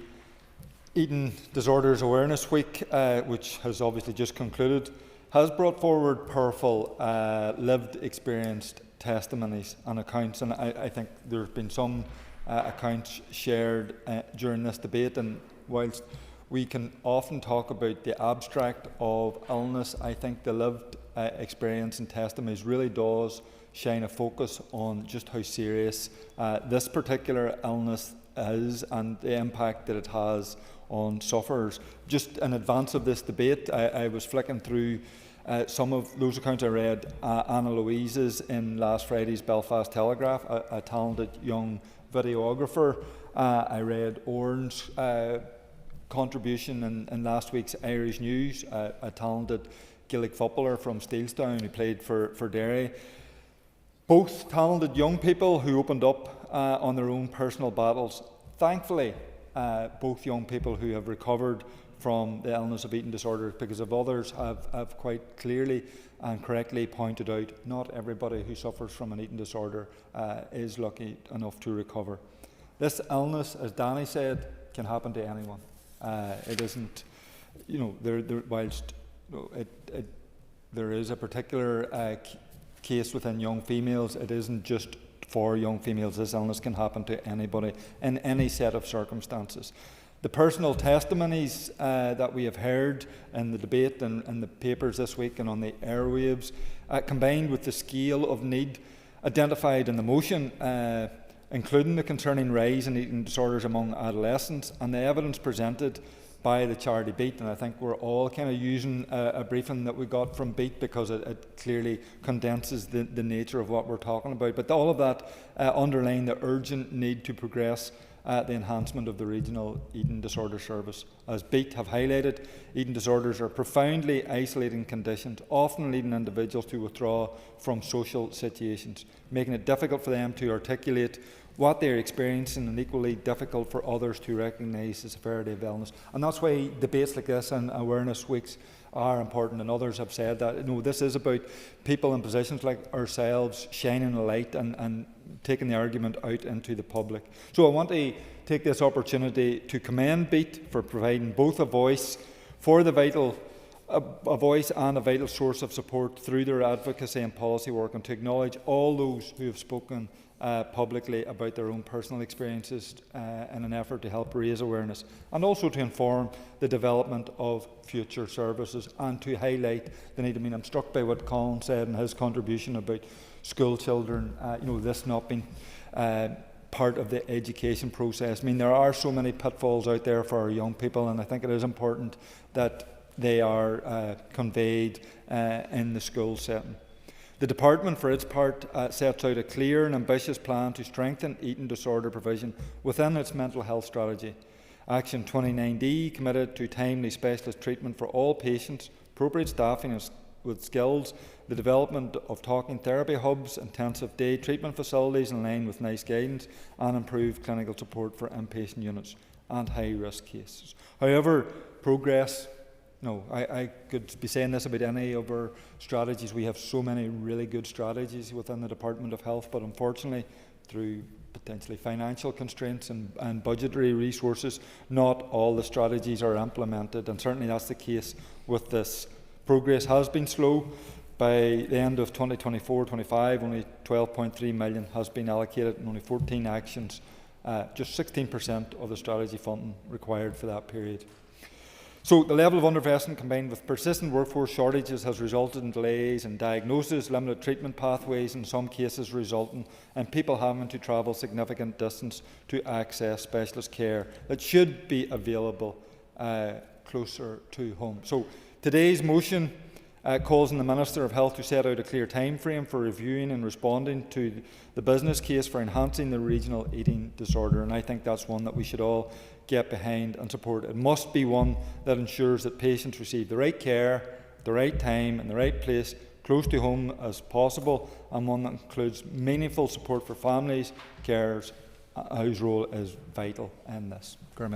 Thank you, Philip. And I call on the Minister. And Minister, you have up to 15 minutes.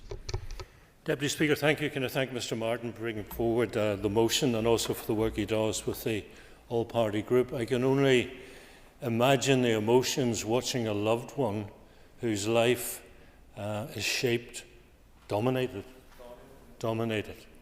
by an eating disorder. So I was very pleased to take part in an event upstairs last week to mark Eating Disorders Awareness Week, not least because the theme was communities. And in the remaining, year and 2 days between now and Purda, I want as much of my work as possible to be community-based as we roll out the neighbourhood model of care, which I hope will transform the delivery of health and social care. So, as the Chair of the Committee said, within the mental health strategy there is a specific action, 29D, which is dedicated to strengthening our response to eating disorders, an area that continues to require focused attention, innovation and investment, and I'll come on to investment before I finish. But eating disorders, it has to be said, are among the most serious mental health conditions because research shows individuals with an eating disorder have a 7 times higher mortality rate than the general population. Worldwide, about 7.8% of people will experience an eating disorder in their lifetime. Here in Northern Ireland, data is available only for individuals who receive a diagnosis, so from that we can conclude the true prevalence is likely to be higher than that. This stark reality underlines the importance of ensuring our services are robust, accessible and evidence-based. So in line with that Action 29D, the Regional Eating Disorder Managed Care Network was established last year to drive improvement. The network brings together statutory, community and voluntary partners to deliver equitable, high-quality care right across the region. Now, by standardising care pathways, strengthening workforce capability and improving outcome monitoring, the network supports care that's efficient, accountable and aligned with best practice. And some members have made reference to the GB charity BEAT, which deals with eating disorders. A few weeks ago, their Chief Executive, Vanessa Longley, was upstairs at another event in room 115 and surprised me by saying that we are actually leading the way across the UK. We are, to an extent, trailblazers in the work we are doing, but having said that, I acknowledge there is more work to be done. So on the 23rd of February, as part of the Awareness Week, I launched the strategic framework and 3-year implementation plan for the network.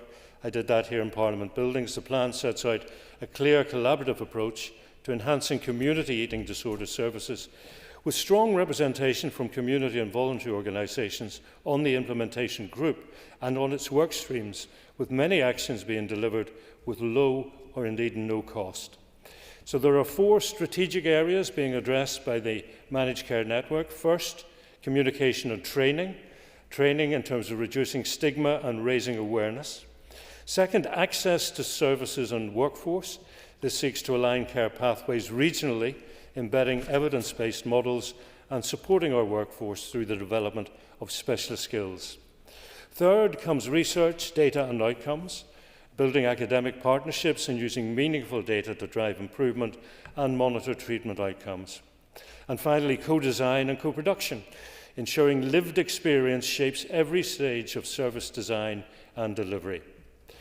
A key priority for the network's access to services and workforce is the review of the You in Mind care pathway for the treatment of eating disorders from 2016. This includes a renewed focus on community-based care, which is vital in ensuring earlier intervention, reduced reliance on inpatient treatment and better long-term outcomes. Community-based care is widely recognised as one of the most effective ways to support individuals who are living with eating disorders, offering treatment that is timely, person-centred and aligned with everyday life. Eating disorders rarely occur in isolation. They take root within social contexts, within family systems and within community environments.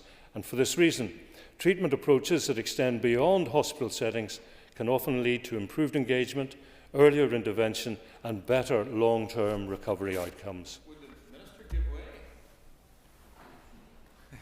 way? I always love a Minister who gives way. It's always very exciting. Would the Minister, and I suspect he will agree with me, that actually his strategy of shift left, or as I might call it, earlier intervention, in this context not only delivers better outcomes for the people that the illness affects, but also is more cost effective for the health service? Well, absolutely. Those are the two objectives of shifting left into a neighbourhood model of care. Better outcomes for patients and for people, but also it's much easier on the budget, because when we let people linger on a waiting list for 3, 4, 5, 6, 7 years, by the time we treat them, we have to treat them in an acute hospital where all the really expensive procedures take place. So community care, absolutely. It enables services to respond earlier, to respond more flexibly, and for many individuals, concerns emerge long before the need for hospital treatment. By strengthening community pathways such as GP awareness, early intervention teams, mental health hubs, and voluntary sector supports, we can identify difficulties at the earliest possible stage. And this helps prevent deterioration, it avoids crisis-driven referrals, and it reduces the pressure on acute inpatient settings, as the member alludes to. Early intervention, then, is consistently shown to improve recovery rates, shorten treatment duration, and reduce the likelihood of relapse. So I want to stress eating disorders cause real distress for service users and their families and friends, and every admission is one too many. It's true CAMHS admissions rose sharply after COVID-19, but they've since returned to roughly pre-pandemic levels. Nonetheless, I remain committed to strengthening early intervention and community support so that timely, effective care is available for every child, every young person, and every adult who needs it. The mental health strategy states clearly that additional investment is required to develop services in line with NICE guidance, including the establishment of intensive day treatment options. Unfortunately, the deliverability review has highlighted the extent to which funding constraints have limited progress across the strategy, including in the eating disorder services. Now, I acknowledge the motion's call for a clear time frame for reviewing and responding to the business case for enhancing the regional eating disorder service. And I want to say this to members. In fact, the business case has been partially funded already in terms of a part-time regional clinical lead, a social care lead, and a project manager for the Regional Eating Disorder Managed Care Network. And they were all appointed in late 2024, and they have established that managed care network. But completing the business case does depend on funding. The business case costings in full are £3,483,439. If I discount the current monies that have already gone into the part implementation at just over £1 million, the additional funding required for the full business case stands at £2,396,439. Now, I know in the great scheme of things, maybe members may think that that's not a huge amount of money out of a budget of over £8 billion. But members will also be aware I am in here most, if not every, sitting week, and at least once a week I'm being asked to prioritise and invest in something. So the money does not exist. The shortfall that we're currently projecting for next year is going to be in the order of 800 million plus.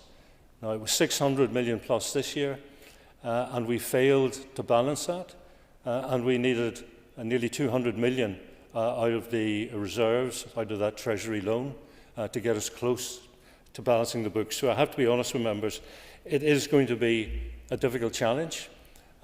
When we do finalise the budget, the first thing I will do is pay the 3.3% for Agenda for Change staff.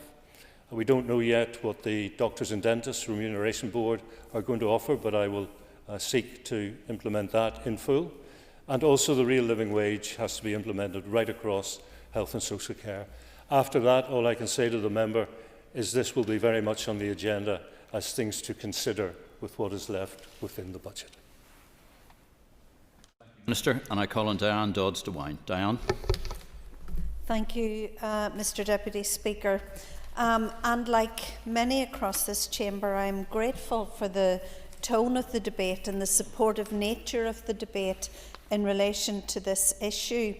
As my colleague Peter Martin reflected, this is not a contentious issue, but it is an important issue to shine a light on this particular issue. It's not often it gets this particular prominence, and I'm glad that we've been able to shine a light on a really, really significant issue. And I suppose of one of the stats that really comes home to us when we consider that individuals with an eating disorder have a 7 times higher mortality rate than other people with severe mental illness. And that's a really, really significant stat, and perhaps one that not many of us actually acknowledge and realise in the debates around the prevention of suicide and other issues that are prevalent. So I do think it has been a really good debate, a supportive debate, and important in that we shine a light on this particular issue.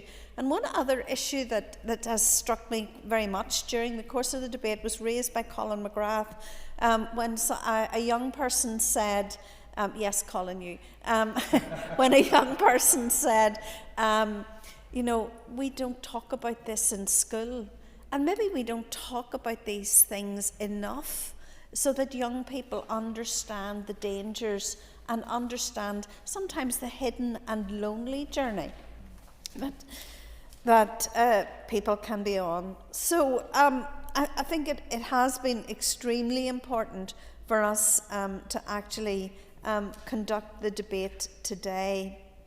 Again, Minister, I want to refer to a couple of things that you yourself actually raised and which other people have raised in the chamber today. And that is the implementation of the mental health strategy, and particularly the implementation of the community element of that in relation to eating disorders. You quite rightly, and I think every party across the chamber supports you in the ambition to shift left, in the ambition to provide care closer to home, in acknowledging that not only will this be more effective, but it will be less costly for the health service. I don't think there's any real debate about that among political parties here, but we just want to get to do it in a coordinated and some sort of system that is ordered and people will understand what is going on. And I just was struck in looking at some of the stats for this debate that Article 29D talks about talking therapy hubs and intensive day treatment facilities that are in line with NICE guidance and which would fulfil that ambition of bringing care closer to home. And I noticed that the Royal Free London NHS Foundation Trust Eating Disorder Intensive Services demonstrated that very well. From April 2022 to March 24, this service treated 78% of patients who were all assessed as being at risk of a specialist eating disorder and inpatient admission. Yet at the end of it, only 13 of these patients, 17%, ended up requiring such an admission. And surely that is sort of an indication of how really good community services can help prevent people from being admitted to hospital, but bring care closer to those people within their own communities, closer to their families, and be much, much more effective, both in terms of cost, but more importantly, in terms of that person's recovery from the illness. So I think that when we are considering how to move forward in this, I think that that is one of the issues that we would like the department to really consider very substantially. and the provision of that, as well as the provision of services so that children, young people and adults do not have to travel outside of Northern Ireland, away from their families, in order to receive treatment. And I think that that is hugely, hugely important. I'm encouraged, Minister, by your indications on the business case, on the partial implementation of the business case, and those leads which are there, who are there to drive forward this particular issue. And I note that you said that you need roughly about £2.5 million in order to do that. And I do encourage some way of looking at that so that we can try and actually drive this issue forward, which is very important. The other issue that strikes me again, and it's not really an issue that will fill this house full of clamouring voices, but it is actually an issue that is really important to the delivery of services that are tailored to meet the need. And that is the data that we have around eating disorders. And for many years, people diagnosed with an eating disorder have received that diagnosis in an emergency, in a hospital situation. And that is how most of the data is actually captured. But that ignores the level underneath that of those mild to moderate eating disorders that are not captured by the data. And I really re-emphasise once again the fact that we cannot design and deliver services that are effective, that meet the need of people in our communities, if we do not have the data that actually helps us to do that. And again, I think it is hugely important. We had a whole debate on the issue of data and the provision of mental health services, I think a couple of weeks ago.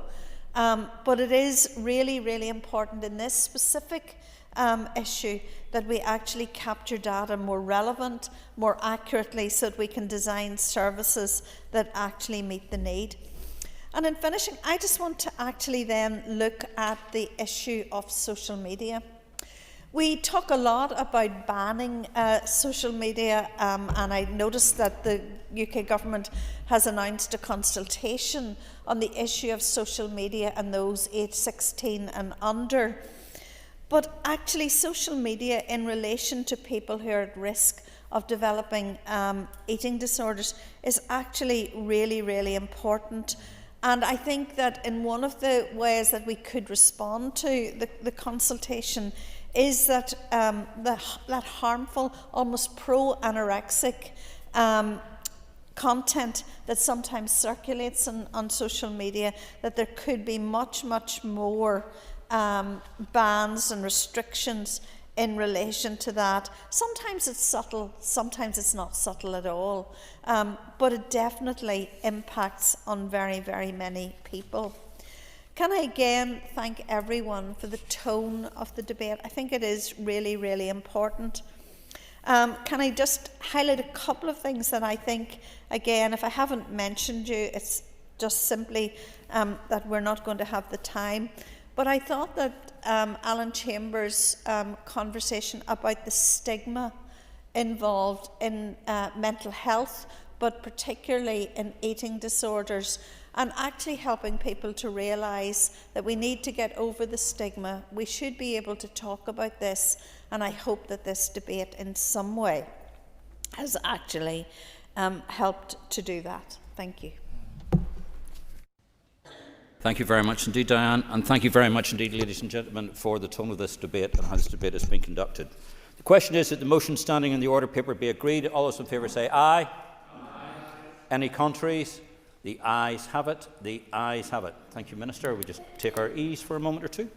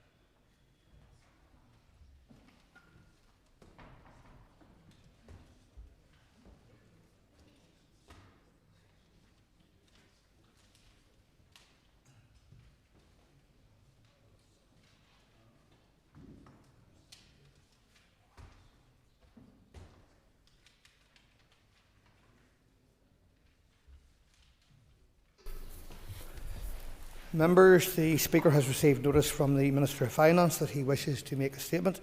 Before I call the Minister, remind members that they must be concise in asking their questions. This is not an opportunity for debate. Long introductions will not be allowed. Minister. Last Concordia, and I want to thank you for the opportunity to update members on the Chancellor's spring forecast. The forecast set out the Executive receiving an additional £380 million over the next 3 years. £380 million of this is Resource Dale funding and £9 million in capital. The majority of the Resource Dale funding, £361.2 million, follows a decision taken in Whitehall earlier this month when the British Government announced a £5 billion package to help address the debts that local councils in England have built up in recent years in providing special educational needs support.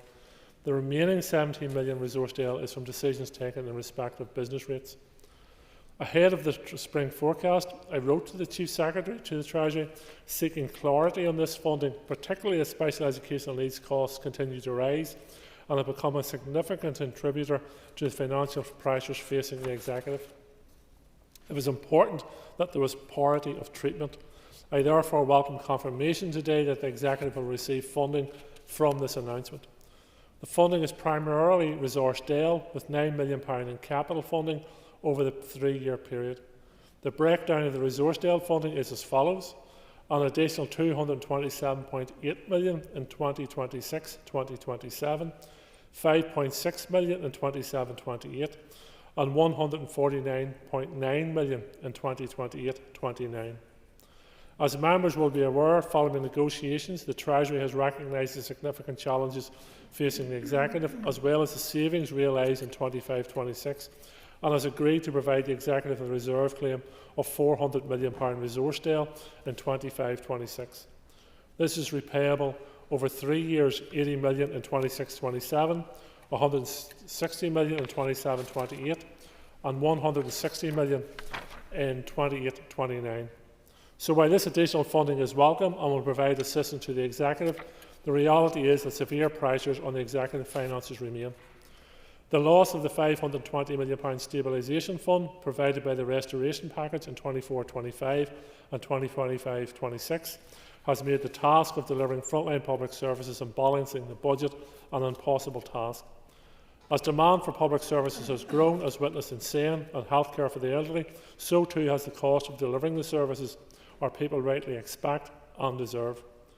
The delivery ambitions of departments substantially exceed the funding available for both resource and capital budgets many times over. There remains a significant and unsustainable gap between our ambitions and the resources at our disposal.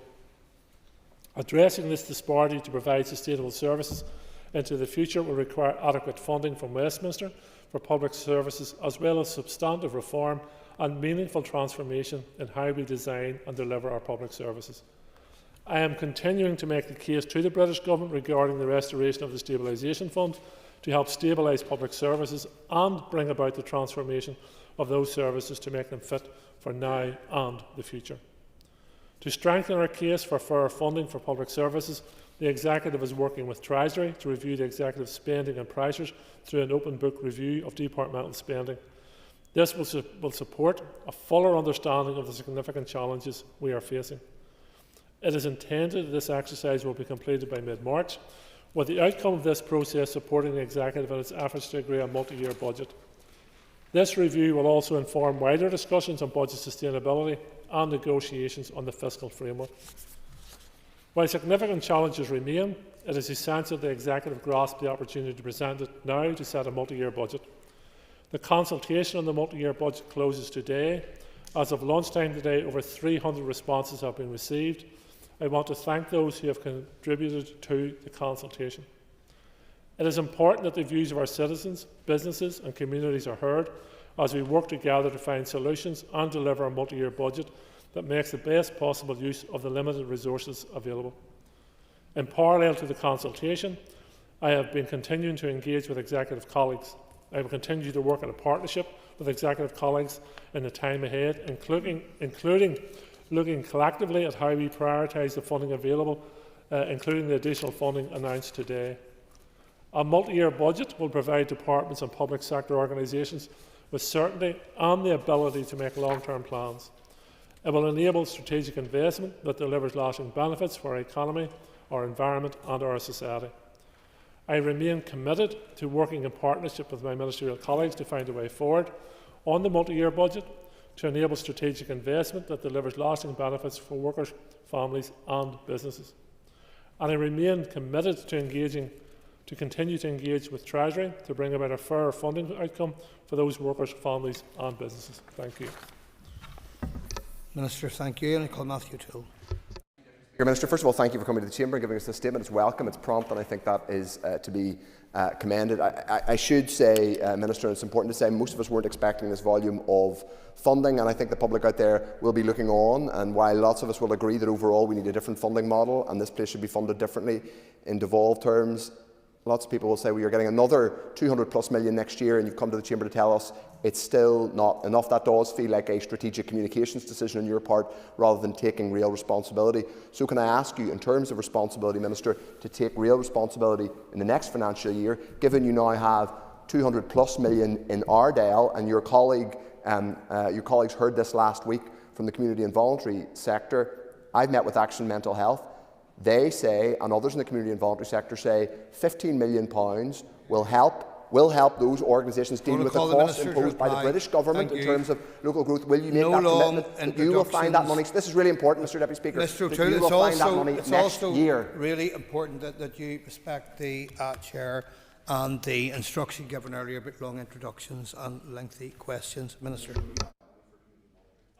I think if one thing has been proven today, that this allegation of financial mismanagement that Mr O'Toole and some commentators throw at the Executive has now been blown out of the water.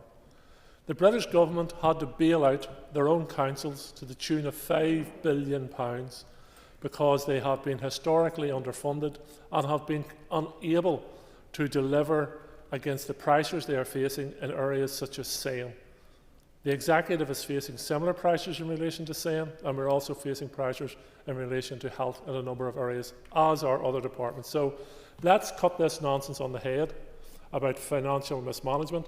Let's stop, and I thought we agreed on this last week, to stop being a spokesperson for the NIO and to work in a collegiate and a collaborative manner along with the executive parties and everyone in this chamber and putting a very, very strong case to Westminster that they need to properly fund this place to allow the executive to deliver public services and deliver the transformation that is so badly needed across a range of areas.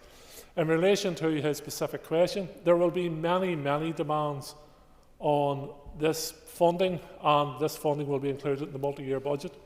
It will be for the executive to decide as to the final outcome of the multi-year budget and how funds are allocated and to where. But I think the member is making a tactical error again.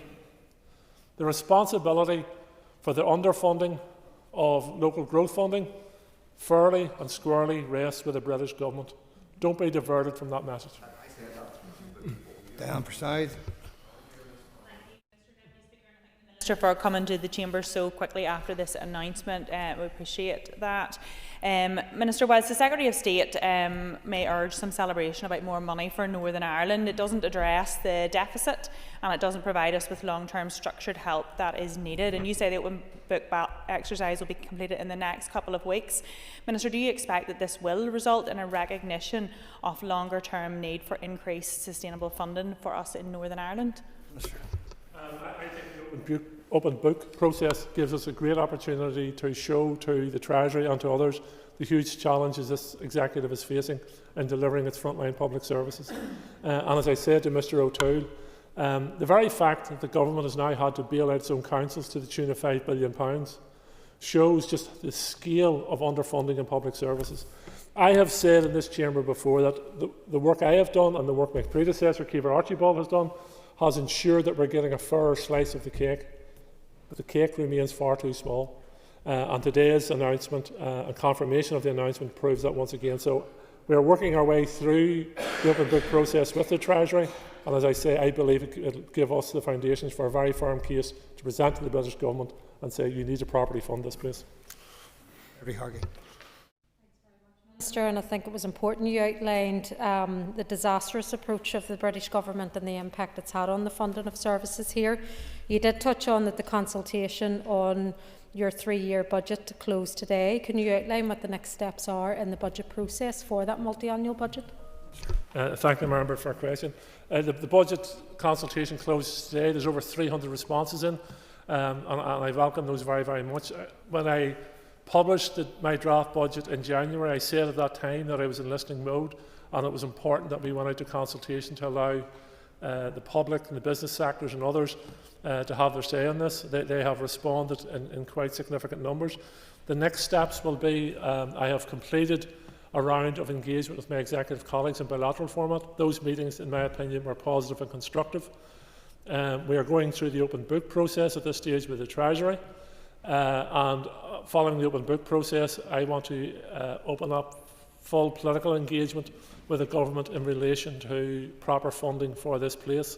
I've also asked the executive to set aside a number of specific meetings to discuss the budget in the run-up to the start of the new financial year.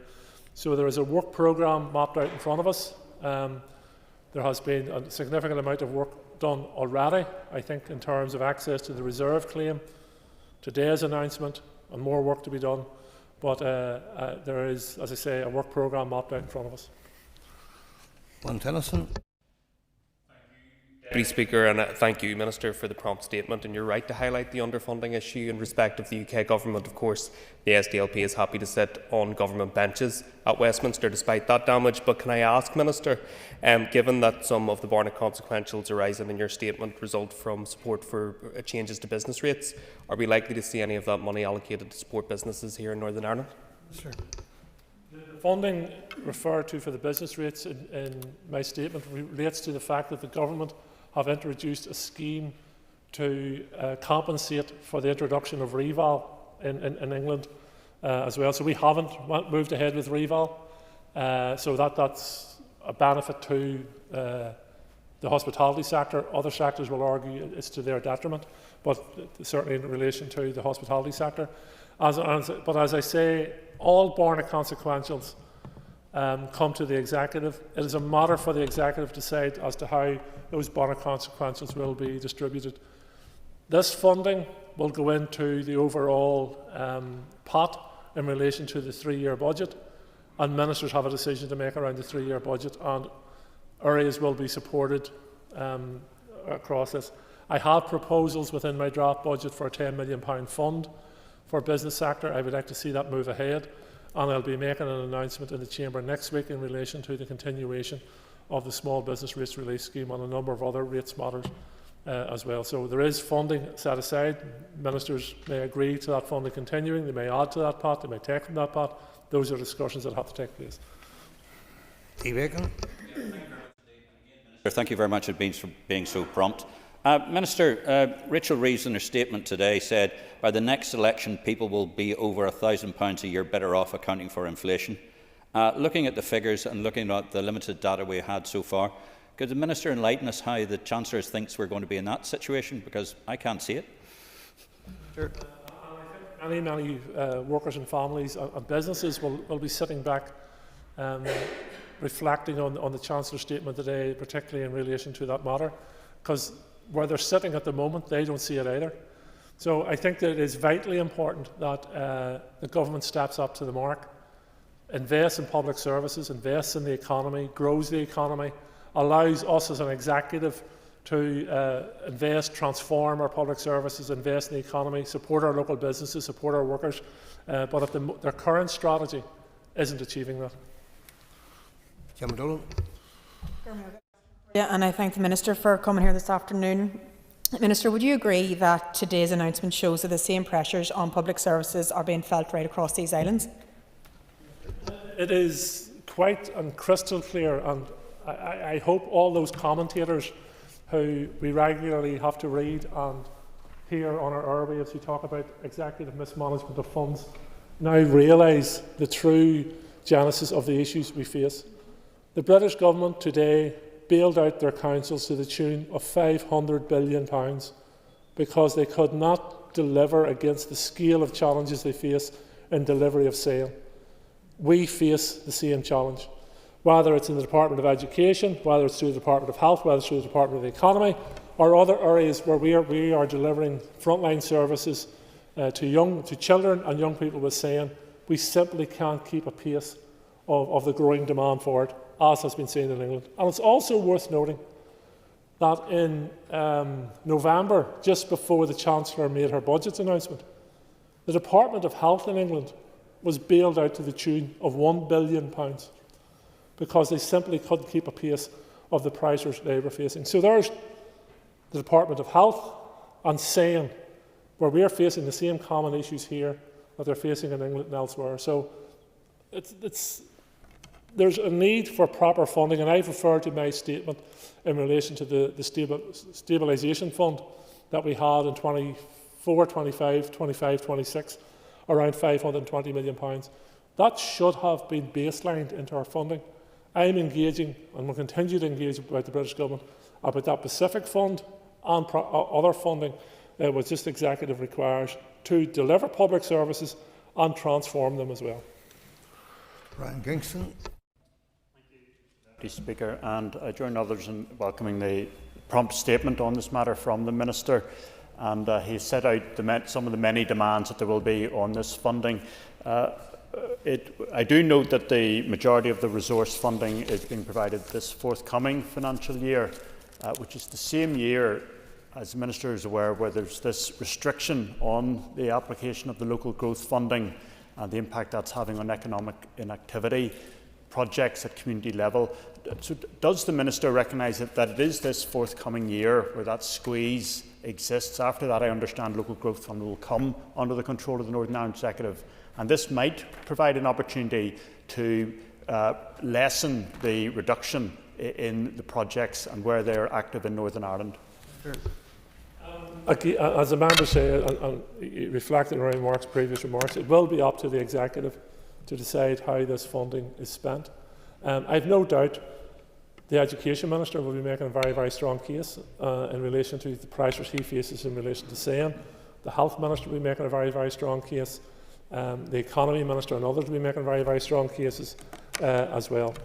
In relation to the Local Growth Fund, just to clarify exactly what's happening with the Local Growth Fund, next year the fund is being delivered directly by the NIO. The following years the fund will be delivered by the Executive, but the funding model is dictated by the British Government. So that split between capital and resource remains, that challenge remains in that, and the Executive won't have the authority or the powers to change that split. So the challenges remain for the sector. But again, as I say, it's a matter for the Executive and what decisions they make. But I think at this stage it would be a huge mistake to take focus away from the British Government's responsibility around the Local Growth Fund. They created the problem. They need to resolve that problem. Paula Bradshaw. Apologies, I wasn't in for the very start of this statement. Minister, can you please provide an update on the open book exercise and your assessment of whether it will be comprehensive enough ahead of the potential agreement of the multi-year budget? Thank you. Sure. Work has commenced on the open book project or programme. We agreed terms of reference late last week. The work has started. Departments are engaging with my department and the Treasury in that regard. It is a very, very short time frame. I would like to see that work completed within a couple of weeks. So it will be the focus. I think the case we can present can be presented within 2 weeks. Treasury will have their wishes and asks out of this process, but I think within a 2-week framework there's only so much work you can do. There's only so deep you can dive in these matters, but I'm confident we can present our case. Thank you very much, Deputy Speaker, and I join others in welcoming this statement coming to the House and coming to the House so promptly.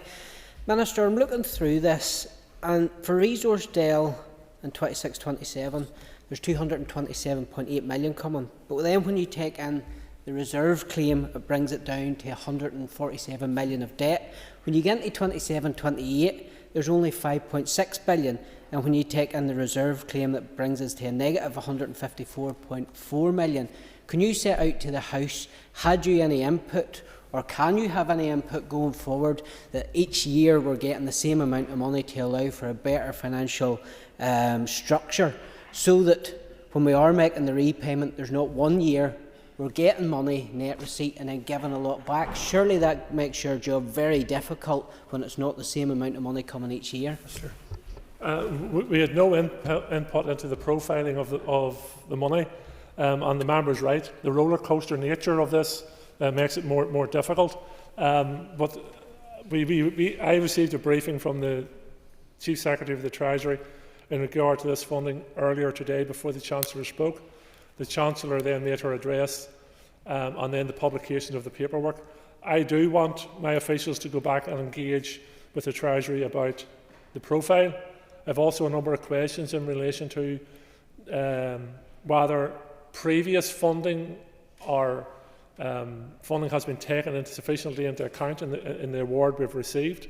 So there's a number of questions that has been created by the allocation of the bailout of £5 billion for English councils, which I remain uncertain about, and I want my officials to engage, and I'll engage at ministerial level as well around this. But if we could change the profiling, I think it would be helpful. I also think, in terms of our engagement continuing with the government, that the overall amount of funding, as I've said repeatedly, needs to be taken into account. The global pot we're dealing with also needs to be taken into account as well. Mark Durkin.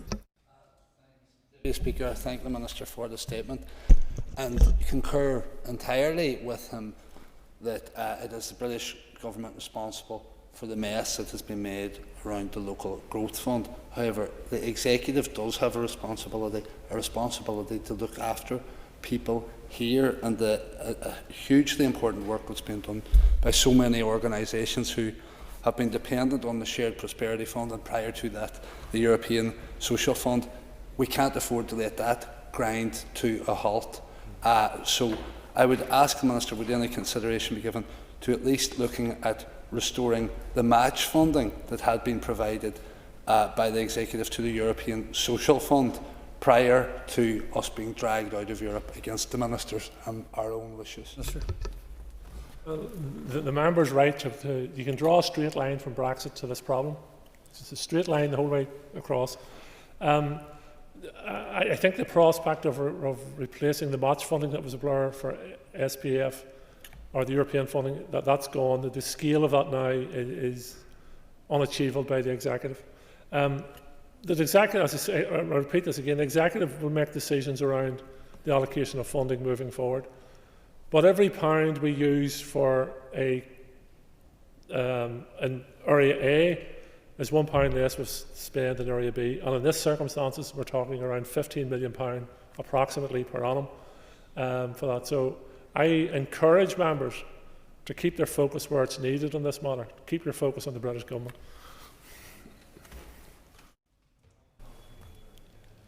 Okay, members, as no other member has indicated for a question, that concludes questions on the statement. Could I ask members to take their ease for just a moment before we move to the next item on the order paper?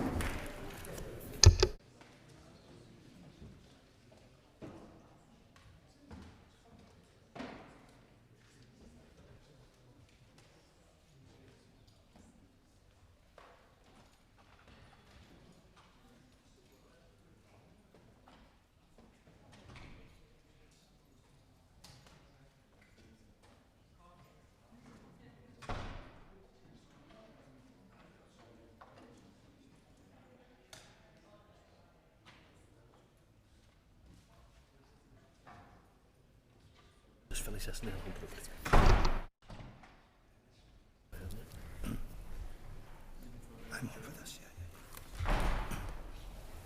Okay, members, item 6 on the order paper, the adjournment. The question is, it's Assembly to now adjourn, and in conjunction with the Business Committee, the Speaker has given leave to Joanne Bunting to raise the matter of day centre transport services in East Belfast. I call Joanne Bunting, and you have up to 15 minutes. Thank you very much, Mr Deputy Speaker. I'm really grateful to have the opportunity to raise this matter of significance and import that has caused considerable distress to some of the most vulnerable adults and families in my constituency of East Belfast, and indeed by extension to staff within our health and social care system, and I welcome the Minister's presence this afternoon. This issue concerns ongoing and unacceptable transport failures affecting service users of the Edgecombe Day Centre in East Belfast. Members will be aware that Edgecombe is the only full-time day centre in the whole of East Belfast. It has over 100 users per day, and for many, every day, from their 19 until they pass away, it's the only social activity and interaction they'll have beyond their own immediate family. It is a truly wonderful facility with amazing staff to whom I would wish to pay tribute, and inspirational service users who have varying levels of needs, disability, or require some additional help, support, or therapeutic services. It's not an exaggeration or hyperbole to state it's also a lifeline for those users as well as for those who love them and care for them. And I believe I would be accurate to state that for everybody concerned, it's a part of their day to which they look forward and on which they rely. Indeed, for many users, parents and guardians alike, it's fundamental to their physical and mental well-being. It provides structure, routine, social connection, and vital support. For parents and carers, it offers much needed respite, in some cases, the only respite they receive. Some of these families have been linked to Edgecombe for more than 20 years, so it's become like a second home, a safe place, a place of refuge and enjoyment. Whilst this has been an ongoing issue for quite some time, indeed some parents previously wrote to Minister Swan in 2019 to no avail, over recent months families have found themselves at the end of their tether because the transport services they depend upon have been repeatedly failing. Buses are not coming or are cancelled. Parents are then left with no or short notice and no alternative but to make last-minute travel arrangements, in many cases paying for taxis from their own pocket. Disruption to routine for those who avail of Edgecombe has a hugely negative impact, especially for those with complex medical needs. Given that some users have specialist wheelchairs or equipment, private cars, taxis, including disabled taxis, are unable to transport them. For them, there is no workaround at all, so when transport fails, they just simply can't attend, and consequently they miss out entirely. The crux of the issue is that a driver shortage within the Trust is resulting in a number of these children and adults not being able to avail of the service due to cancelled or revised transport services, some at the last minute. For others, they must be accompanied. It's financially unviable to use taxis as the service, as the taxis have to wait and return, and further it's impractical to use other forms of public transport. So by way of example, for the users who need to be accompanied in a taxi, the staff can only do one run and the taxi must wait and return, which can cost up to £22 per day. If that taxi is not shared with another user, the cost can be £180 a week. So on taxis alone, that's £180 per week when their travel allowance is £77 a week. And thus, they often have to eat into their £34 a week allowance for personal care. To make matters worse, professional carers often have to accompany these service users in the taxi to ensure their safety and well-being. And that means the staff are being taken away from their duties and leaving gaps in other areas of care. With regard to my constituents, I've spoken directly with parents affected, and I know other members in the Chamber have also, as has the Minister. Their accounts are heartbreaking. Families reported the significant stress and anxiety resulting from the cancellations of the bus service, both for their children and themselves. They've told me of their sons and daughters, sometimes their siblings, adults with special educational needs, who've been left waiting in distress, who've become increasingly anxious and frustrated. Short notice can result in huge meltdowns, and remember, these are grown men and women, many of whom retain their physicality. and such emotional distress is difficult for their parents to watch when they feel so powerless to help. For these users, members will appreciate routine is everything, and change and disruption are very difficult. They become agitated, upset, stressed and irritable. Yet being afforded notice isn't much better either.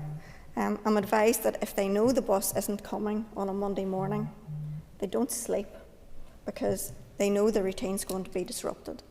Sometimes we heard from parents whose children are in residential care, and they said they'll call their parents in the middle of the night, in the early hours of the morning, just riddled with anxiety at the change and the loss, because they know they can't get out to the centre and they'll be stuck in the house. Indeed, one user has begun to self-harm as a consequence. Conversely, parents report how their children settle as soon as the bus comes, which is testament to how successful Edgecoombe is and how significant that day centre is to its users. Further, it must be borne in mind that considerable numbers of these parents are ageing or elderly. They're often smaller than their adult children and physically incapable of withstanding meltdowns and dealing with the outworkings of emotional fallout and distress.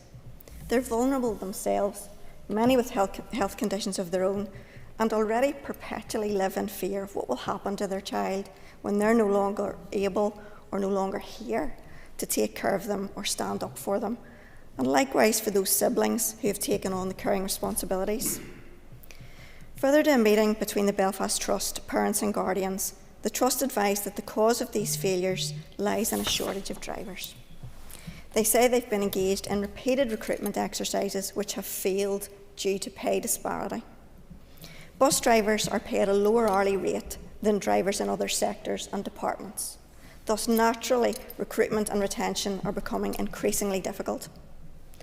To outline the extent of the problem, we were advised at the initial meeting in October that the Trust lost nearly double the number of drivers in 2025 than the previous year, and despite rolling recruitment, applicants are down almost 2/3 on the year before, which compounds the difficulty. It's deeply concerning that a service so essential to vulnerable adults and their families has been allowed to deteriorate to this point because of an unresolved staffing issue. At the meeting, the Trust, to their credit, was rightly honest about the situation it faces and the steps it's taking to try to alleviate the matter. It's in discussions with regard to training and employment schemes, but ultimately it requires drivers to be committed to accepting a lower wage than could be earned elsewhere. And understandably, in this economic climate, that's a difficult ask and a tough choice. I will. It's an interesting point, the fact that the drivers are being left to earn less, and that maybe an imaginative approach might be to recognise that they also do undertake a lot of caring responsibilities. They are that familiar face, they do have those interactions, they help to keep people calm and able to transport them through, and actually maybe recognising that element of their role may actually help to try and increase their wages and respect them for all of the duties that they undertake. Yeah, and I'm grateful, Mr Deputy Speaker, to the member for making that point, and he's absolutely right, and hopefully the Minister for Health will address that issue. They outlined the difficulties, this is the Trust outlined the difficulties with agency workers and the contracted prices for them, and notably and interestingly mentioned the need for trusts to have 0 hours contracts because many of their drivers also have employment elsewhere. So a loss of those contracts would have further hugely detrimental effects on these services. To try to bring additional buses on board, they even tendered for private coach firms, but nobody submitted a bid. They too are frustrated that every avenue they explore does not provide a remedy. In accordance with the rules of adjournment debates in this House, I intend to focus my remarks on the impact in my own constituency of East Belfast. However, it should be noted that this is not merely a Belfast Trust issue, rather it's reflected across the piece. However, we're advised Belfast is the Trust which is most affected. Astonishingly, though, I'm led to believe that there are no fundamental conversations between the trusts, no learning taken from each other, and no discussions between themselves around best practice or solutions, which is why I sought the involvement of the Minister. I considered it imperative that he was informed of the overall problem, the siloed nature of the responses to what is a regional issue, and most importantly, that he heard directly for himself the human impact on users and their loved ones. I want to express my thanks to the Minister for recently visiting Edgecombe at my request alongside Andy Allen MLA and our local MP Gavin Robinson. During that visit, the Minister heard firsthand from families, in particular Claire and Jacqueline, who spoke movingly and powerfully on behalf of the families about the realities of life for parents and carers and the toll that this ongoing certainty is taking. The Minister will also remember William, who uses a specialised wheelchair and depends entirely on suitable transport arrangements. I thank the Minister for taking the time to listen. His presence and engagement was appreciated, but he will understand and hopefully agree that families need more than empathy. They need action and resolution. We're all aware of the significant financial pressures the Minister faces. Nevertheless, I considered it was only fair and right to make him aware and to ask him to look into what is going on, given the urgent nature of the problem in East Belfast and the wider Belfast area. But the province-wide impact may offer an opportunity for a regional solution, which may be cost-effective and more easily negotiated. Edgecombe needs 5 buses at least, ideally 6. On a good day, it has 3. Inevitably then, some attendees are always left behind. We need clarity on what specific steps are being taken to address these pay disparities that are undermining recruitment and retention. We need assurance that there is a contingency plan so that no service user is left stranded. We need a timeline for when families can expect reliability to be restored. We need recognition that this is not a peripheral administrative matter. It goes to the heart of how we treat adults with profound additional needs and how we support those who care for them. These families are not asking for luxury. They're asking for a bus to arrive when it's supposed to. They're asking for their sons and daughters to be treated with dignity. They're asking for the small measure of respite that allows them to continue caring at home. I appreciate the pressures on the health service, and I know the challenges of workforce shortages are real. But there must be a recognition that for families like those connected to Edgecombe, the breakdown of something as fundamental as transport has a devastating ripple effect. It impacts mental health, emotional and physical well-being, employment, family stability, and ultimately, trust in the system. Mr Deputy Speaker, I'm seeking the Minister's urgent intervention to stabilise transport provision and to prevent this situation from reoccurring. These families have waited too long, some for at least 7 years, as the Minister knows. These attendees rely on this transport. It's their gateway to the opportunity to learn, socialise, have some independence, and receive therapy. In other words, to lead a fulfilled life. These service users and their families deserve answers. They deserve action, reassurance, peace of mind, and ultimately, they deserve the service they were promised. Thank you. Thank you. Peter McReynolds. Thank you, Deb. Members should be able to have 7 minutes for each speech. Mr McReynolds, apologies. Thank you, Deputy Speaker, and I rise as an MLA for East Belfast and thank my constituency colleague for bringing forward this to the House today and welcome her back to the Assembly after a bout of illness last week. Since becoming an MLA, I've always enjoyed adjournment debates because they bring together all of us as MLAs in our constituencies, and while we can disagree with varying points politically on issues such as various other issues, we can collectively use our voice as East Belfast MLAs to effect change for the people we are elected to represent. And I thank David and Andy for joining us today for this adjournment debate. I'd also like to thank the Minister for being present to hear what is, I consider, to be quite a live issue.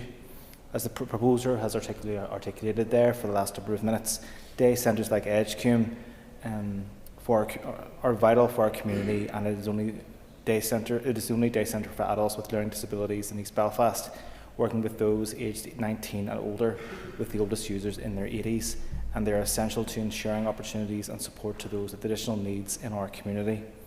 They do this by providing opportunities to take part in activities, giving spaces to socialise, building a community and promoting independence, while also providing necessary respite for families and carers. Crucial in facilitating access to this is transportation, as we've just heard. So you can imagine my surprise, Mr Deputy Speaker, when I raised this matter with the Chair of the Education Committee yesterday to be advised that he had heard rumblings of discontent that drivers were leaving for better terms, conditions and pay in the education sector. This can manifest itself in limiting access for service users, but interrupts routines, impacts care arrangements and puts pressure on families to find alternative transport.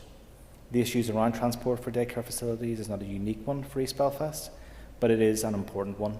For those with complex needs, it is vital that consistent and reliable transport is in place, and it is not simple to find alternative transport that meets their needs. The crux of the issue is that the hiring and retention of drivers for day centre buses has become an urgent issue, with many drivers leaving their roles in the transport services for day centres to work elsewhere to do better pay, and you cannot fault those for seeking other opportunities in the context of a cost of living crisis.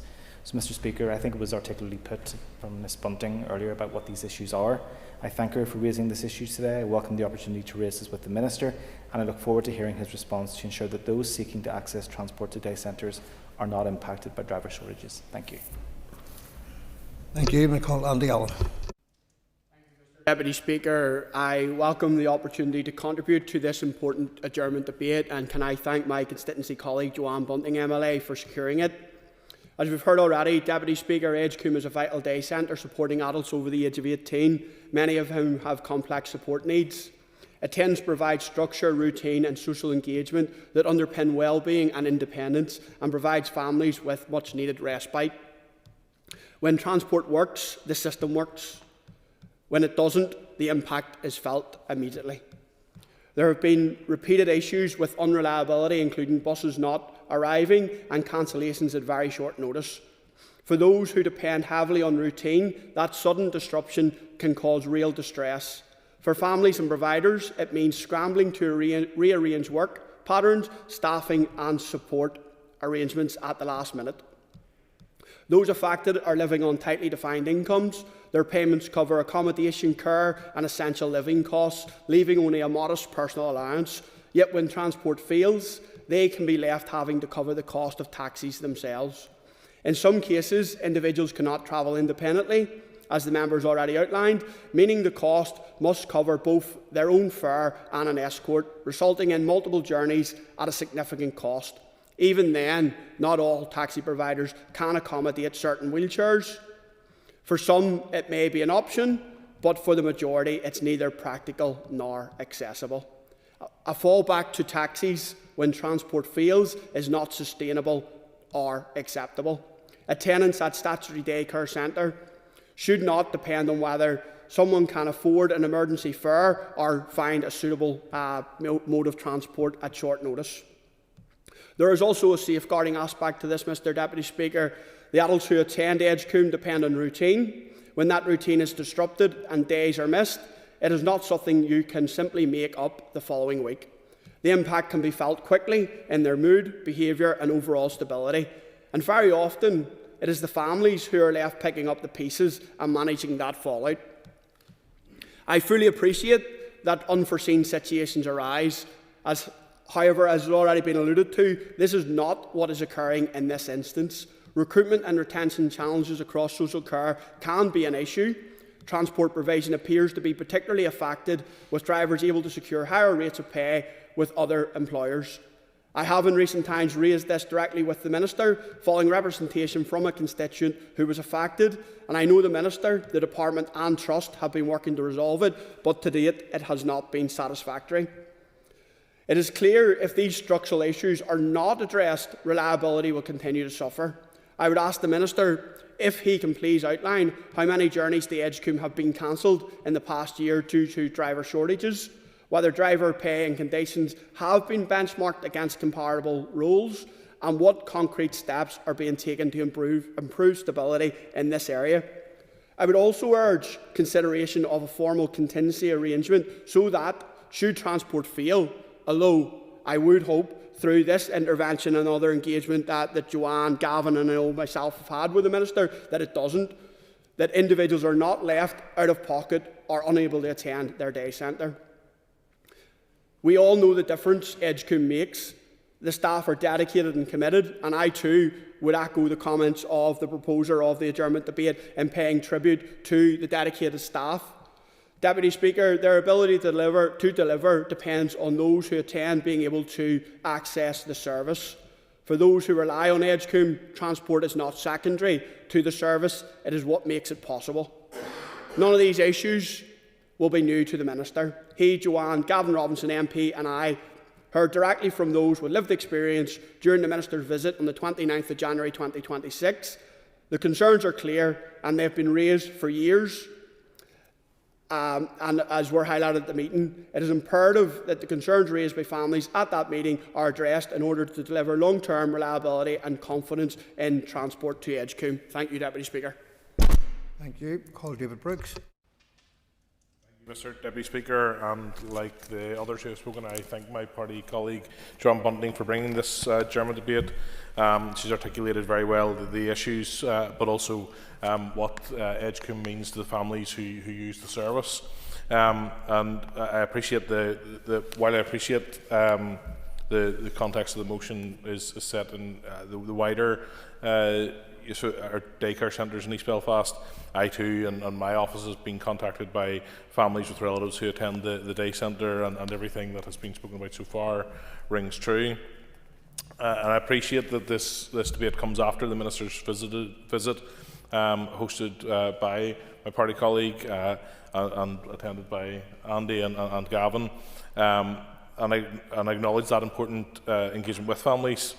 Families with relatives attending Edgecombe understand the scale of the financial pressures that are facing the department. They are not naive to the fiscal realities of the health system. They recognise the difficult decisions that must be made. Yet, like many others, they are weary of hearing the same explanation year after year. One gentleman I understand showed the Minister a letter from 2018 outlining financial pressures at that time. 8 years on, the language remains familiar, with families waiting to hear whether the bus service is going ahead day by day and week by week. When an issue persists across nearly a decade, reference made to financial pressure ceases to reassure and instead begins to sound like permanence. We know that Northern Ireland has not been funded as it should be. We know my own party leader has repeatedly been making that fiscal case at Westminster. Limited budgets, however, do not suspend decision-making. A system that contracts each time pressure mounts is not resilient, but rather left very exposed. In this case, the bus transport workforce model cannot absorb the predictable absence, whether annual leave, sickness or turnover, without reducing the service. And as such, it exposes three underlying problems. The first is operational instability. The bus service system is overly reliant on perfect conditions and has little resilience built into the model. If one bus driver takes annual leave, if someone is off sick, or if recruitment takes longer than expected, the system falters. In its current format, the bus service does not have enough built-in flexibility or contingency to absorb normal everyday pressures, and that fragility has been shown for years. Second is ineffective mitigation. In the letter issued by the Health Minister to the families following the Edgecombe meeting, reference is made to the shortage of bus drivers being recorded on the Trust's risk register. That is not insignificant. It has been identified as a material risk to service delivery. It is recognised, it is reviewed, yet it remains unresolved. The purpose of the risk register is not to catalogue difficulty, but to reduce exposure. A risk should trigger action, not simply observation. It should prompt a structural response, not a procedural repetition. If the instability of the bus service has continued across multiple biannual reviews, then one of two conclusions must follow. Either the mitigation strategy has not been effective, or the underlying cause has not been adequately addressed. Thirdly, the recruitment model is not delivering. There are competing pressures within the local labour market. Comparable driver roles in other sectors, as we have heard, including with the Education Authority and TransLink, are offering more attractive pay or greater flexibility, and that cannot be ignored. And we've heard that you can't expect those who are offered better terms to stay in that regard. Recruitment campaigns are repeatedly undertaken. While there will be interest from some potential employees, the total square sum making it from initial interview to completion dwindles to nothing. This suggests that the model is not aligned to the market conditions. Advertising the same posts under the same terms doesn't overcome the competitiveness issues. The response from the Department of Health needs to be fundamentally readdressed. As the DUP spokesperson for education, I regularly visit schools and have had informal conversations with school bus drivers. Some are semi-retired, but still feel they have something to contribute. They are experienced, licensed and capable, but what they are not seeking is rigid full-time employment. That reality points to an opportunity. If there is a pool of semi-retired or part-time bus drivers that are willing to work 1 or 2 days a week, then it becomes a question of whether the trust recruitment model is flexible enough to attract that kind of worker. The structure within the Department of Health, I understand, and I've heard my colleague speak of zero-hour contracts, and I bow to her knowledge of that, is that the structure currently is only accommodating those in fixed full-time roles, but excludes precisely the kind of workforce that could provide that resilience. It's not simply about filling vacancies, but it's about redesigning the model that has shown over the years that it cannot withstand ordinary pressures. Families are not asking for perfection, but what they are asking for is reliability. When this is missing, disabled adults lose access. If the bus isn't running, they do not get to the daycare centre. They miss structured support, they lose routine, social interaction disappears. The impact doesn't stop there, however.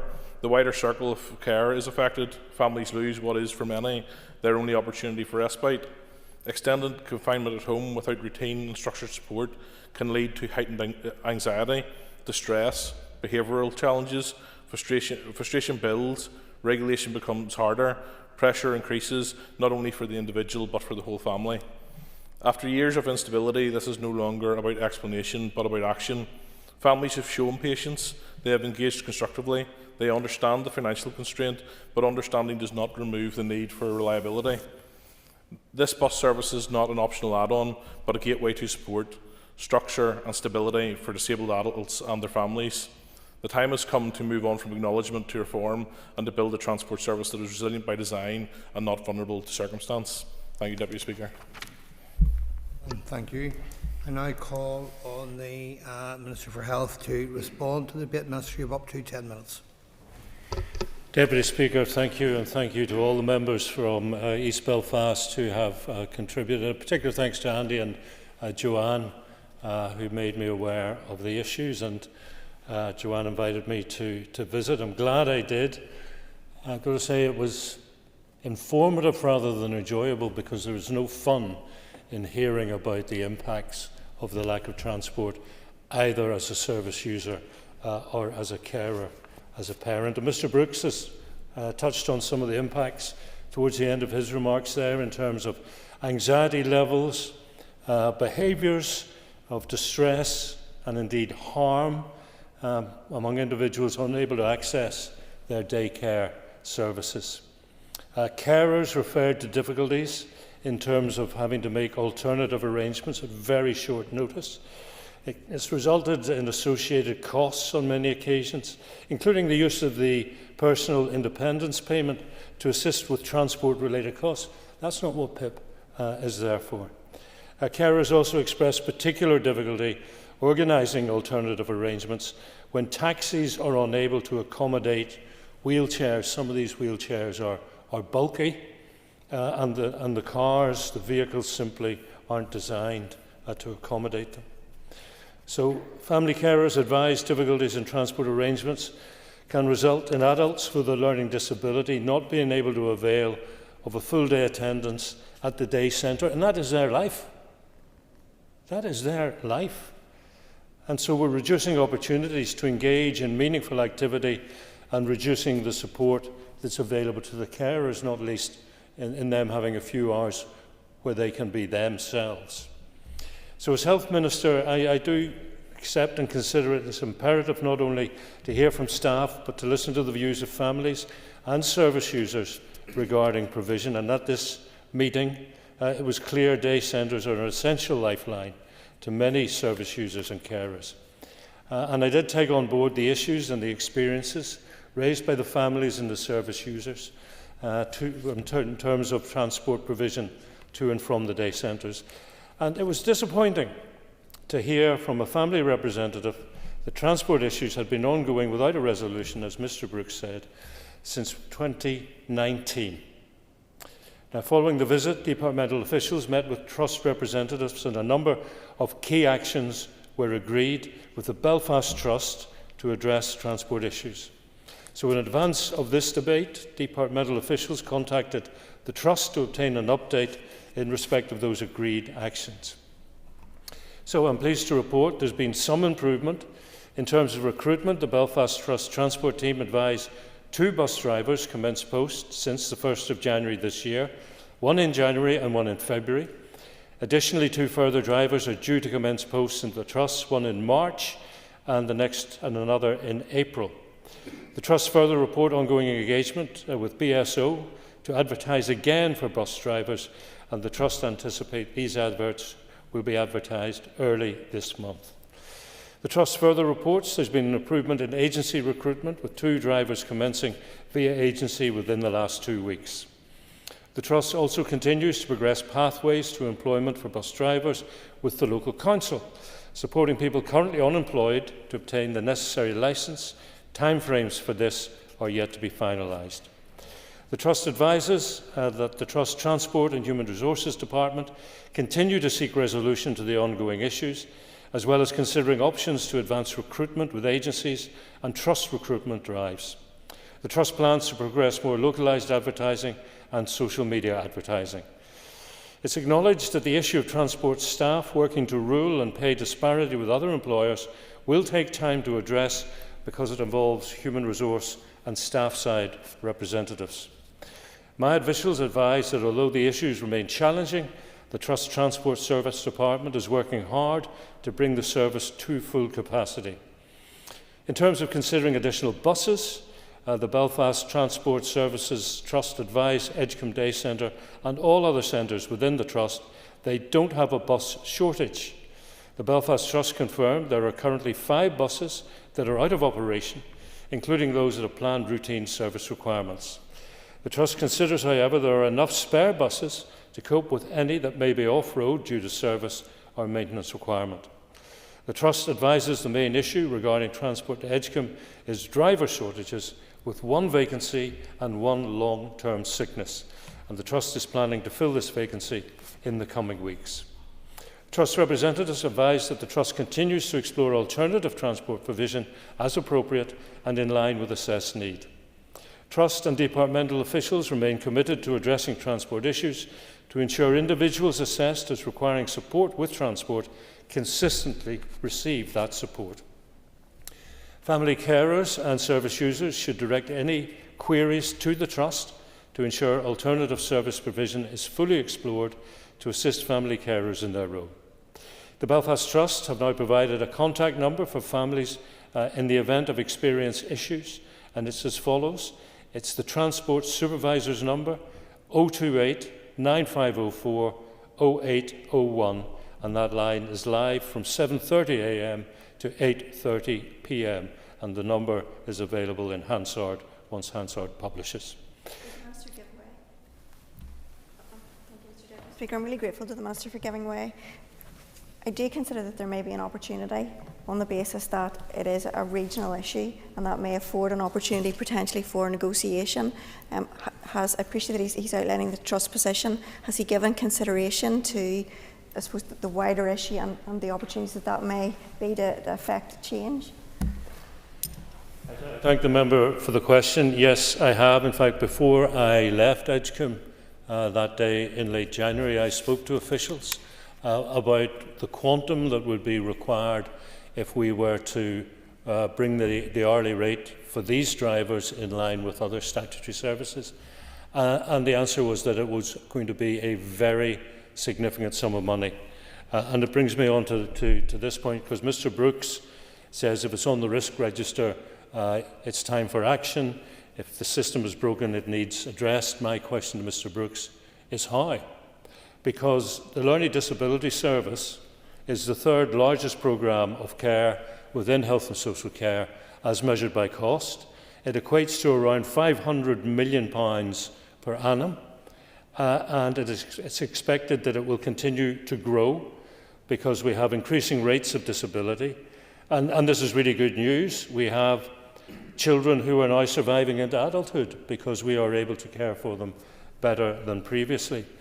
And the problem is, if I need to find millions to bring the hourly rate up to something competitive with the other statutory services, where is that money? A couple of hours ago, I was in another debate here in the chamber, and it was the mood and the will of this Assembly that I go and find about £2.5 million to fully implement or fully deliver on the business case for eating disorders. And during that debate, Mr McGrath made clear that in terms of the 10-year mental health strategy, I'm delivering less than 20% of the £1.2 billion that it's going to cost to deliver it in full over the 10-year lifespan. So every week I'm in this chamber, and it is the will of the membership that I do more for a particular service or a particular set of services. The money doesn't exist. I'll give way to the member, by all means. Thank you, Minister, for giving way. And I think we all appreciate the scale of the challenge he faces in delivering services within budget. And I do get he clearly has a grasp on what is the key issues here. I guess from my own concern and listening to the recruitment that's ongoing, and I'm glad to hear that, but I fear that it's a false economy, that you are bringing forward people doing recruitment. They may work for you for a short while, and then they're off to pastures new where they'll get paid more. And I worry that there's leakage of money there, there's leakage of resource, which actually, if put towards even improving the pay, maybe not getting up if it's going to cost too much to get it in line with other services, but certainly some kind of improvement would be better than continual sort of recruitment campaigns that are leaking money. Well, I think Mr McGrath hit on something, which is that the drivers are not just drivers. If they are regular collectors and deliverers of the same service users, then to some extent they become carers and deliverers of care. So it's about a package with regard to the role, which is more than simply driving a vehicle for an hourly rate, and that's where I see the potential. It was 10 minutes, Deputy Speaker? Yeah. So I think we need to be innovative and we need to be imaginative, because if we solely focus on the money, we will be beaten, because we cannot continue to absorb over 50% of the entire executive budget, because the other departments are doing very good work, not least addressing the social determinants of ill health. Minister, thank you. Members, the Assembly is adjourned.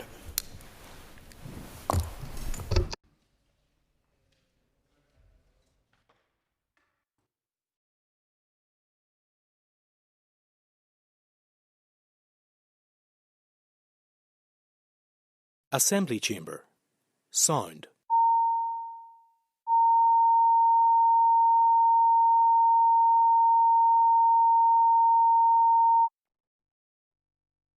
Assembly Chamber.